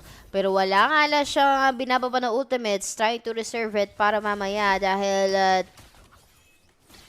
17 seconds cooldown. Ay may isang turtle, last turtle for the game number 2 ang makikita natin. Turtle. Sky Piercer si Kyle, medyo napaisip si Kyle. Mukhang it's time na. Kailangan ko na rin ng Sky Piercer. Buo na yung Hunter Strike ko. Snowball, kailangan nila ituloy-tuloy to. For TNZ, buo na yung Genius Wand niya. And siguro Lightning Truncheon yung sunod. And Holy Flask dun kay Haji. Kailangan talaga yan para ma-sustain yung mga damage dito ng Aurora. Turtle is up, guys. Si Lunar yung nagbibigay ng vision. Pero mabilis lang naman na makukuha to ng Team Falcons. Walang balak yung Aurora na i-contest pa to. Nako po. But again, kopya naman ni Rosa dito with that IMU Fatal Link. Yun nga lang din may healing powers na yung Rafaela ni Haji. May AOE na nga, may additional speed pa yung heal na yun. So mabilis lang sila makakaikot sa mapa. At maganda yung connection ngayon ng Team Falcons. Buong-buo yung mga towers nila. 2 turrets are down, 1 turret rather down para sa side ng Aurora Gaming. Kailangan nilang dumipensa dito. Nakakapag-clear pa naman so far with the help of TNC with this Harley. Pero tatamaan agad si Rosa. Makakaiwas with that slide. Magiging call yun ngayon para sa side ng Aurora Gaming. Pero as long as dikit-dikit sila, medyo mahirap ata to. Lalo na at pinanggigigilan ng Falcon si Pago, ang Minotaur ng Aurora Gaming. Gigil na nga talaga, guys. 23k to 19k yung gold natin. Taas naman yung magiging target ng Falcons PH. May conceal dun kay Ogwen. Perfect match. Hanap ng target pero nakaharang kasi si Lunar. Ganun din si Rosa. And habang nangyayari yan, Nagkaanap na tayo pero sa taas, may nabuhat! binalik! So may holy baptizing, pero meron nga lang, no one's fury na nanggaling doon kay bagong counterplay, pero TOR, medyo malalim nga lang ata, magpi-flicker si Flap! Mapapatay niyo ba si Sige Bomb? Yes, indeed! Meron ba makukuwang trade? Nagso-survive pa rin si Flap dito, sabay flowing blood lang, kaso na-cancel out, nabuhat, so hindi makakataka si Flap TZ, makakabawi doon yung Aurora Gaming, medyo napalalim yung Team Falcons, mga sir. Ako po, Sige Bomb over Flap. Ganun ang nangyari na trade mo. Kakawala pa rin naman dito si Kyle with the shadow coming from the Hirara. Pero tama ka doon, Busing. Nakahinga ng malawag yung Aurora Gaming doon sa lalim ng nilaro ng Team Falcons. Radiant Armor na sa kamay na ni Ogwen. Imagine nag-fatal link si Ogwen tapos binalik ni Rosa pabalik. Oh, fatal link ka. May fatal link rin ako. Dito ka sa amin. Pero ngayon, makakapag-clear ang Aurora Gaming. Malakas na sana yung wave dito ng Team Falcons. But Lord is up. First Lord of the gameplay. Alright. Pero mukhang hihirapan pa rin dito yung Aurora Gaming na lumapit. Since na-burn din naman yung mga flickers kanina. At ngayon, hirap talaga si Sige Bomb pumuesto dyan guys. As long na mahanap ng Falcons PH, Sige Bomb, yung ginawa kanina ni Flap tsaka ni Ogwen na all-in kay Sige Bomb, mawawala ng damage yung Aurora Gaming kahit sabihin mo sobrang dami nilang crowd control. Basta wala yung Hanabi dun sa team fight na yun. And yun naman yung ginawa ng Team Falcons guys. Aware sila, gaya nga nasabi ni Shake, nagamit yung mga resources ng Aurora, hindi sila makakapwesto dun sa Lord. A free Lord for Team Falcons PH, sabay diretso dito sa baba. Marco and Kyle, andito yung dalawang heavy carry ng Team Falcons na babasag na nga habang yung Lord sa taas naman manggagaling. Lord is marching. Dito sa may taas, naka-ready naman na i-clear to nila TNZ and Ifagu. 2K yung lead nung ni Pero Marco. nangunguna ngayon si Ogwen na mag-rotate dito sa may mapa. Nabasa ko, bossing, dito sa comment section na doon daw nadadali yung Team Falcons even during the MSC stage na nag-overextend sila. Mukhang mauulit yun, pero ito na. Lunar, Naka-unar Ratriad, agad. nagamit na yung resources dito ng isang Beleric. So, one down kaagad for Team Falcons. And eto pa yung Delicads sa Aurora Gaming, guys. Sumabog na yung Holy Shield nila kanina. So, kailangan lang talagang disiplinahan to ng Team Falcons para makuha na yung Torres sa taas. 4v5 yung magiging team fight.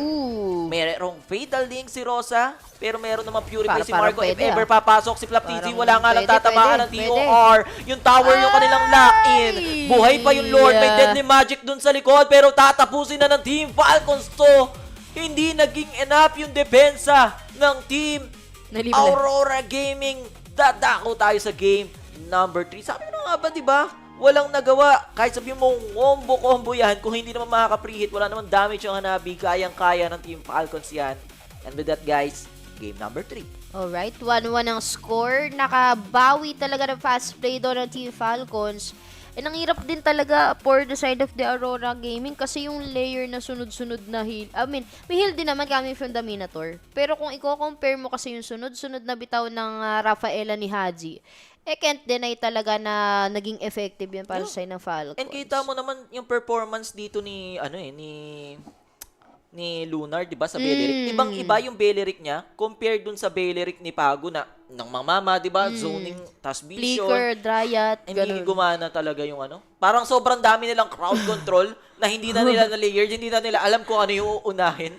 Tapos yung Falcons, simplehan lang natin. Meron tayong Fatal Link, meron tayong Turn on Bruins, okay na yun. Diba? Eh, hindi na umabot ng late game, kaya hindi na rin nakabawin damage, even dahigan ba na ng isang Hanabi.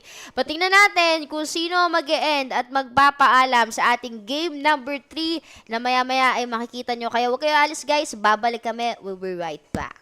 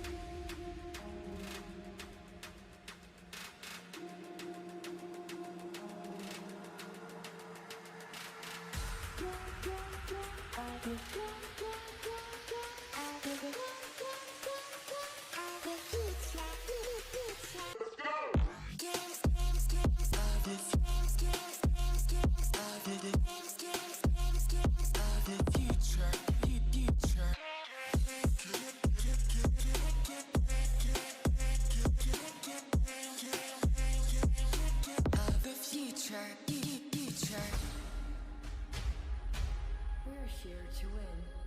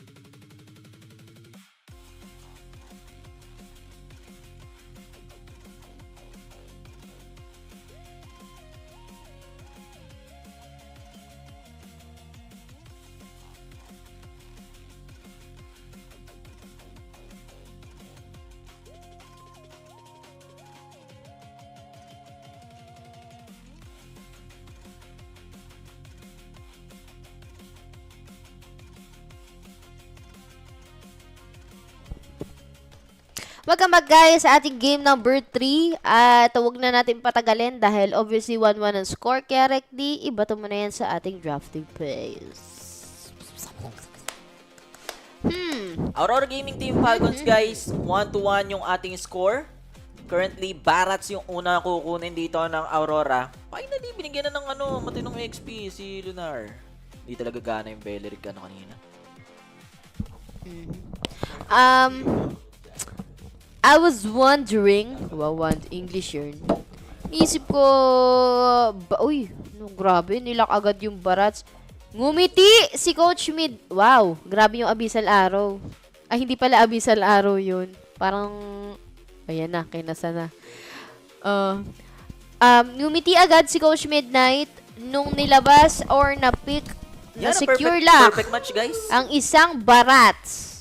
Para kay Lunar. Napapahiyaw ang aking co-talents na si Oblivion, guys. Search na Bakit? sa Facebook. Kasi pinakita sa camera eh. Siguro, na-excite dun sa pick kasi may Atlas, may Melissa, diba?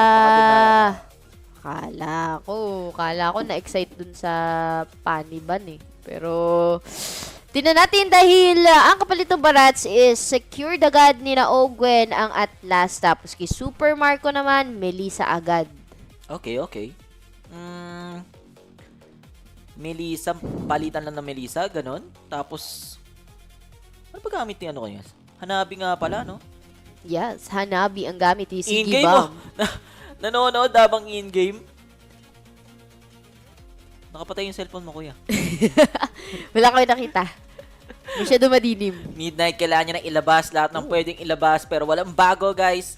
Claude and Harley yung kukunin dito ng Aurora Gaming. So, nagpalitan lang. Game number 1, si Marco yung nag-Claude. Game number 2, actually, Claude uli si Marco. Tapos, ngayon lang nag-Melissa.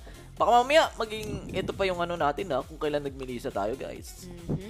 Pero, fourth ban, pick muna pala para kay Haji. Ano ka pinagamitin mid? Unahin mo na ba yung hero or ni Haji? wag muna? Valentina siguro. XP na lang muna. Kasi meron naman na si Lunar na Barats. I hope you win. Oh. Sino yun? Kanino yun? Basta supporter. Kasi nakalagay lang, I hope you win. Supporter ng Falcons. Pero Nolan for Kyle. Looking good yung first 3 ng Falcons Gusto ko to. For Aurora Gaming, guys, banning muna tayo. Wala pang hero si Haji. Ganon din naman si Flap. Sa side ng Aurora, wala pang hero si Rosa. Yan. And actually, even Fago. Pakibabaan naman yung mga brightness. Hindi natin makakita yung current rank. Nagpapeflex ng kanilang mga skins. Mga MFR nyo dyan.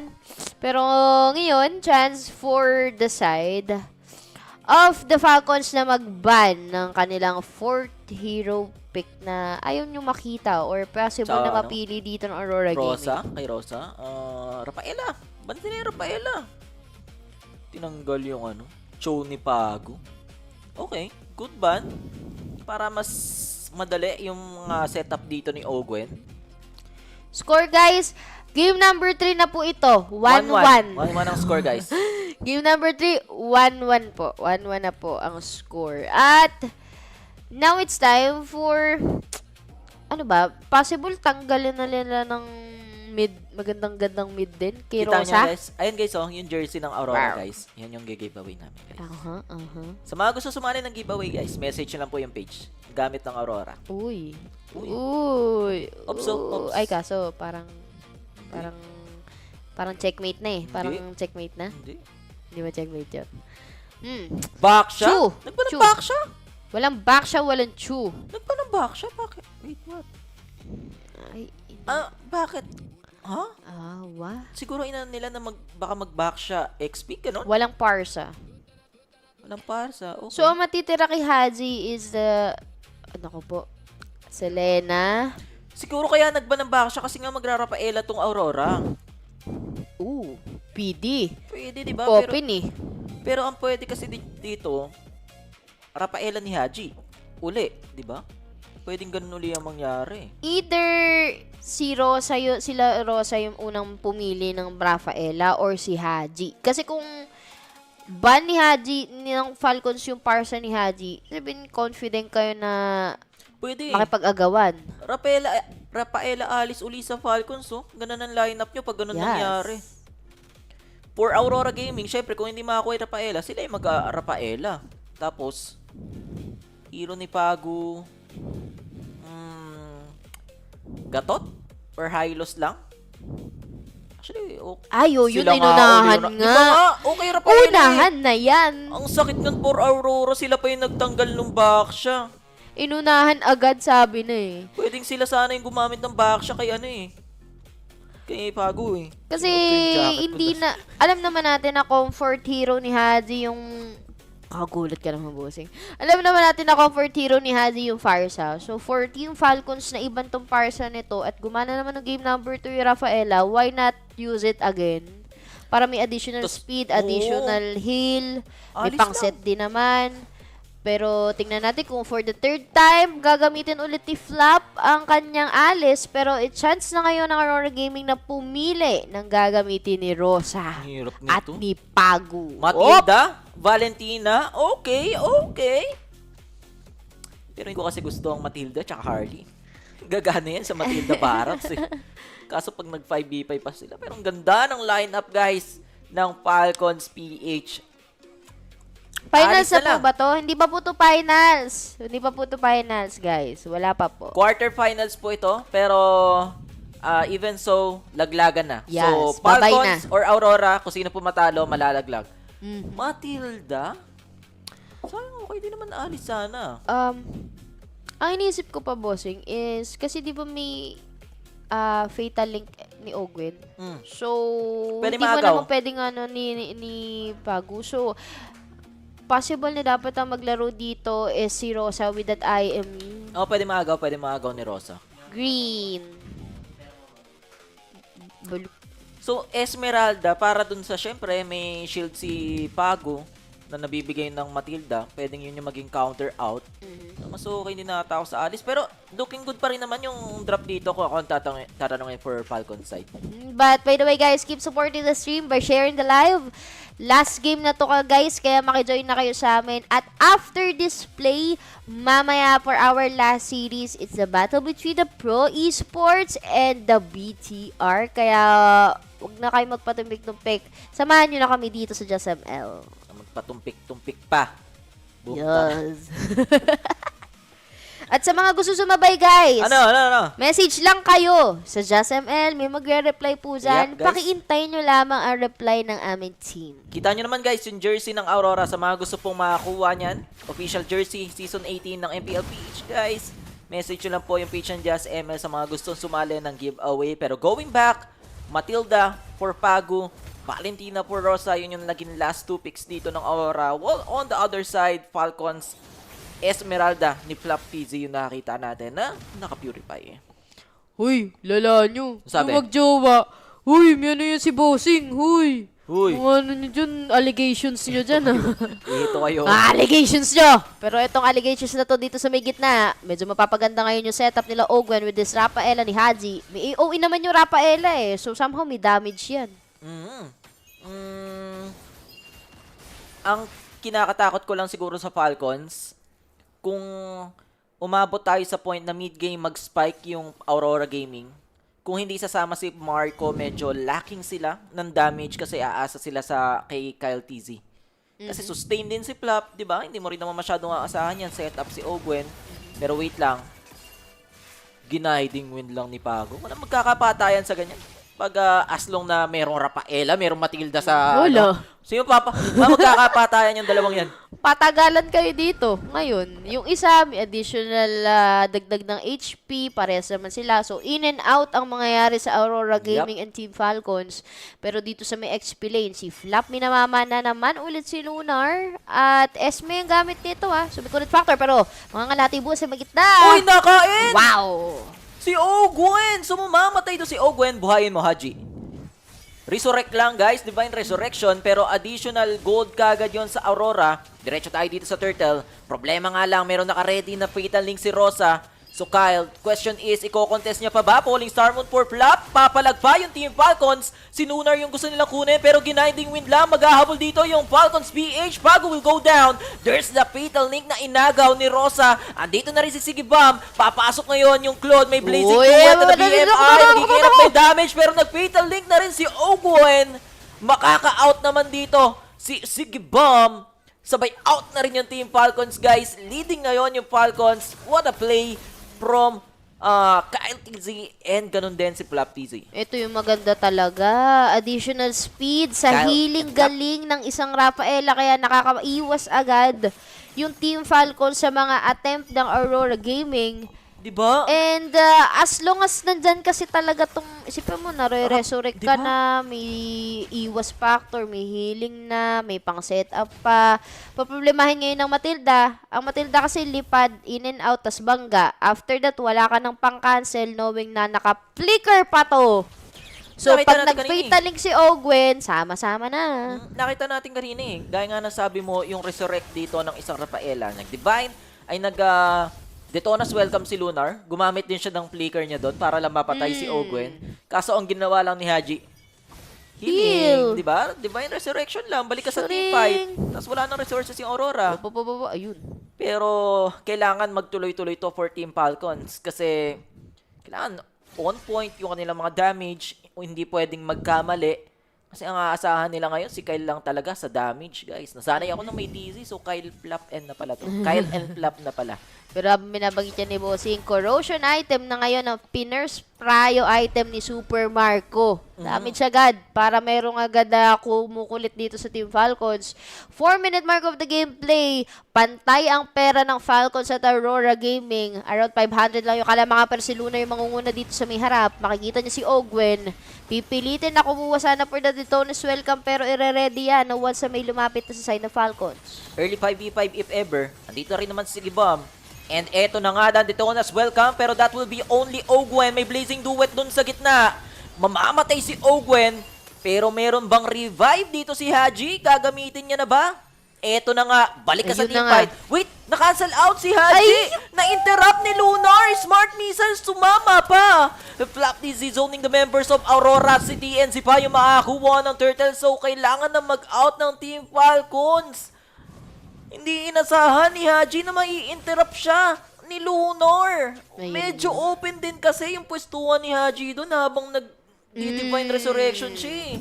At ang hirap pa dyan, Bossing, bukod din kasi sa either kahit hindi matamaan yung Rafaela, it will take time din. Segundo, importante yung segundo na yon sa pag-resurrect ng Rafaela ni Haji. Kasi si Ogwen yung dapat na mabalik agad doon with a fatal link na naka-ready sana. Para may magandang setup. Kaso mo na-cancel out. Pero dito sa may baba, ililigtas si Pago, si Rosa. Sa pressure na binibigay doon sa may XP lane.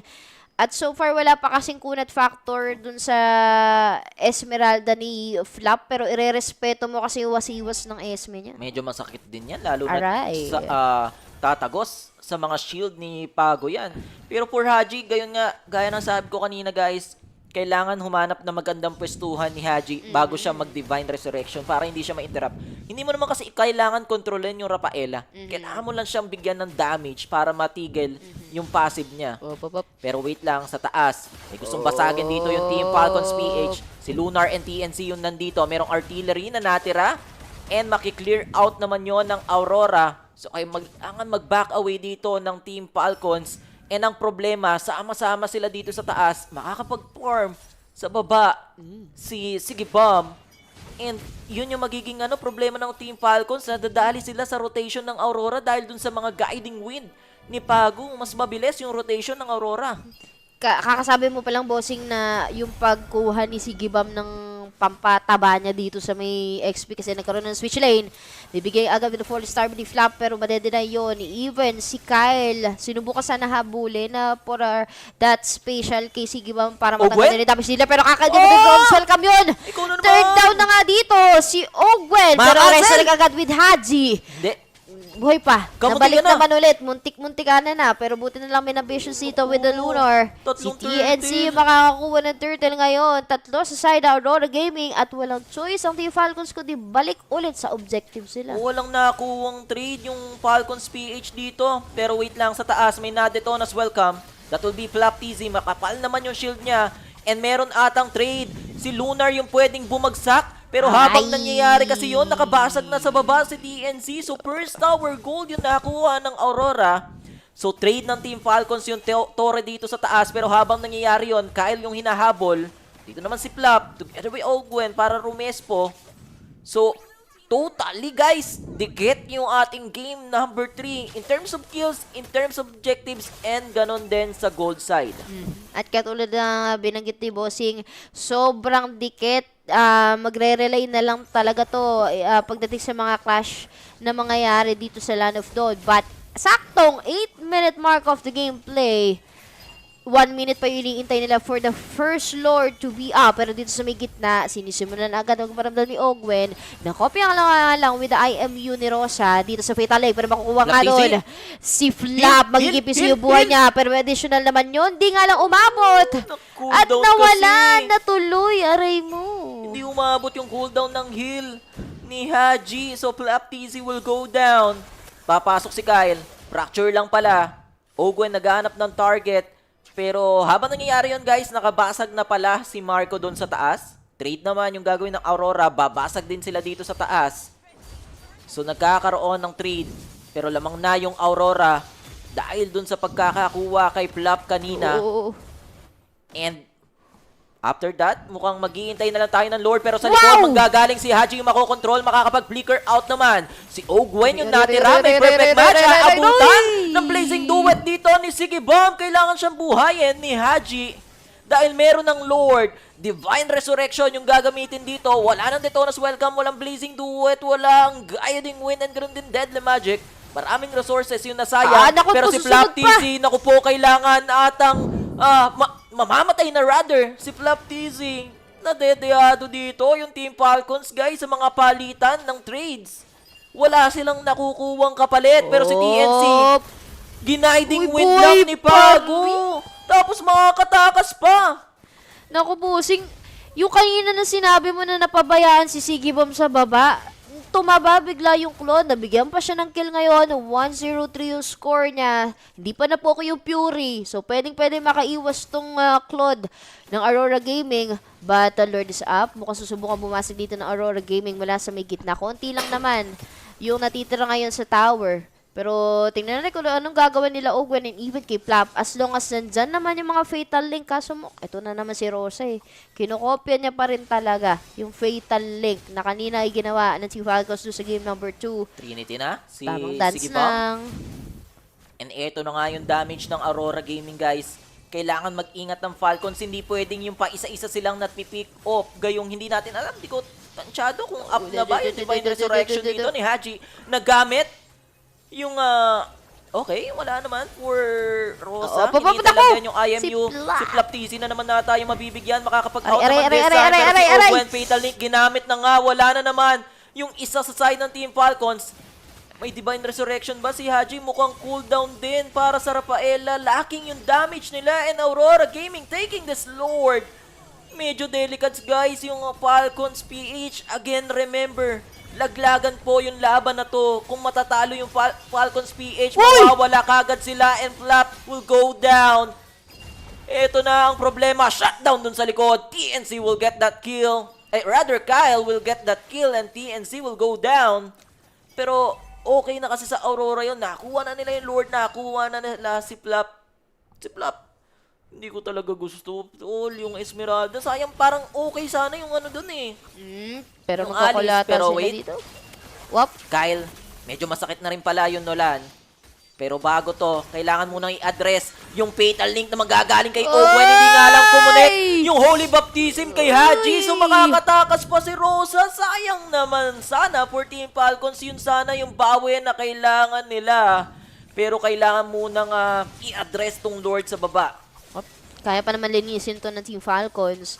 Dahil first Lord pa lang naman. So, hindi pa naman to evolve Lord as long as nandyan pa rin naman si Flap, nandyan si Super Marco, kayang-kayang i-clear. Bumabanda na rin kasi yung needle poke dito ni Super Marco with this Melissa. And nakakatulong din talaga somehow yung bawat clear doon. Pero deadly magic sa may likod. Si Super Marco yung tinamaan. Okay. Wala nga lang call ng ultimates ngayon para sa side ng Aurora Gaming. Pero muntik-muntik na nang mawala si Super Marco dun. Pero ito yung napapansin ko 8-4 yung ating score, pero yung gold hindi naman masyado palang nagkakalayo dahil nga sa shutdown bounty na nakuha doon kay TNC kanina. So good thing for Falcons PH, si Kyle yung nakakuha nun. So kahit pa paano, hindi naman totally behind yung Falcons sa lag. Kailangan lang talagang mag-survive ni Flaptizi and ni Owen sa initiation ng Aurora Gaming. Nope. Pero tingnan natin Lunar? kung anong gagawin. Ay! May setup! Link? Doon! Pero guiding wind, nire-ready na nga mga ngalati buhay ni Flap. Magigipiso na lang yun. Pero ito na yung Blazy Duet. Wala sa may kita. Uubusin na yung isa. Sinunod pa ng pangalawa. Si Haji yung napunta doon sa kamay ng isang Claude with Sige Bomb. Aurora Gaming, hindi pa sinatapos si Super Marco. Makakaiwas pa ba yun? Pero may bawi with that needle poke coming from Melissa. Nakakahinga pa ang Team Falcons. Yun nga lang, busing lamang ng 2K gold ang Aurora Gaming. 3-1 yung naging trade. 3 yung namatay sa side ng Team Falcons. Kamuntikan na silang tapusin ng Aurora kung namatay doon si Marco. Fortunately, andun si Kyle.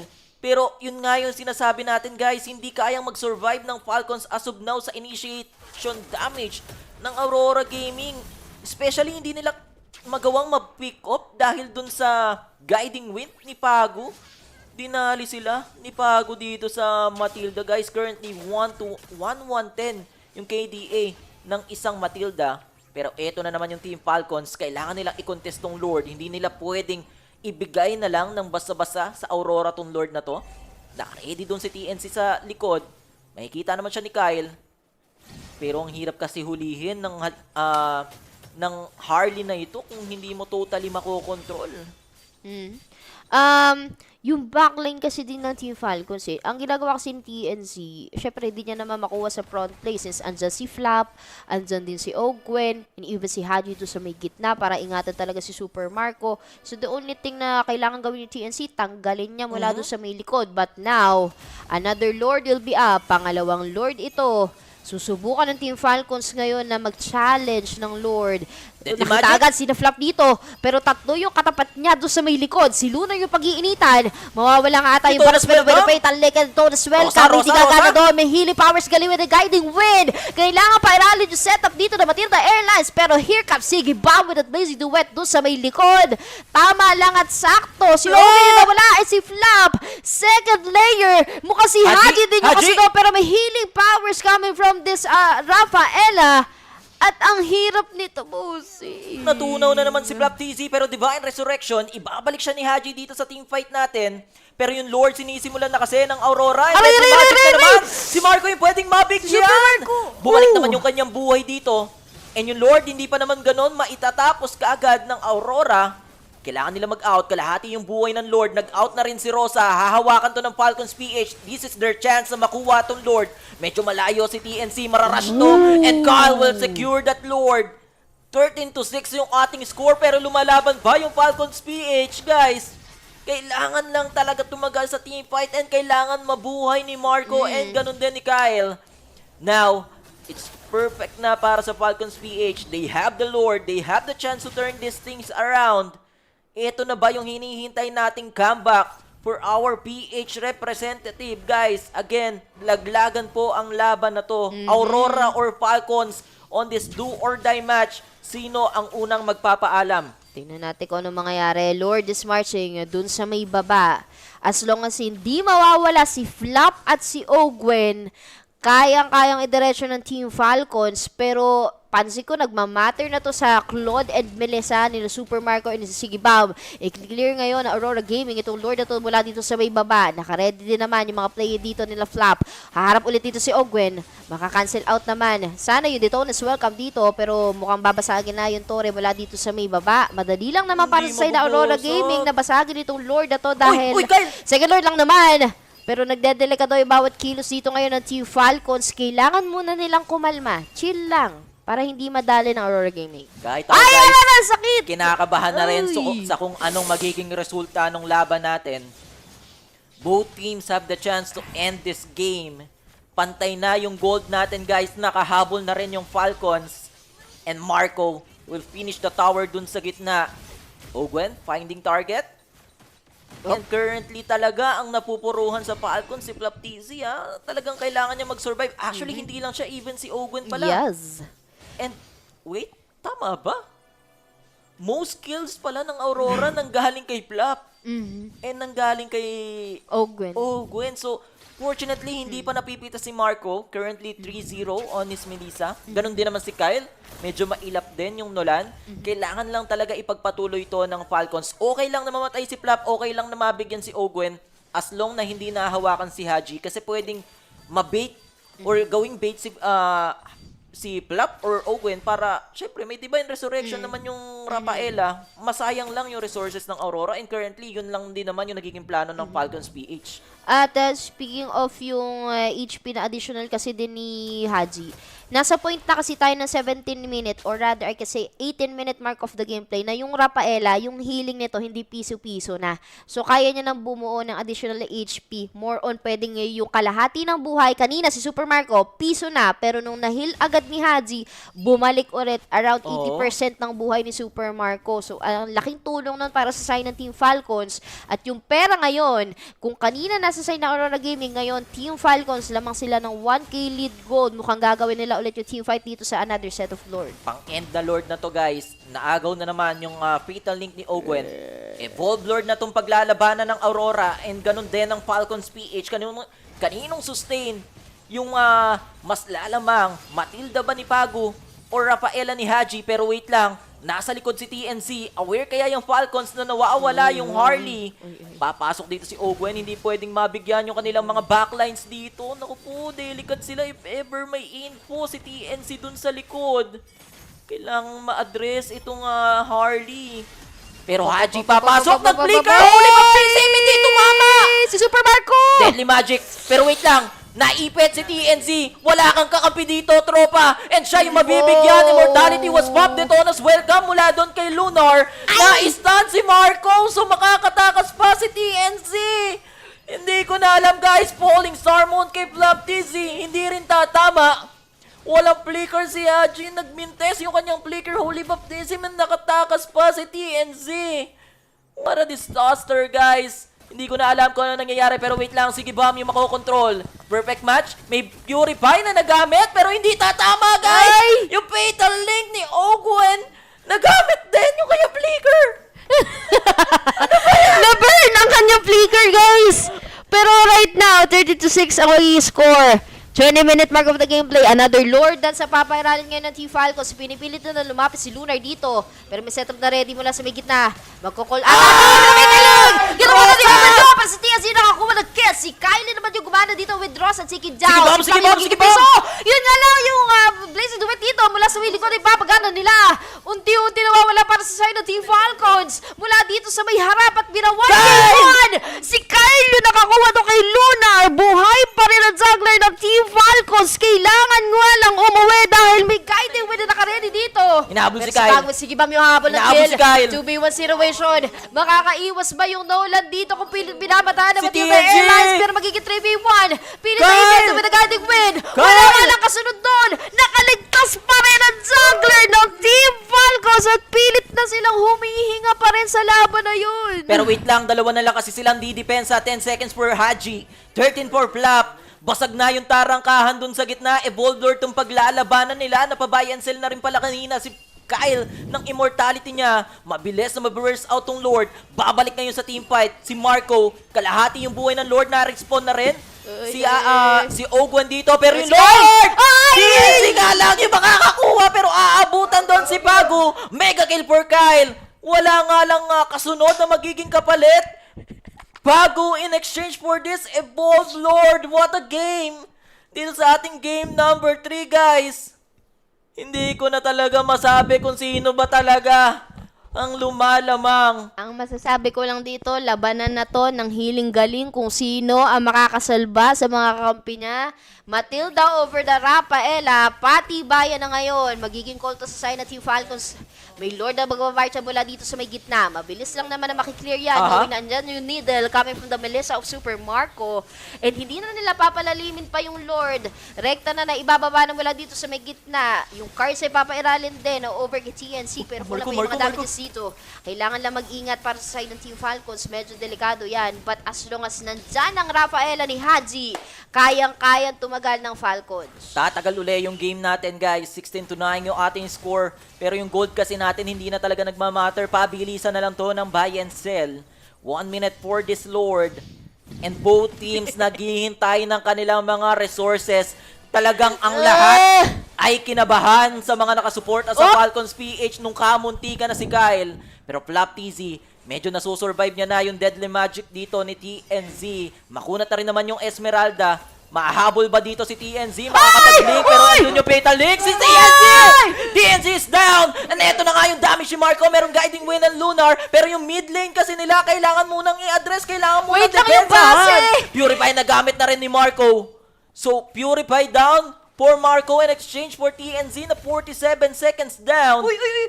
Oops, wait lang. Babasag sa baba dito yung Falcons. Hindi nakauwi si Sigibam. Wala dito si Sigibam. Kailangan siya hanapin ni Kyle. Inabutan ni Kyle. Na-cancel dito si Sigibam pero 1v1 dun sa taas. Kailangan niya mag-survive. May immortality pa naman if ever. Pero basag na kasi yung Torre dun sa baba. 23 seconds for this Lord. Aabot naman si TNZ. But the problem is 40 seconds pa yung Purify dito ni Marco. Kailangan mag-ingat ngayon ng Soul Damager. Aside kay Kyle, Marco, nasa kanya ngayon ang alas. Kailangang mabuhay ni Marco mamaya. Kailangan mag-ingat sa initiation dito ni Rosa. Up na yung Evolve Lord. Buhay na rin si TNC. 20 seconds for Marco's Purify, guys. Yun yung kailangan nating hintayin. Kailangan muna i-buy time to para sa Purify ni Marco. Munti ka pa hindi makauwi dun si Gibam. Medyo delikado yung nag-1v1 sila doon ni Kyle sa may taas. Pero Lordans muna yung papairalin dito ng Team Falcons. Sinusubukan nila na mauna si Lunar para matanggal yung pwede mag-receive ng damage coming from the Aurora Gaming. Reset lang. Pero nakaready mula dito sa may likod sina Pagu. Even the minion waves are very connected ngayon. Pero magsisimula na po mula dito sa may kita with the guiding wind. Susubukan niya na i-cancel out. Wala nga lang ultimates ngayon with Pagu. Pero magiging call niya para sa side ng Team Falcons. Reset mo muna para with this Lord. Kailangan mag-ingat ngayon ng Team Falcons. Evolve Lord na gumagana ngayon. Hindi nila pwede lapitan si Super Marco kasi may healing na manggagaling with Hadi and this Rafaela. Yun nga lang si Lunar. Hindi natatangkain mula dito sa may gitna. Parang gusto ata humabol dun mula sa may likod. Si Rosa with that IMU. And nakaready naman dito yung kanyang Fatal Link. Pero wala pa rin mag-a-attempt na bumawas o kumuha. Kailangan na may unang maglapag ng paa nila dito sa may Lord na to. At walang pwedeng lumapit sa Lord kundi si Flap lang. Pwede mag-call dito ng setup. Grabe naman yung teamfight na to, guys. Sobrang tagal. Nagamit ni Marco yung Purify niya. Pa-cooldown na uli. Ngayon, sobrang tagal ng teamfight. 20 seconds na lang yung Purify. Nagamit yan kanina pagka-respawn ng Lord. Pero going back, medyo tumatagal na talaga yung buhay ni Flap TZ. And eto na nga si Owen finding target. May guiding wind na ibibigay. Yung Lord, sino yung makakuha? Yung mga needles si Marco. Kontrolado rin naman. Marireset yung Lord. Andun yung go away. Kaso yung Fatal Link! Ni Rosa shot down! Marco is down again! Marco is down! Hindi umabot yung Purify niya! And Kyle, kailangan din mag-survive. Oh no! Andiyan na si Flap TZ. Falling Star Moon gagamitin. Pero pwede na kasing mag-Lord na lang yung Aurora. Actually, hindi na kailangan mag-Lord. Tatapusin na nila yung game. Pwede. Marco and Haji is down. Si Haji pa yung napuruan. Gayong siya yung may kailangan. Siya yung may Divine Resurrection. Hindi ipipili to ng Aurora Turkey Kukunin muna nila yung Lord. Sobrang punishable ng death timer ng Team Falcons PH. 30 seconds, almost 40 seconds pa bago mabuhay yung dalawa mula sa side ng Falcons PH. And hindi pa makukuha ni Kyle yung kanyang...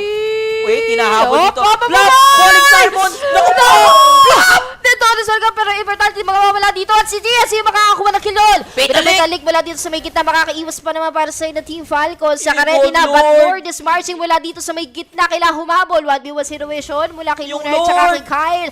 Kailangan mag-ingat with the guiding wind. Dalawa ang pwedeng kumontra, pero 5 seconds yung iniintay para bumalik sa side ng Team Falcons yung dalawang player nila. With Sige Bomb na nakaredy mula dito sa may gitna. Mababasik pa yung Torre, pero ito na si Super Marco.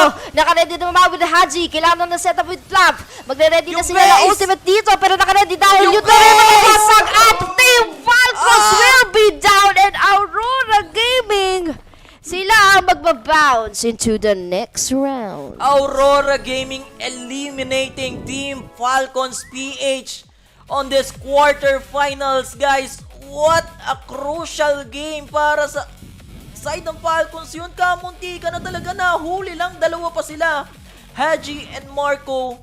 Nadamay pa si Haji. Siya sana'y magre-revive and hindi sumakto yung cooldown ng Purify ni Marco.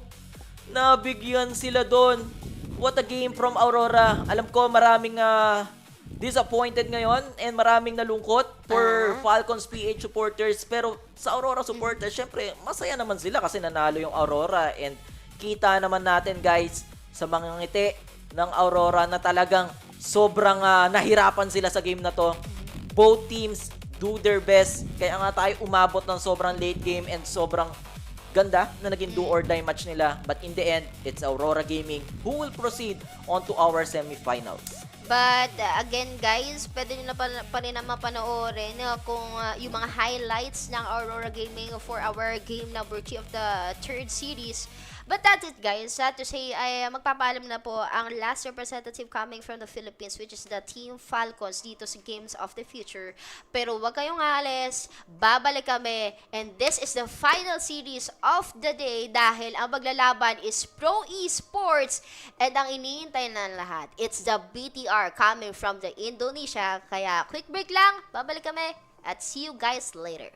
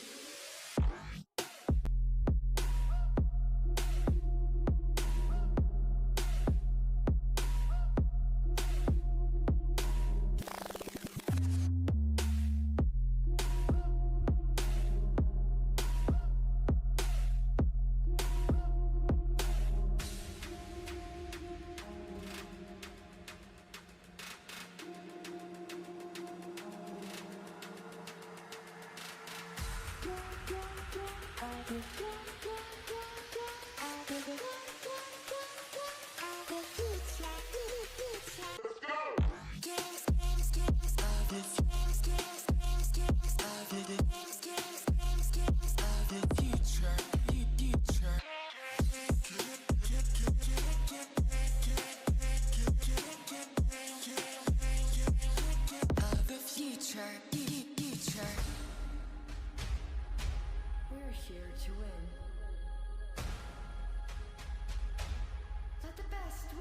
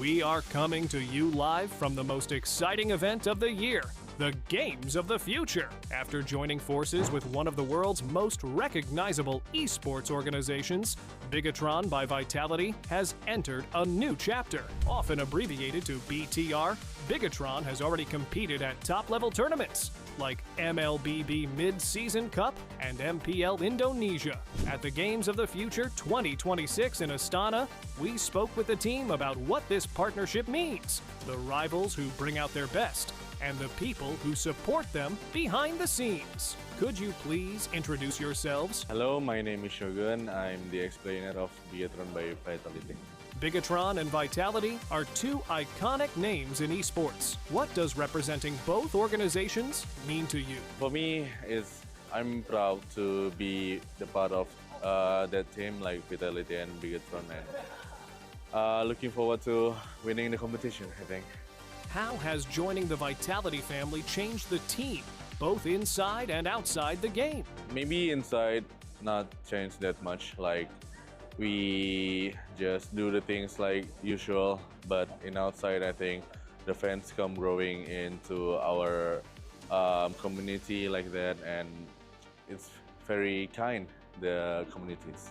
Which team always pushes you to play your absolute best? I think for me, Aurora Gaming from Turkey.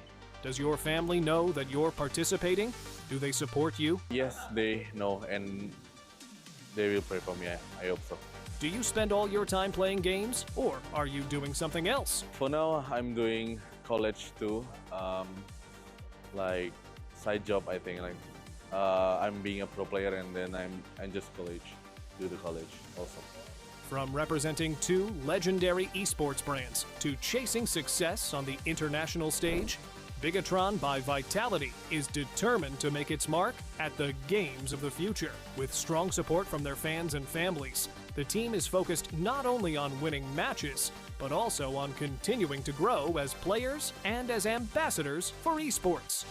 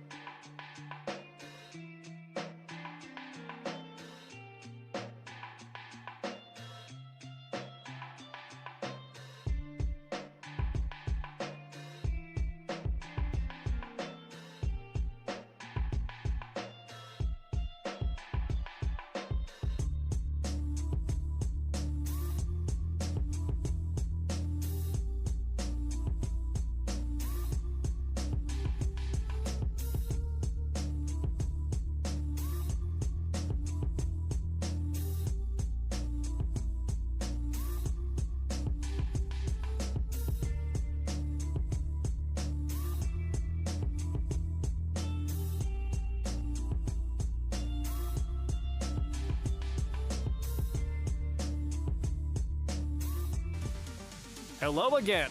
We're in Astana, where games of the future are going on. Thanks for watching, and we hope you are having fun. We are happy to introduce our next contestants, Pro Esports. This is the South Asian Mobile Legends Bang Bang team that was founded in 2023.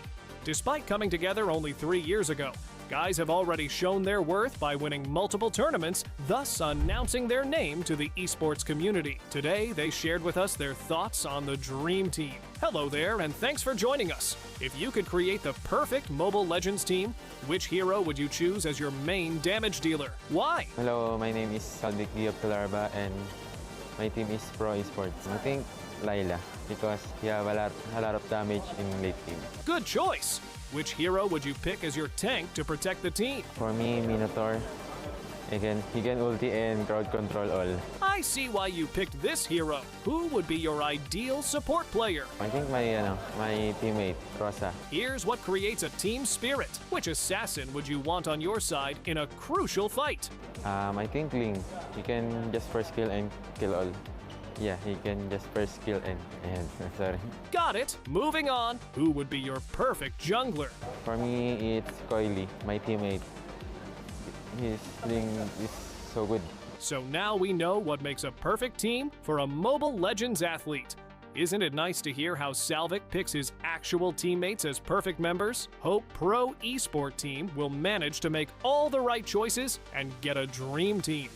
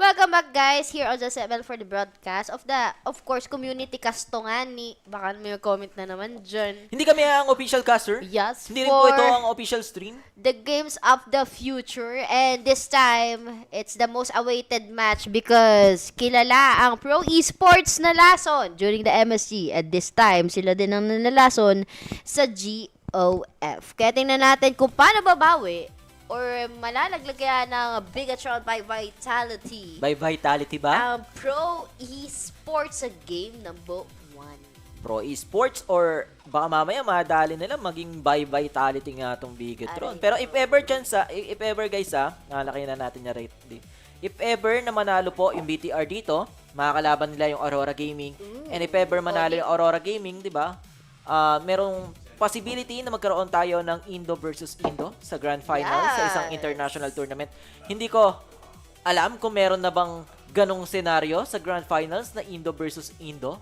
Or kung meron man, siguro way back pa nung talagang pinakaunang season ng international tournament ng MLBB. Pero ang dami pang kailangang pagdaanan. Onic versus SRG. Siyempre, kailangan mo na manalo ng Onic against SRG. And kailangan mo na manalo ng BTR sa Pro Esports. Manalaman natin yan kung sa-success ba ang BTR against sa Pro Esports. Because, speaking of these two teams, ay may Pinoy. Okay? May Pinoy sa Pro Esports. Si Koy Lee. Sa side naman ng Bigatron na si Moreno at si Eman. Kaya, let's see kung... Hindi yan Ay, hindi ba si... Ay, parang iba nata. Mukha lang Pinoy, guys. Mukha lang Pinoy, si Moreno. Si ano lang pala. Si Eman lang, si Eman. Sorry. Mukha lang kasi. Lagi pa naman silang magkaano sa panang camera. Pero kasi kung titignan mo talaga maingis si Moreno, talagang Actually, guys, mas mukha pa Pinoy si Moreno kaysa Eman. Totoo. Even sa mga Indo, sinasabi nila mas mukhang Pinoy si Moreno kaysa kay Eman. Pero eto guys, ban hero tayo sa side na Pro Esports at Las Paquito and Barats na pinag-aagawan lagi. At sa side naman ng BTR, Funny Hirara and Freya agad ang tinanggal. BTR Uranus Zushin yung kanilang kinuha dito. Kailangan ng pang-follow up dito sa Zushin, especially Uranus yung kanilang naging XP-laner. But for Pro Esports, ayun, kala ko hindi ba ng BTR to pero sobrang important na talagang tanggalin nila tong Esmeralda. Lalo ang daming counter out sa kanila, 3 hero kagad nila yung mga counter ng Esmeralda. But Pro Esports, tatanggalin nila yung Marcel na pwedeng ipang compatibility sana dito sa Zushin. I think pwede rin nilang alisin yung Hilo siguro. Uy, nagkapalitan itong Harit yung laging gamit ni Kuzen napunta Ano, kay Eman. And Melissa, yung kinuha dito ni Kusin. Talagang Melissa ano talaga? Melissa game. Melissa meta na talaga ngayon, guys. Hindi lang talaga gumana yung Melissa kanina, pero mukhang yung pa rin naman. Yung gusto dito ng Pro Esports. Pero, let's see, dahil last ban hero sa side ng BTR ay Povius Okay. at Esmeralda. Sa side naman yun na Pro Esports Marcel at may iniintay pa silang last ban hero which is Harley agad ang tatanggalin para wala nga namang gagamitin dito si Nael. BTR, meron na naman kasi silang Uranus So, kailangan na lang talaga nila ng additional crowd control. Pwede ata kahit Rafaela lang. Lason lang. Hirap patayin yung lineup nila if ever. Pero kung gusto talaga nila ng pangontrol, Hylos ni Pin or Gatot ni Pin. Yun lang din naman yung mga usually nakikita ko na ginagamit ni Pin. Pwede din yung Cho if ever, di ba? Dahil pang choice ni Pin actually.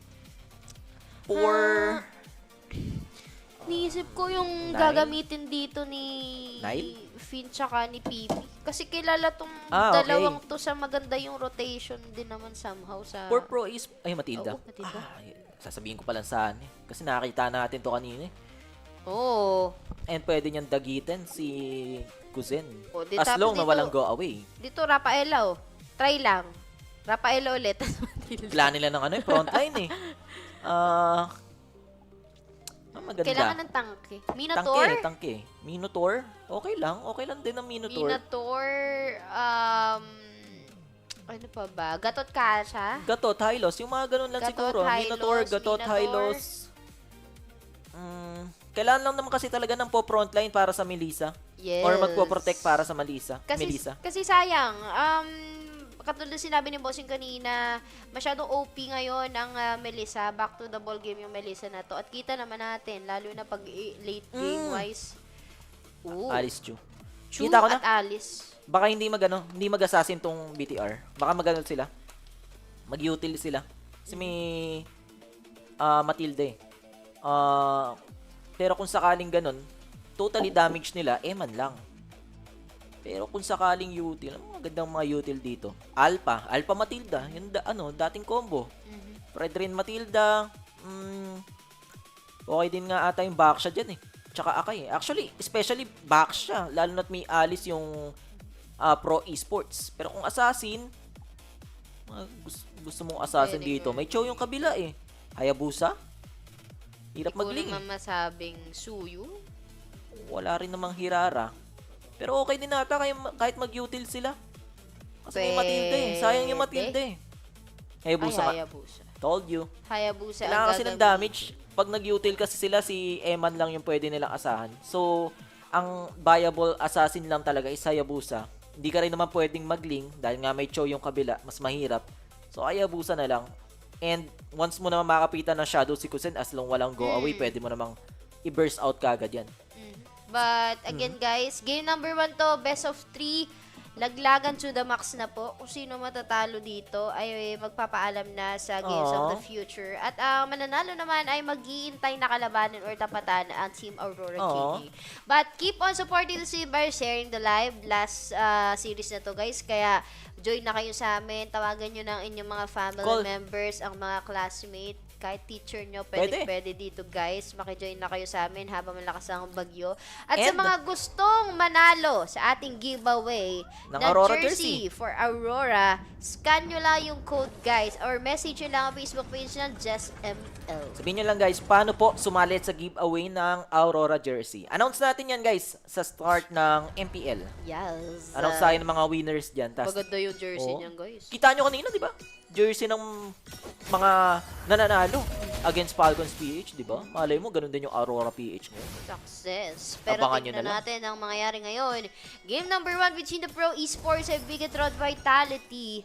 Pero napabalik doon ng konti ang BTR dahil masyado maaga yung presensya na Pro Esports with Sao. Along on the side na rin ni PP na maganda rotation ng isang Chu. Isip ko lang, bossing, paano pag kumapal mamaya sa late game? But speaking of late game, naunahan naman ni Nael with that little wonder. Mahirapan din nata talagang pumikop yung Pro Esports as long na merong naka-reading guiding wind si Finn. And sino ba target mo dito? Parang ang target mo lang dito si Moreno tsaka si Nile eh. The rest naka-purify na. Purify si Finn, purify si Eman, purify si Shogun. Eto lang medyo delicate si Moreno. Kasi hindi ko alam ba't siya nag-sprint. Siguro mas gusto nila maging aggressive mamaya. Pero once kasi na mahuli siya dito, sobrang viable target ng isang Zushin na naka-sprint lang.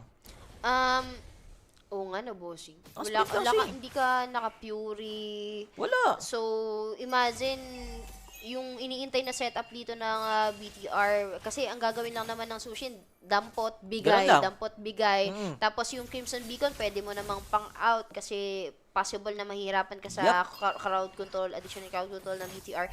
Pero knowing na kung ganito yung magiging idea para kay PP, baka hindi malabong mamain niya yung mga bawat way of the dragon. Pero Turtle! Hindi nga lang umabot doon. Si Nile, merong DOR na nanggaling kay Felix. Critical si Finn and siya rin naman agad yung mabibigyan. Merong Crimson Beacon na nanggaling kay Moreno. Dalawa yung mabubuhat pero asan yung follow-up? Mabubuhat din si PPP pero walang makuwang kill si Nile. And eto na si Nile with a shadow kill and bayong damage. Pinagpasapasahan ng mga miyembro ng Pro Esports. Kaso nga lang lumalamang yung Pro taking 3 hero sa side ng Bigetron and isa lang yung bawi ng BTR tapos meron pang Turtle na nakuha yung Pro Esports. Hirap talaga nga at early stage yung sushi ni Moreno. Wala siyang mana. Okay, babalik naman yung mga buhat factor ng Lantern, pero sobrang konti lang. Parang sa motor lang yan, pag wala na talagang gas, ay hindi na talaga aandar yan. Tulak na lang. Tulak na lang. At yun na nga yung nangyari dahil broke na din yung kanyang sprint. So ultimately, hindi na nakapag-out pa doon si Moreno. At yung 3 kills na to, masyado maganda for start of the Pro Esports. 9-8, lamang ng 1k lead goal ang Pro Esports ngayon, down to the 3-minute mark of the gameplay. At mukhang delikado sila sa mata ngayon ng Chu ni VPP. Yun nga talaga. Lakas pa naman ng yun na naman show. Lakas pa naman late game comp ng BTR. Pero fortunately, Eman, na-secure niya yung crab dun sa baba. There is synchrovision.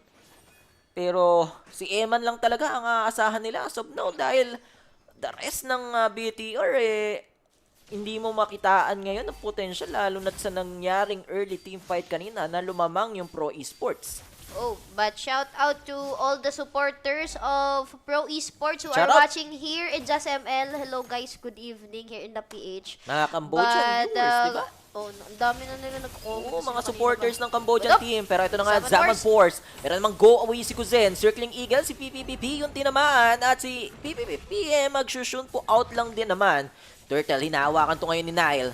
Andito na rin si Sa. May Crimson Beacon na gagamitin. Si Moreno, zoning. Coily.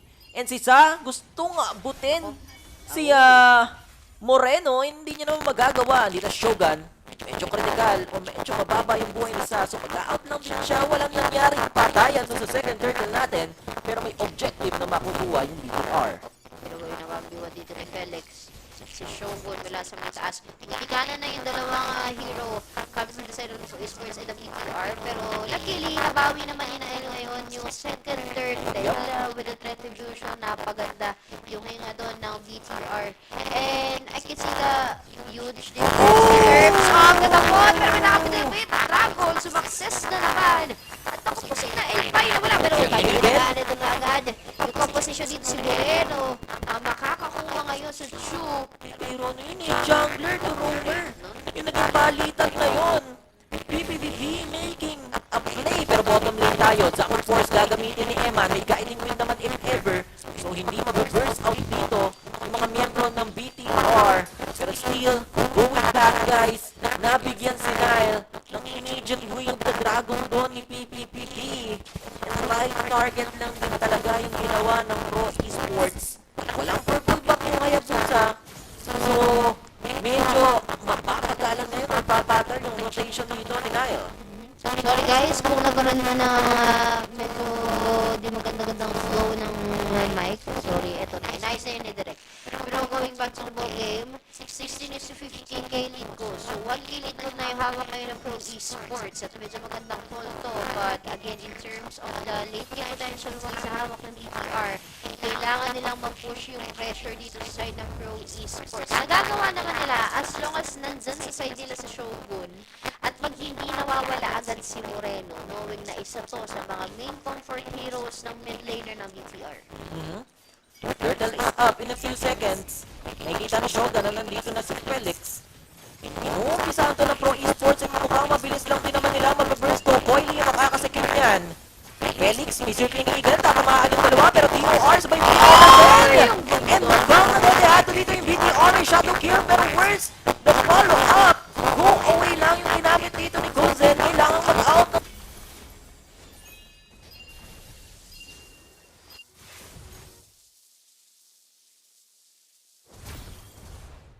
Pero nakuha na ng Pro Esports yung objective na kinakailangan nila.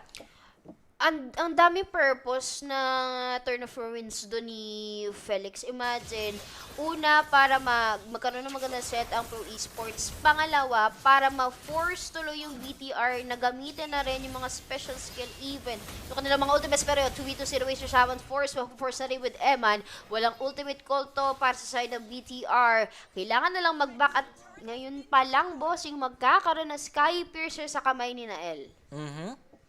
4-2 yung ating score, guys. Okay, guys. Okay na ba? Okay na ba? Okay na ba? Ayan. Anyo nga sa'yo? Hello? No worry, guys. I-check ni Rek yan maya-maya. Por favor, mi amor. Hintay lang kayo, guys. So, okay na. Sorry sa mga nangyari kanina ng problema, pero going back, guys. Lord na pala yung susunod na paglalabanan nila. Currently, may 2K gold lead po yung Pro Esports. 35 seconds for this Lord. And I think kailangan na rin sumama talaga ni Eman sa teamfight dahil lacking nga ng damage dito yung BTR. Gayong hindi rin talaga enough yung mga shadow kill ni Nile and yung mga shuriken niya. Especially, sobrang kunat ng frontline ng Pro Esports which is I'm Felix. So, siguro kahit ano pa, mga anti-heal pa yung kailangan ng BTR. Ang daming anti-heal yung kailangan, bossing. Andiyan kasi yung press. Katulad ng sinabi mo, yung Alice nga magiging present. Pero ito na agad, yung setup ng Way of the Dragon ni Pipi! Hindi siya na-purify! Pero si Kuzen yung nakakuha ng kill! Magiging call yun ngayon. Magiging nandito agad. Pero nakaready naman. With the circle pero nakaready pa rin. Dito sa may gitna at si Felix makakadown kay Moreno. Bawas ang dalawa sa side ng BTR kapalit ng isang buhay ni Coily sa Pro Esports. Hindi ko naintindihan yung ginawa ni Shogun. Hindi siya nag-purify. Fortunately, nagawang stop ng BTR yung attempt sanang mag-lord ng Pro Esports by sacrificing Moreno in exchange with Coily. So walang naging attempt na lord yung Pro Esports. Dun buti na lang talaga. Pero wait lang, Nile finding Kuzen kung nasan ba siya. Naiwasan naman ni Kuzen yung attempt dito ni Nile pero PPPP merong shadow kill na gagamitin para lang din hindi kagad masipa.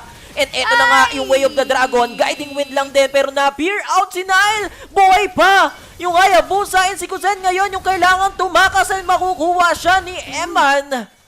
Wala nga yung gold laner yung Pro Esports.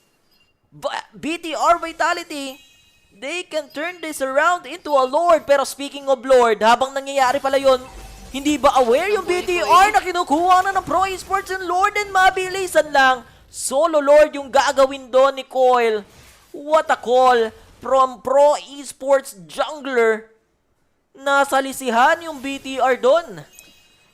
Kapalit ng Lord na yon ang buhay ni Guzen. Napunta yun sa kamay ni Eman. So, clean record for this Harid. 1-0-2 ang KDA.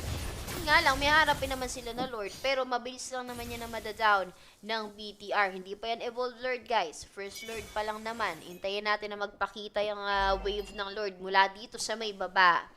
And automatically, yung tama kanina kasi na shadow kill ni Nael sa makunat eh. Tama sa ulo. Hindi tumama sa ulo eh.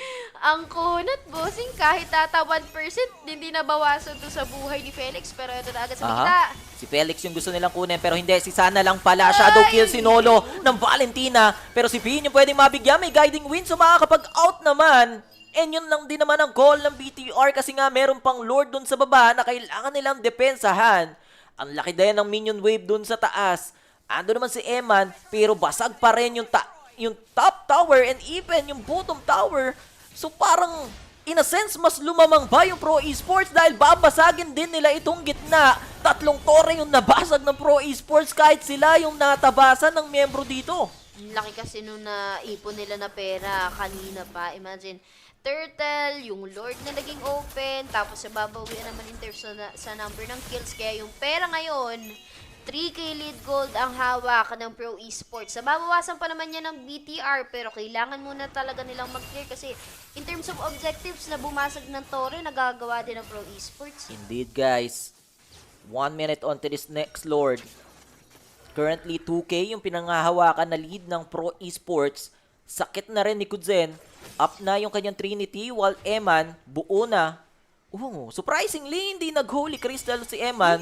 Aware siya na kailangan kaagad ng immediate damage ng BTR. So, Feather of Heaven, Sight, tapos Divine Glaive yung binuo dito ni Eman. Yun yung naging first three niya. Tsaka lang siya mag-Holy Crystal. Kasi baka matagalan eh. Yung Holy Crystal niya, kailangan kaagad nila ng damage. Pero wala pa na mga nangyayaring team fight kaagad. Talagang maingat yung dalawang team, lalo na't pa-spawn na rin yung ating next Lord. Kung kanina, nasa lisehan to ng Pro Esports, si Nolo Lord ni Coily. Ngayon, aware na yung BTR na hindi na pwedeng mangyari yun. Gayong alam nilang kayang i-burst out kagad to ng Pro Esports. Pero ito na yung burst with the shadow kill! Tataba si PP doon. Kailangan mag-back muna nila ay walang ultimate na polio para sa side ng Pro Esports. Now, 4. Yung kailangan dumipensa dito sa may purple buff. Pilit na iniingatan na mapunta sa kamay ng BTR yung resource na yun. At sayang, bossing. Kasi tumama na naman kay PP yung yung shadow kill na yun Pero yun nga ang problema, waiting si Nile sa kanyang shadow kill. Consecration naman yung hinihintay ni Shogun. Mabilis lang din naman mag-up yan. Pero eto na yung Lord. Hinahawakan to ng BTR. Leading yung Pro Esports pero matapang pa rin naman yung BTR by Vitality. PPPP finding target. Jet Kundo, hindi tatamaan or wala siya magiging target pero si Shogun na naman yung mabibigyan. Hindi niya na-pop yung kanya Purify pero hindi na kinakailangan pero bagsak na si Pin. Moreno ganun din naman. May makukuha bang trade si Coily na lang sana pero PPPP mabubuhay. Pati naman Shadow Killing Spree para kay Nile. 1 man down yung BTR and gusto pa nilang kumuha ng mga buhay dito and Felix will follow that. Laban sa dalawa yung bumagsak dito. Mid and Roamer yung bumagsak sa BTR. Ganon din naman. XP and Roamer sa Pro Esports pero BTR, dediretsuhin nila to sa Lord. Meron ng retry si Nile. Andito rin si Eman, Zaman Force, zoning the members of Pro Esports and Pro Esports. Hindi sila makalapit kasi walang popronta. Patay lahat ng kanilang frontliner and yun yung naging problema ng Pro Esports. BTR securing this Lord. Tama ka dun, bossing. Hindi na i-contest pa yun ng Pro Esports. Kunin na lang daw ulit ni Coily itong purple buff na to. Knowing na pag wala nga naman talaga yung Chu at saka yung alis ni Felix, walang tatanggap ng damage. Kailangan kasi may follow-up. At speaking of the follow-up, naka-ready pa rin na yung manika dito coming from the Melissa ni Kuzen. Problema ngayon para sa ng Pro Esports, nahahawakan naman nila yung pera, nahahawakan din nila yung number in terms of the kills, pero at this stage ng bagbabaws na tayo sa 15-minute mark, nagsisimula na rin kasi sumakit si Eman, sumakit yung shadow kill ni Nael, even yung mga shield dito na ginagawa ni Shogun para i-distort or malito yung Moreno, wala kang Purify pero na-force na yung Crimson dito niya dito, si Felix yung pilit na bumado with that lantern, yun nga lang, wala nang kinabahan ako kay Moreno dun kasi nasa likod si PPPP, wala kang Purify boss. Pero conceal play kay PPPP, ganap siya ng target. And Holy Crystal na buo na rin naman pala ni Eman. Kaya pala sobrang sakit na ng hard na to. Circling Eagle sa likod. Babangga. And yung Torre dun sa gitna hindi pa rin ma-penetrate ng BTR guys. And habang nangyayari tong kaguluhan na to, hindi pa pala na-address ng Pro Esports yung Lord sa taas. Naku, nabasagan pa sila ng Torre dun sa may top lane. Mukhang susunod na rin nata itong Torre dito sa may base ng Pro Esports. Kailangan nilang itong i-clear ngayon. Madali lang naman yan dahil second Lord pa lang naman.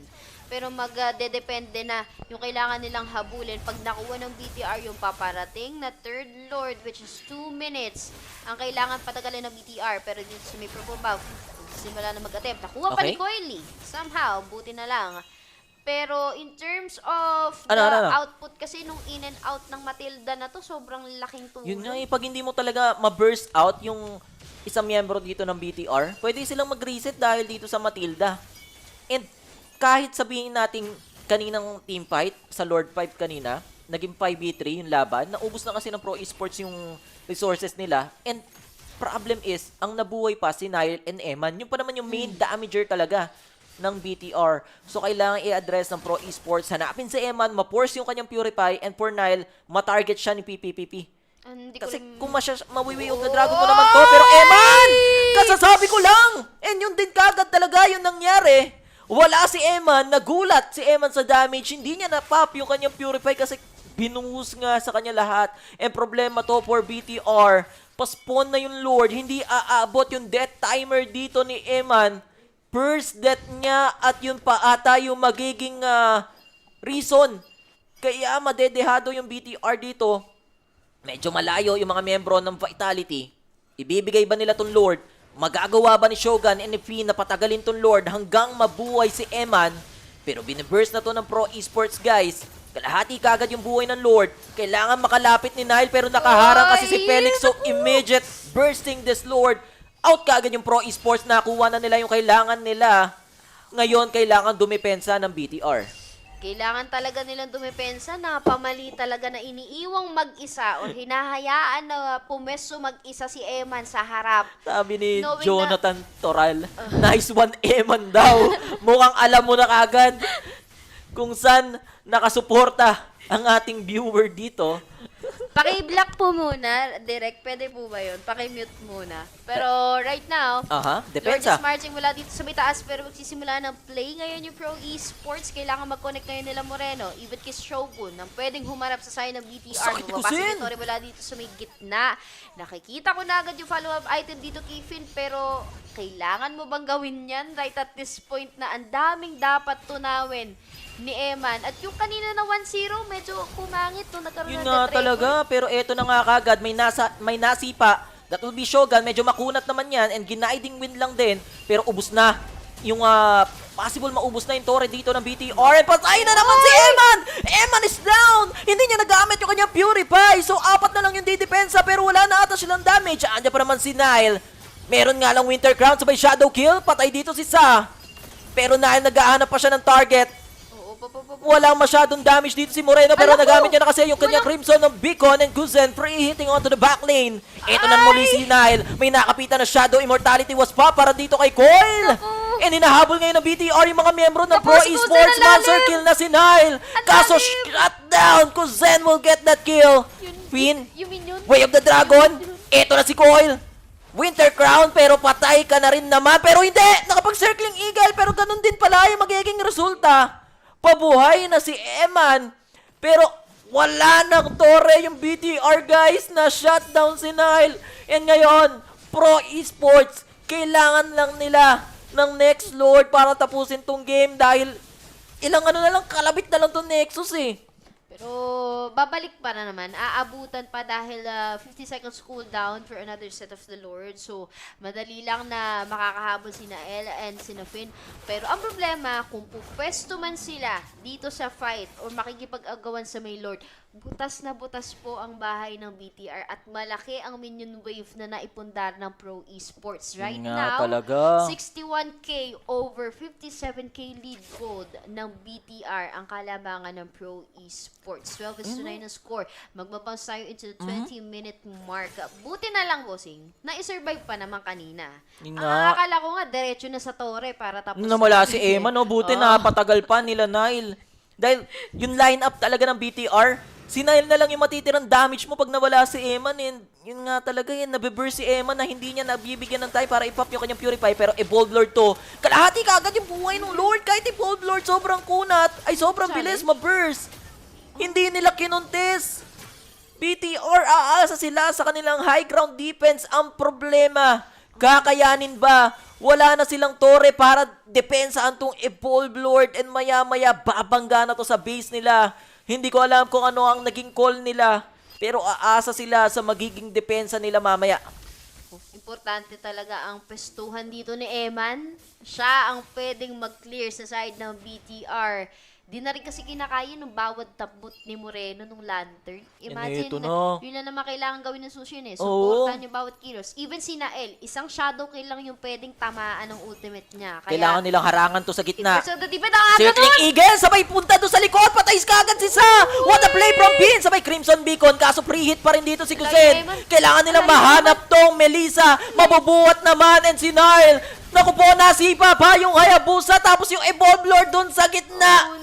Kailangan depensahan ni Eman Shogun, prolonging this game, kaso hindi pa rin nila magagawa. 4v2 yung laban, may Evolve Lord pa dito, walang shot, pa-up na rin pala yung Shadow Kill, Immortality, binili na rin naman ni Nile. Zaman Force pwedeng ilatag ni Eman if ever, and eto na, sumasayaw na yung Harit pero may Lord, and yun yung focus ng Pro Esports, tatapusin yung game number 1. Evolve Lord lang yung kinailangan and hindi nagawang depensahan to ng BTR. Pro Esports taking game number 1 against BTR. Sobrang ganda na pinakita na Pro Esports sa game number 1. Indeed, lason nga talaga sila. Diba? May lason factor talaga. Match Pro point Esports. kagad. From MSC down to the GOF, sobrang laki ng nagagawa ng Pro Esports. At kitang-kita naman kung paano nahirapan si Moreno.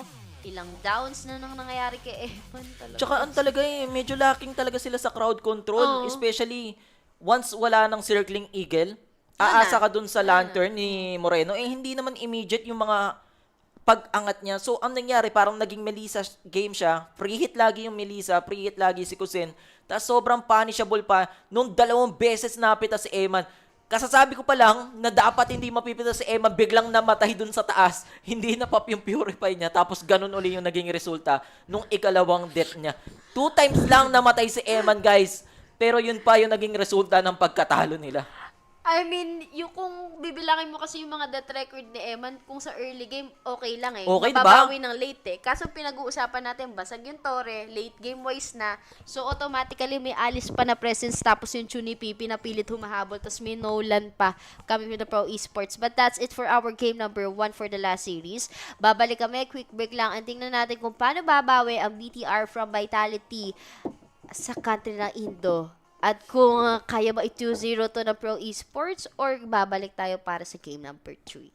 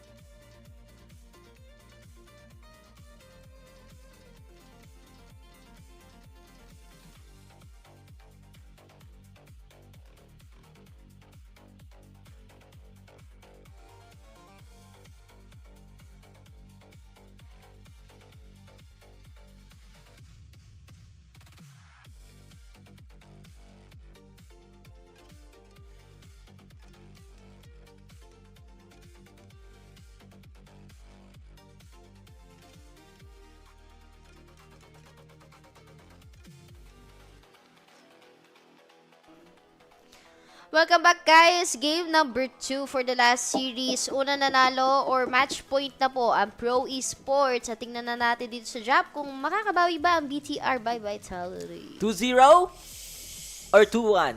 Dalawa lang yan guys. Pero looking at Pro Esports, pag ganun mo na, likely. Currently, ganda ng first 3 ng Pro Esports dito. Valentina, Beleric, Pakito. Tapos naglabas ng sili ng Fakani, BTR. Uy, alam mo ma'am, si Jericho, kanina pa, as in mula, bago mag-start yung Series 3. Dito lang siya, boss. Hindi siya hawak ko siya sa leeg. Sino? Hindi pala. Jericho? Si Ate Yuko, si Jericho. Ito. Ayan, dito. Follow nyo lang guys ang ating mga casters. Diyan lang. Andito Caster lang. Shake. Safe. Caster Yuko. Pero boss Jericho, Boss Jericho, kung gusto mo masaktan, PM mo ako, may sasabihin ako sa'yo. Ay, hindi, joke lang. Joke lang, boss. Pero, KPP, uunahin agad ng Pro Esports yung Pakito, Beleric, and Valentina. Ganda, strong pick to. Kuwawa ka agad yung fan niyo dito. Tapos, wait lang. Beleric, XP, Pakito Jungler, sabay Badang.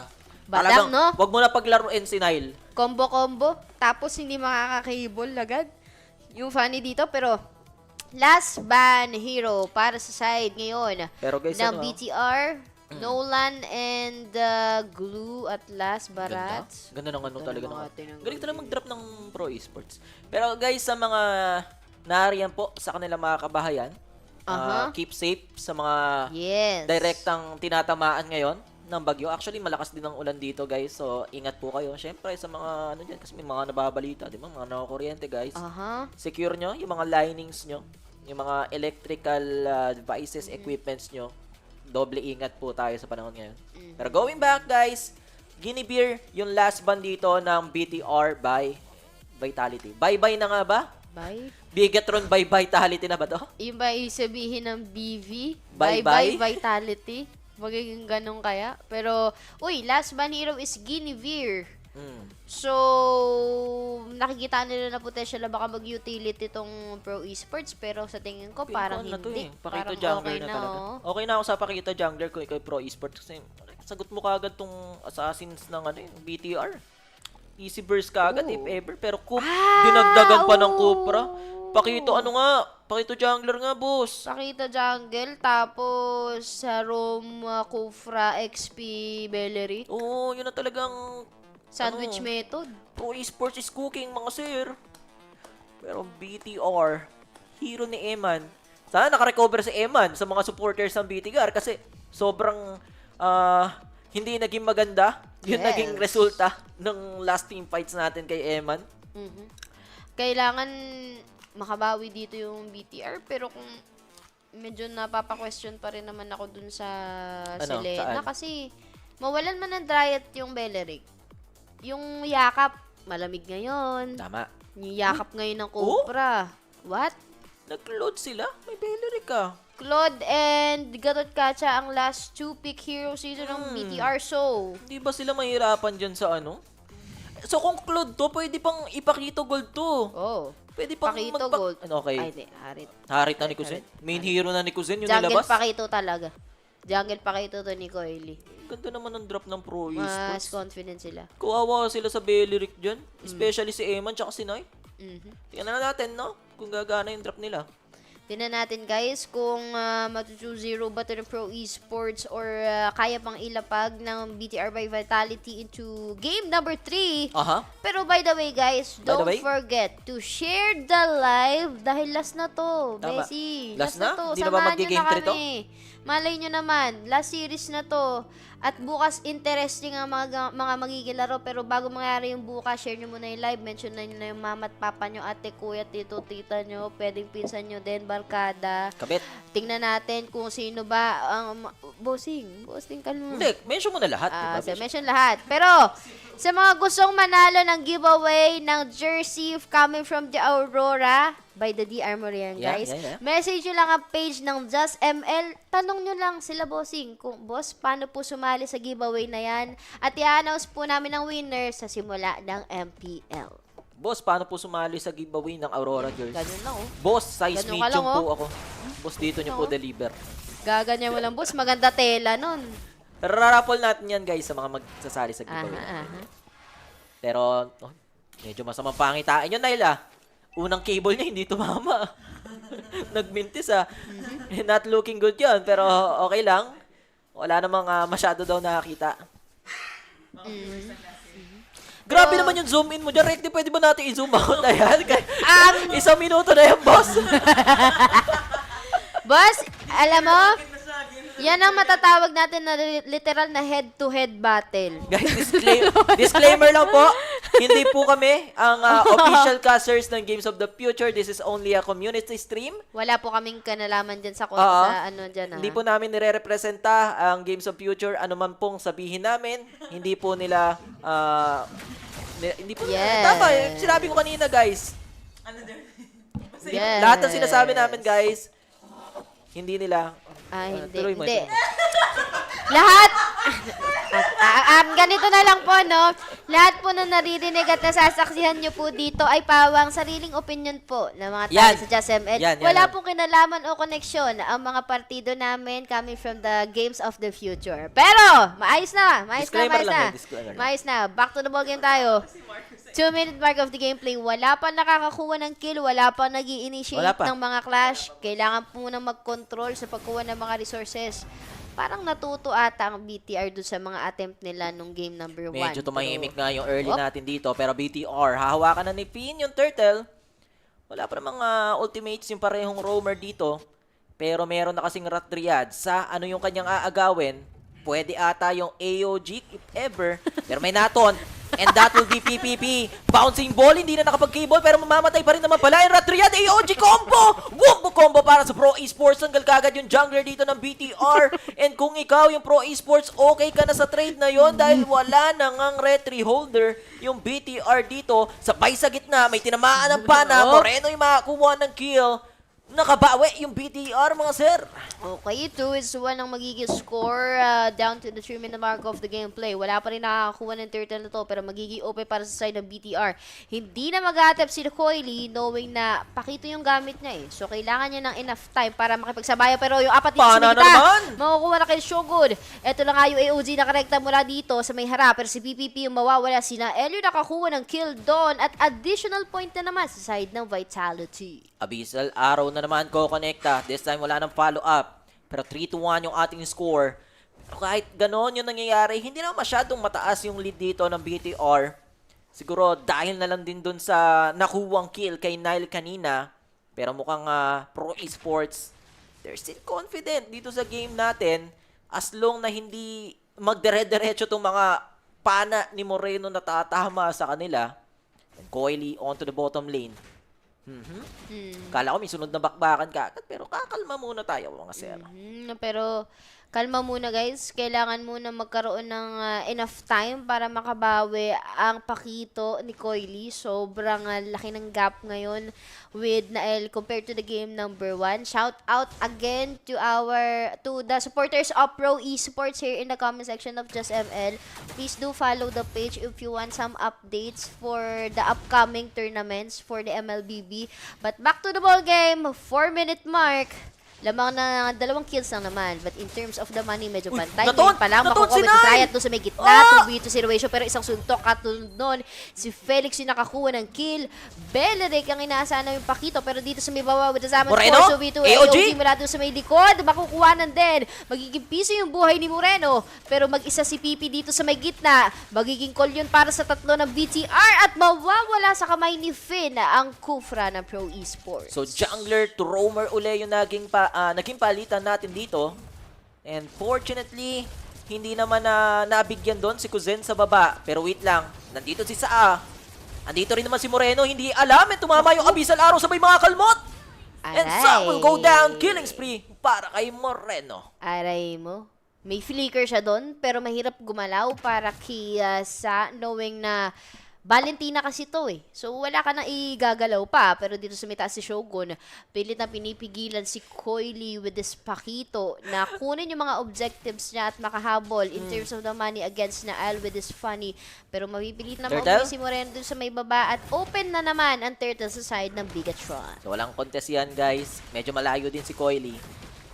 And Felix, trinay niya agawin. Hindi naman siya successful doon. Sabi sa comment section natin, sabi ni Robert Aldrin Eslana, lahat ng sasabihin mo pwedeng gawing panglaban sa'yo kaya may karapatan ka manahimik. Iba ata yan sa disclaimer natin, guys.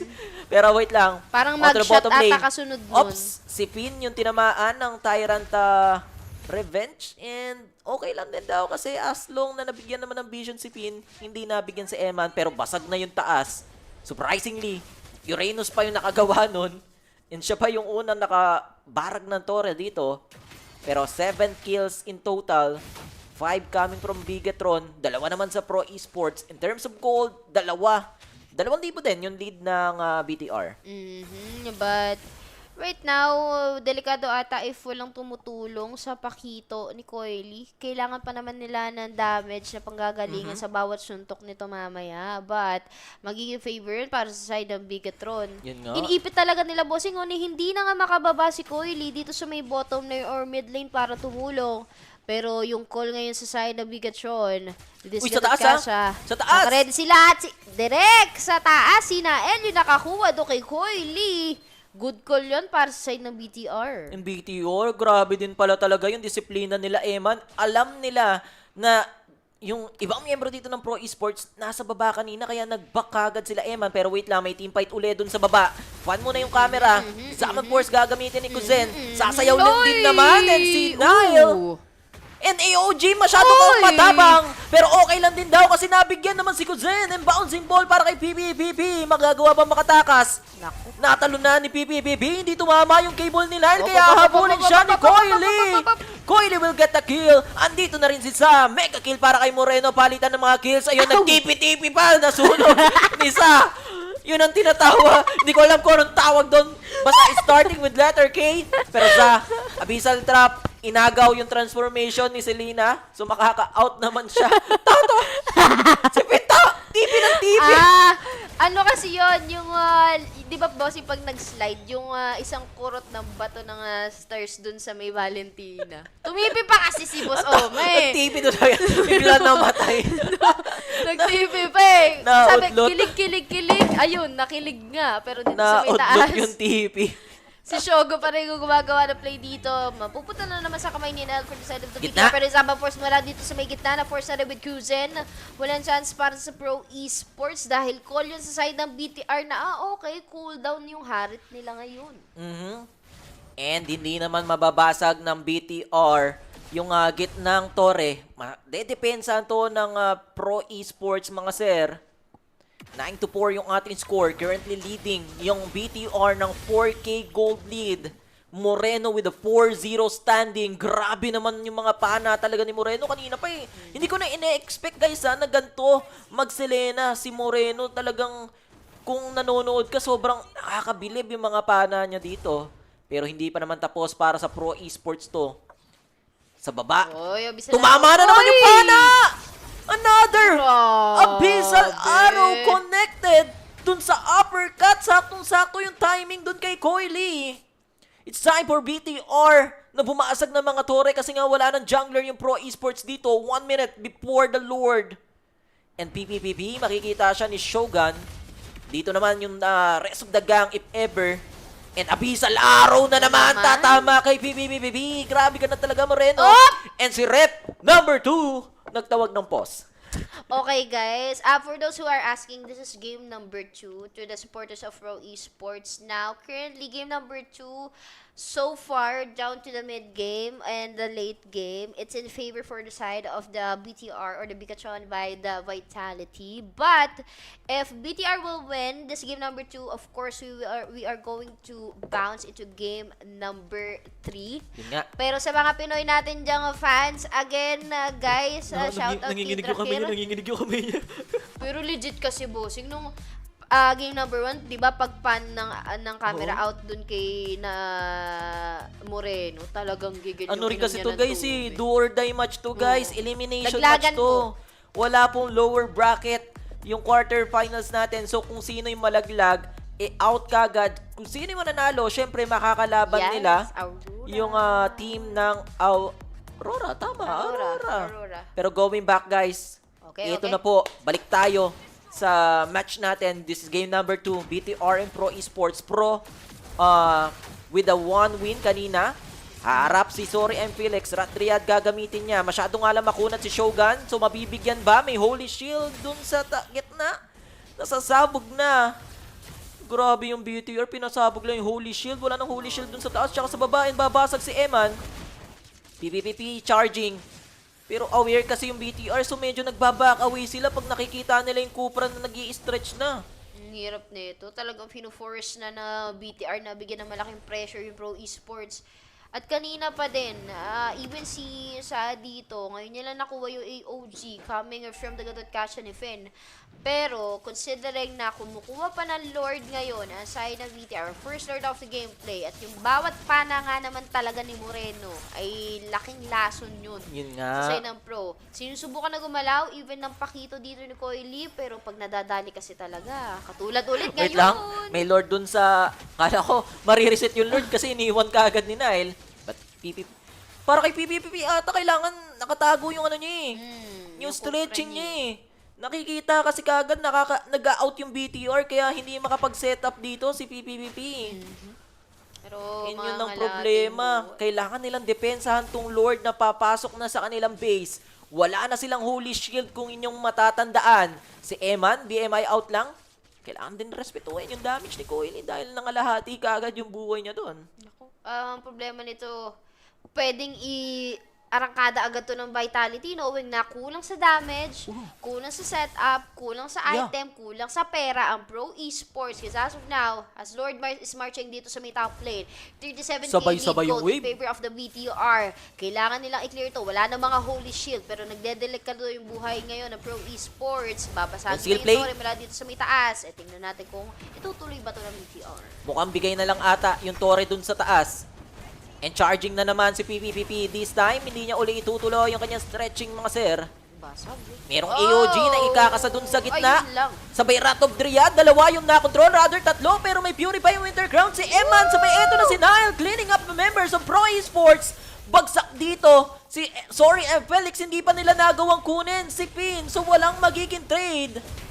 And Shogun, sobrang kunat talaga ng Uranus na to. Na-pop yung kanyang consecration. Pero ubos na kasi guys, yung Torre dito ng Pro Esports. Sumama pa yung pana kay Guzen. Wala nang harit yung side.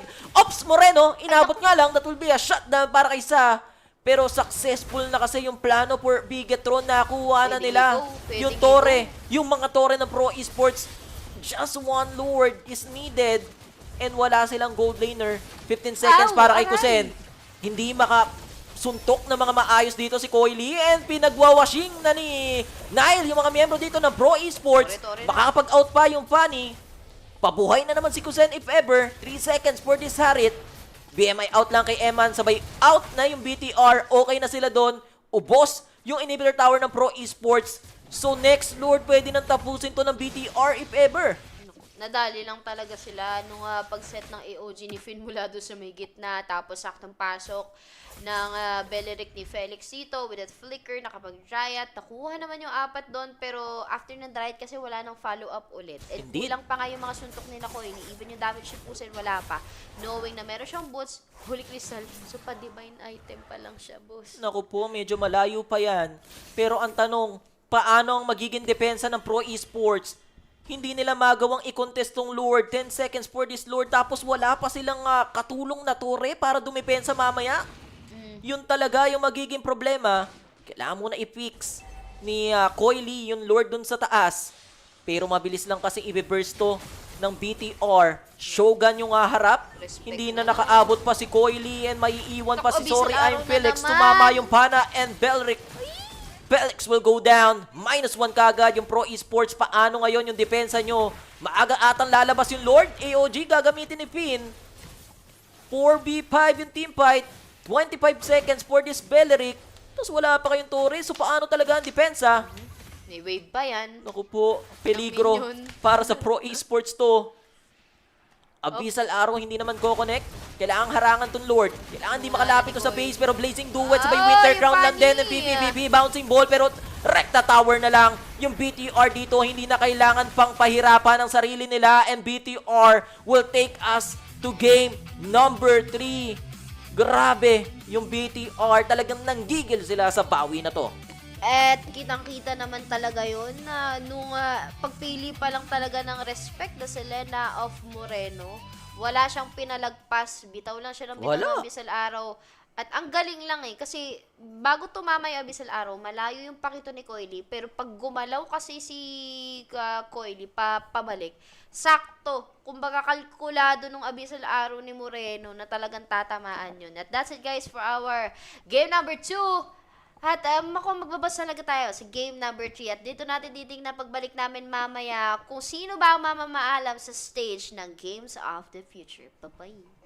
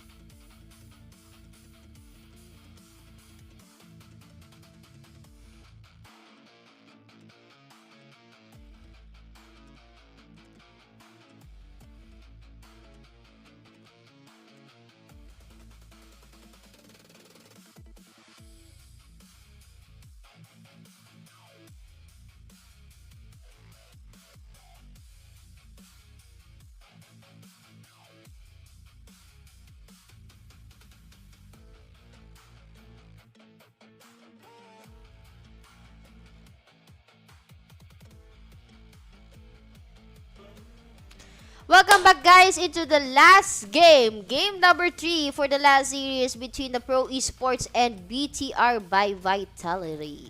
By Vitality nga ba? Pero maganda naman yung performance nila ng game number 2. We'll see sino nga ba yung magpapaalam sa dalawang team na to. Will it be Pro Esports, guys, or Vitality by Bigatron?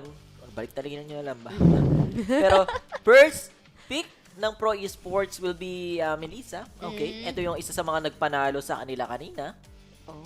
Ay. Follow up by Pobius and Valentina. Ngayon ko na lang uli na Pobius. So, kita refreshing. Pobius, Refreshing tong Pobius na to kasi Refresh madalas makita natin Barats, Esmeralda, Pakito, Alice. Paano ba? Lapu, may naglalapu pa naman eh. Pero lagi din kasi nababanto. So, finally, first 3 luck heroes sa side ng Pro Esports and BTR.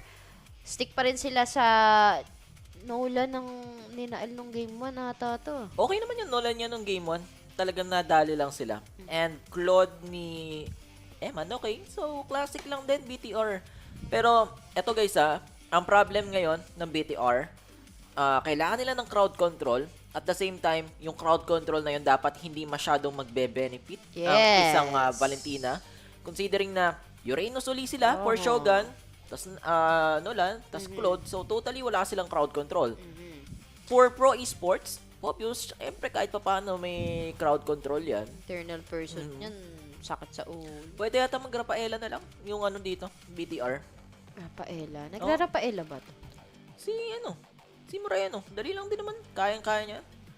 Ang hero ni Pin ang gusto kong, okay lang. Kung hindi sila magra-Rafaela mid, Matilda room. Para kahit papano, di ba? Anong pwedeng dito? Rome, kailangan nila kasi ng pwedeng humarap din dito sa Pobius na to. Mabilis lang kasi kumunat to eh. Sustain sustain at the same time frontliner. Frontliner actually okay na si Shogun. Crowd control lang. Kung hindi sila magka-crowd control, daanin nila sa sustain. For Pro Esports, totally yung hero nila, kailangan din nila ng fronta eh. And Alice? Hero ni Coily. Ay hindi, Pobius na pala to. Pwede ata nga. Natutira pa, Hylos, Gatot Kacha, Minator. Pwede ata mag-Harley lang si Coil. Or Hayabusa si Coil. Ganun ulit? Ang Pero Rome, Rome talagang parang mahirap isipin dito. Kung sustain ba yung gusto ng dalawang teams or talagang totally makunat like Hylos or Gatot. Yung Ling daw ni Coily, Matilda. sabi ni Yetz. Matilda. So, may pang in and out dito yung side ng BTR. Oo nga pala.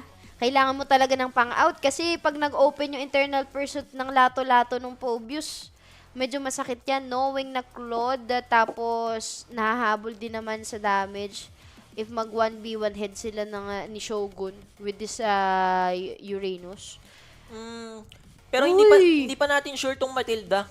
Especially naglabas ng Joy yung side ng Pro Esports. Pwede nga mangyari mid tong Matilda. Tapos kuha sila ng isang matinding roamer like Tigril. Okay. Although magbe-benefit dun si siguro si Sa or kung roam Matilda, kailangan ng matinding Parsa? Okay lang siguro Parsa dito or Eve.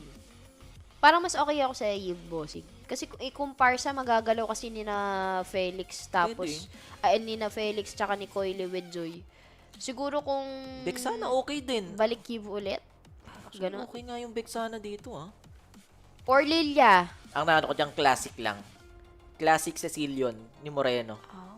Pwede ba? Ang daming choice ni Moreno. Novaria.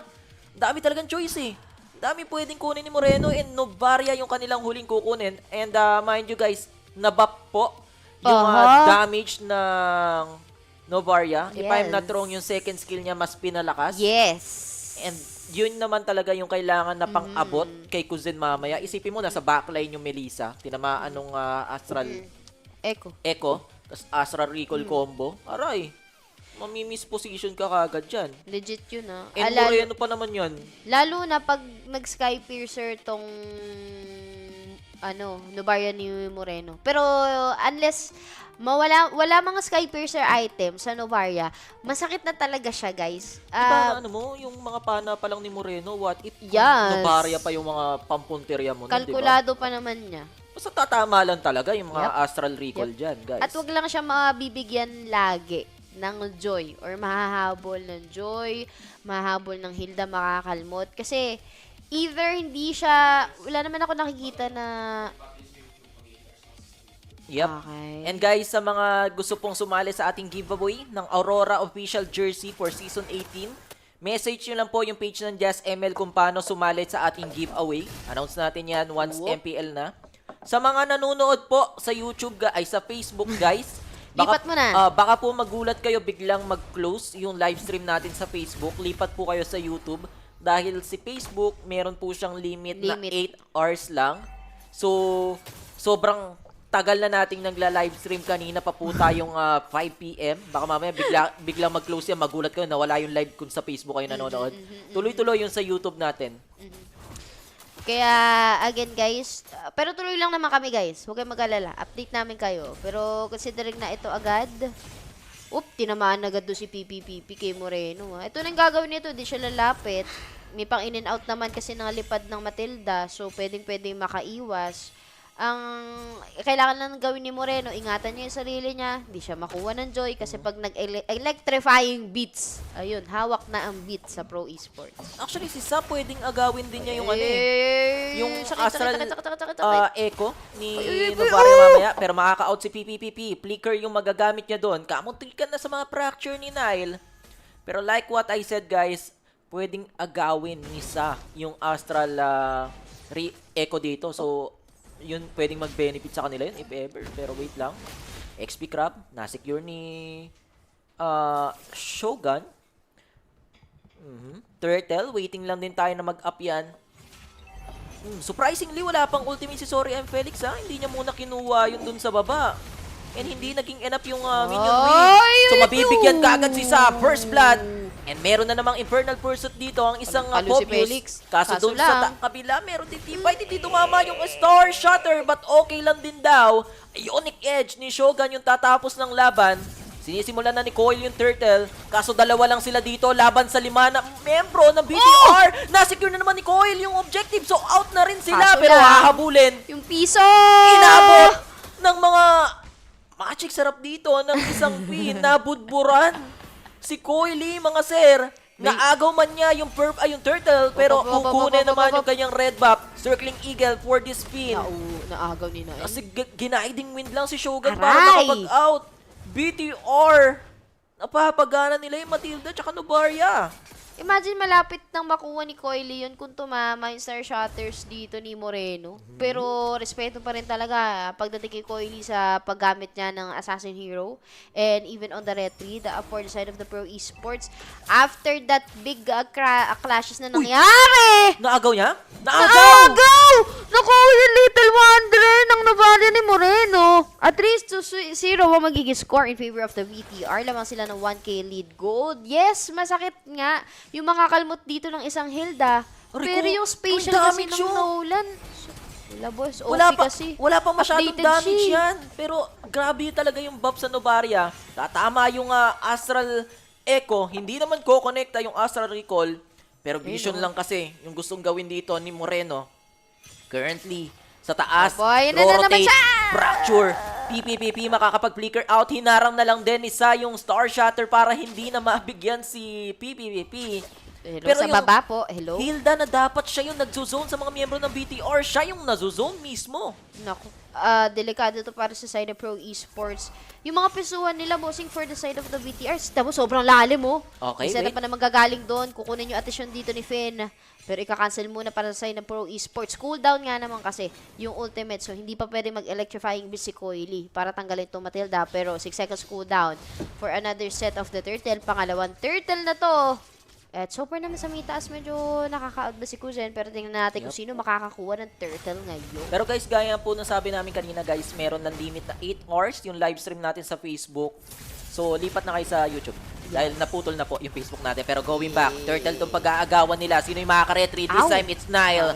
And patatagalin lang din ni Sorry and Felix yung team fight, pero gininding wind lang si Shogun Ay, para ibubuo mabuhay nila. doon. Sabay balik na naman sa team fight na to. Ibubuo nila. Bakbaka na naman Felix yung babagsak at sinali makakuha ng kill. Kunat yan. Sobrang kunat talaga ni Shogun and walang magawa dito si Kaso Sa. Actually, magagawa na si hahabulin Pin. pa nga. And ito na nga yung Circling Eagle. Masyado silang malalim pero afford naman daw nila.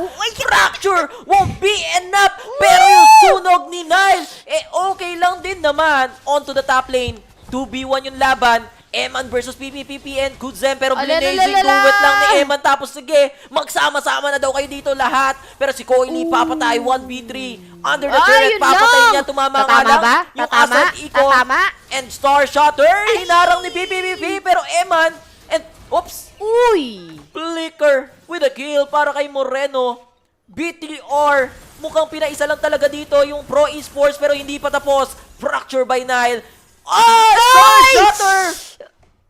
Won't be enough! Kamuntika na talaga! And kamuntika na din si Nile, pero habang nangyayari yon mga sir, binabasag na kasi ni Eman yung top lane tower. Naku po, laging 2 beses na nagpipi. So, yung unang beses for Moreno is nadaan naman sa isang bulalakaw. Tamang-tama naman yung for the first kill. Pero, yung second, konti na lang, ang laking bounty nun kung nakuha yun ng Novaria ni Moreno.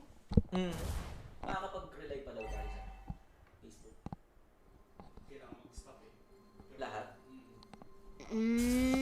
Pero, wait lang guys, may mga inaayos lang po dahil wala po kami control, may limit lang po talaga. Kailangan muna ng cooldown dahil mahaba-haba ang pinaprocess na record dito ni Meta. But right now dito sa may mid. Turtle is up in a few seconds, guys. Parating na rin naman si Shogun. So, another 5v5 if ever to. Pero for Pro Esports, kailangan nila talaga iwasan yung mga Star Shotter na nanggagaling kay Moreno. And Astral Echo, tatama sa lahat ng miyembro ng Pro Esports. Circling Eagle, masasecure na naman ni Koili yung Turtle. So, okay lang din daw. Sorry, and Felix. Flicker out. Infernal Pursuit. Tatamaan yung mga miyembro dito ng Bigetron. And mukhang si Sorry ay Felix yung magiging sacrificial play. Shogun, tumatagal yung buhay dito ng Bigetron dahil doon sa guiding wind na nagagaling kay Finn. Onto the back lane, Star Shotter. Hindi naman kumonekta, pero dalawa yung bagsak sa side ng Pro Esports. Nasa-secure na naman ni Koili. Na-secure naman ni Koili yung Turtle, pero pagdating kasi sa 5v5 team fight, nahihirapan na talaga sila. And Nile, together with Finn, there's the Circling Eagle. Nile, unstoppable na yung Nulan. Tapos babasag pa sa gitna, babasag pa sa taas yung BTR. Munti ka na magkaroon ng 2 kills sa kamay ni Emma dito with that blazing duet. Si Cruzen and si Sayo, pero eto na naman. Nasa Echo lalapagan. Tatamaan si Pipi, mangangalahati yung buhay. Pero gagamitan ng needle dito for that Melissa. Yun nga lang, naka-front ngayon si Shogo. Wala tatamaan si Felix dito. Maka-cancel out na lang yung internal pursuit niya na naka-ready pa naman mamaya. Pero si Emma gumagawa ng magandang play ngayon. Kanina pa nila pilit na binubugbog si Emma doon sa top lane, pero nakakaiwas talaga siya. Yun talaga yung nagiging problema. Pero 9-1 yung ating score. 6k gold lead for BTR by Vitality. And in a few seconds, mag-up na rin yung Trinity ni Eman. Yun yung isa na namang problema ng Pro Esports dito. And currently yung Novaria 205 on this KDA. Aray! Tumama na naman and nananakit talaga sila doon. Divine Living Glowing 1 na pala yung Novaria dito. Naagaw yung purple buff. Nakuha naman kay Koili. Okay, nakuha ni Koili. Pero 20 seconds for this Lord. Hindi tatama yung Star Shotter. Inagaw ni Sa yung Astral Echo. Pero Koili nakita na naman siya. Meron na mga electrifying bits, hindi tatama yung Star Shotter, makakatakas si Koili this time. Munti ka na dun. Iisipin mo na nakuha na ng shot doon ng isang Nolan coming from Nile. Tapos yung pitik ng isang Matilda. Tapos yung muntik-muntikang pang shot ng isang Novaria. Pero ito na agad yung mas maganda kolyo para sa side ng BTR. Nangangalahati yung buhay ng bulalakaw, bossing ang sakit. And na-zone lahat ng miyembro ng Pro Esports habang nangyayari yun. Tumatayo lang si Shogun. Kunin nyo yung Lord, akong bahala dito, sabi ng Uranus na to. And wala naman kasi daw talagang kayang pumatay sa kanya. Wala pa kasing item si Cousin. And ito na naman si Moreno. Ups! Lumusot lang sa gitna pero kung tumama yun, aray na naman for sure. And Nile, talagang sobrang confident na siya dito sa electrifying bits na ginawa ni Koili. May Circling Eagle nga lang ay patay! Si Koili, mga sir! Medyo napatapang yung Joy. And wala nang joy sa mga mukha ng Pro Esports. Yun na lang ang masasabi ko. May Lord pa dun sa taas. Paano sila didepensa? Corrosion site kay Eman. Buo na yung kanyang Trinity. Wow. Aray ko, masakit na talaga. Tapos may Enchanted Talisman. Sobrang taba ng isang Matilda. Roam patuwa sa side ng BTR. Wala silang choice ngayon kundi mag-clear sa side ng Pro Esports na poke pa yung Holy Shield doon.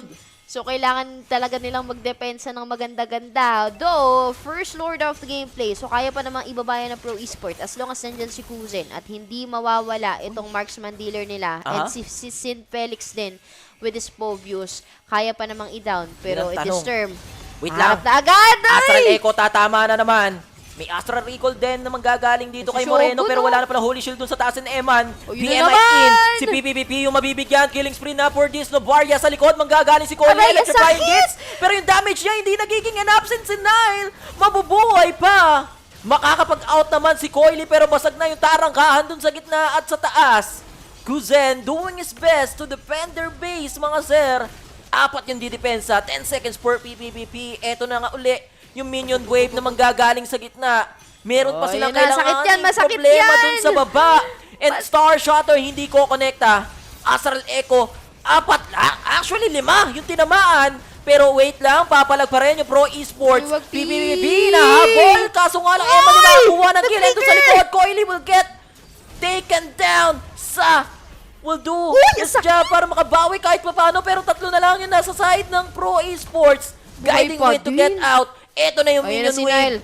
Ayan na si Nile. Gusto nang tapusin to ng BTR. Counter Astral Echo na ibinato ni Sa. Pero ito na yung tunay na Astral Echo. Star Shotter will connect. But it won't be enough. Mag-out yung BTR dahil sa 30 seconds. In 30 seconds, mag-i-spawn yung panibagong Lord. And Pro Esports, ano na yung kailangan nilang gawin para madepensahan to? Ang hirap nito. Kahit ako hindi ko ma-imagine. You can see how Coily is trying to somehow clears those lanes. Makakuha kahit isang player coming from the Bigatron. But the problem is sobrang bilis na ng cooldown din ng skills ni Moreno.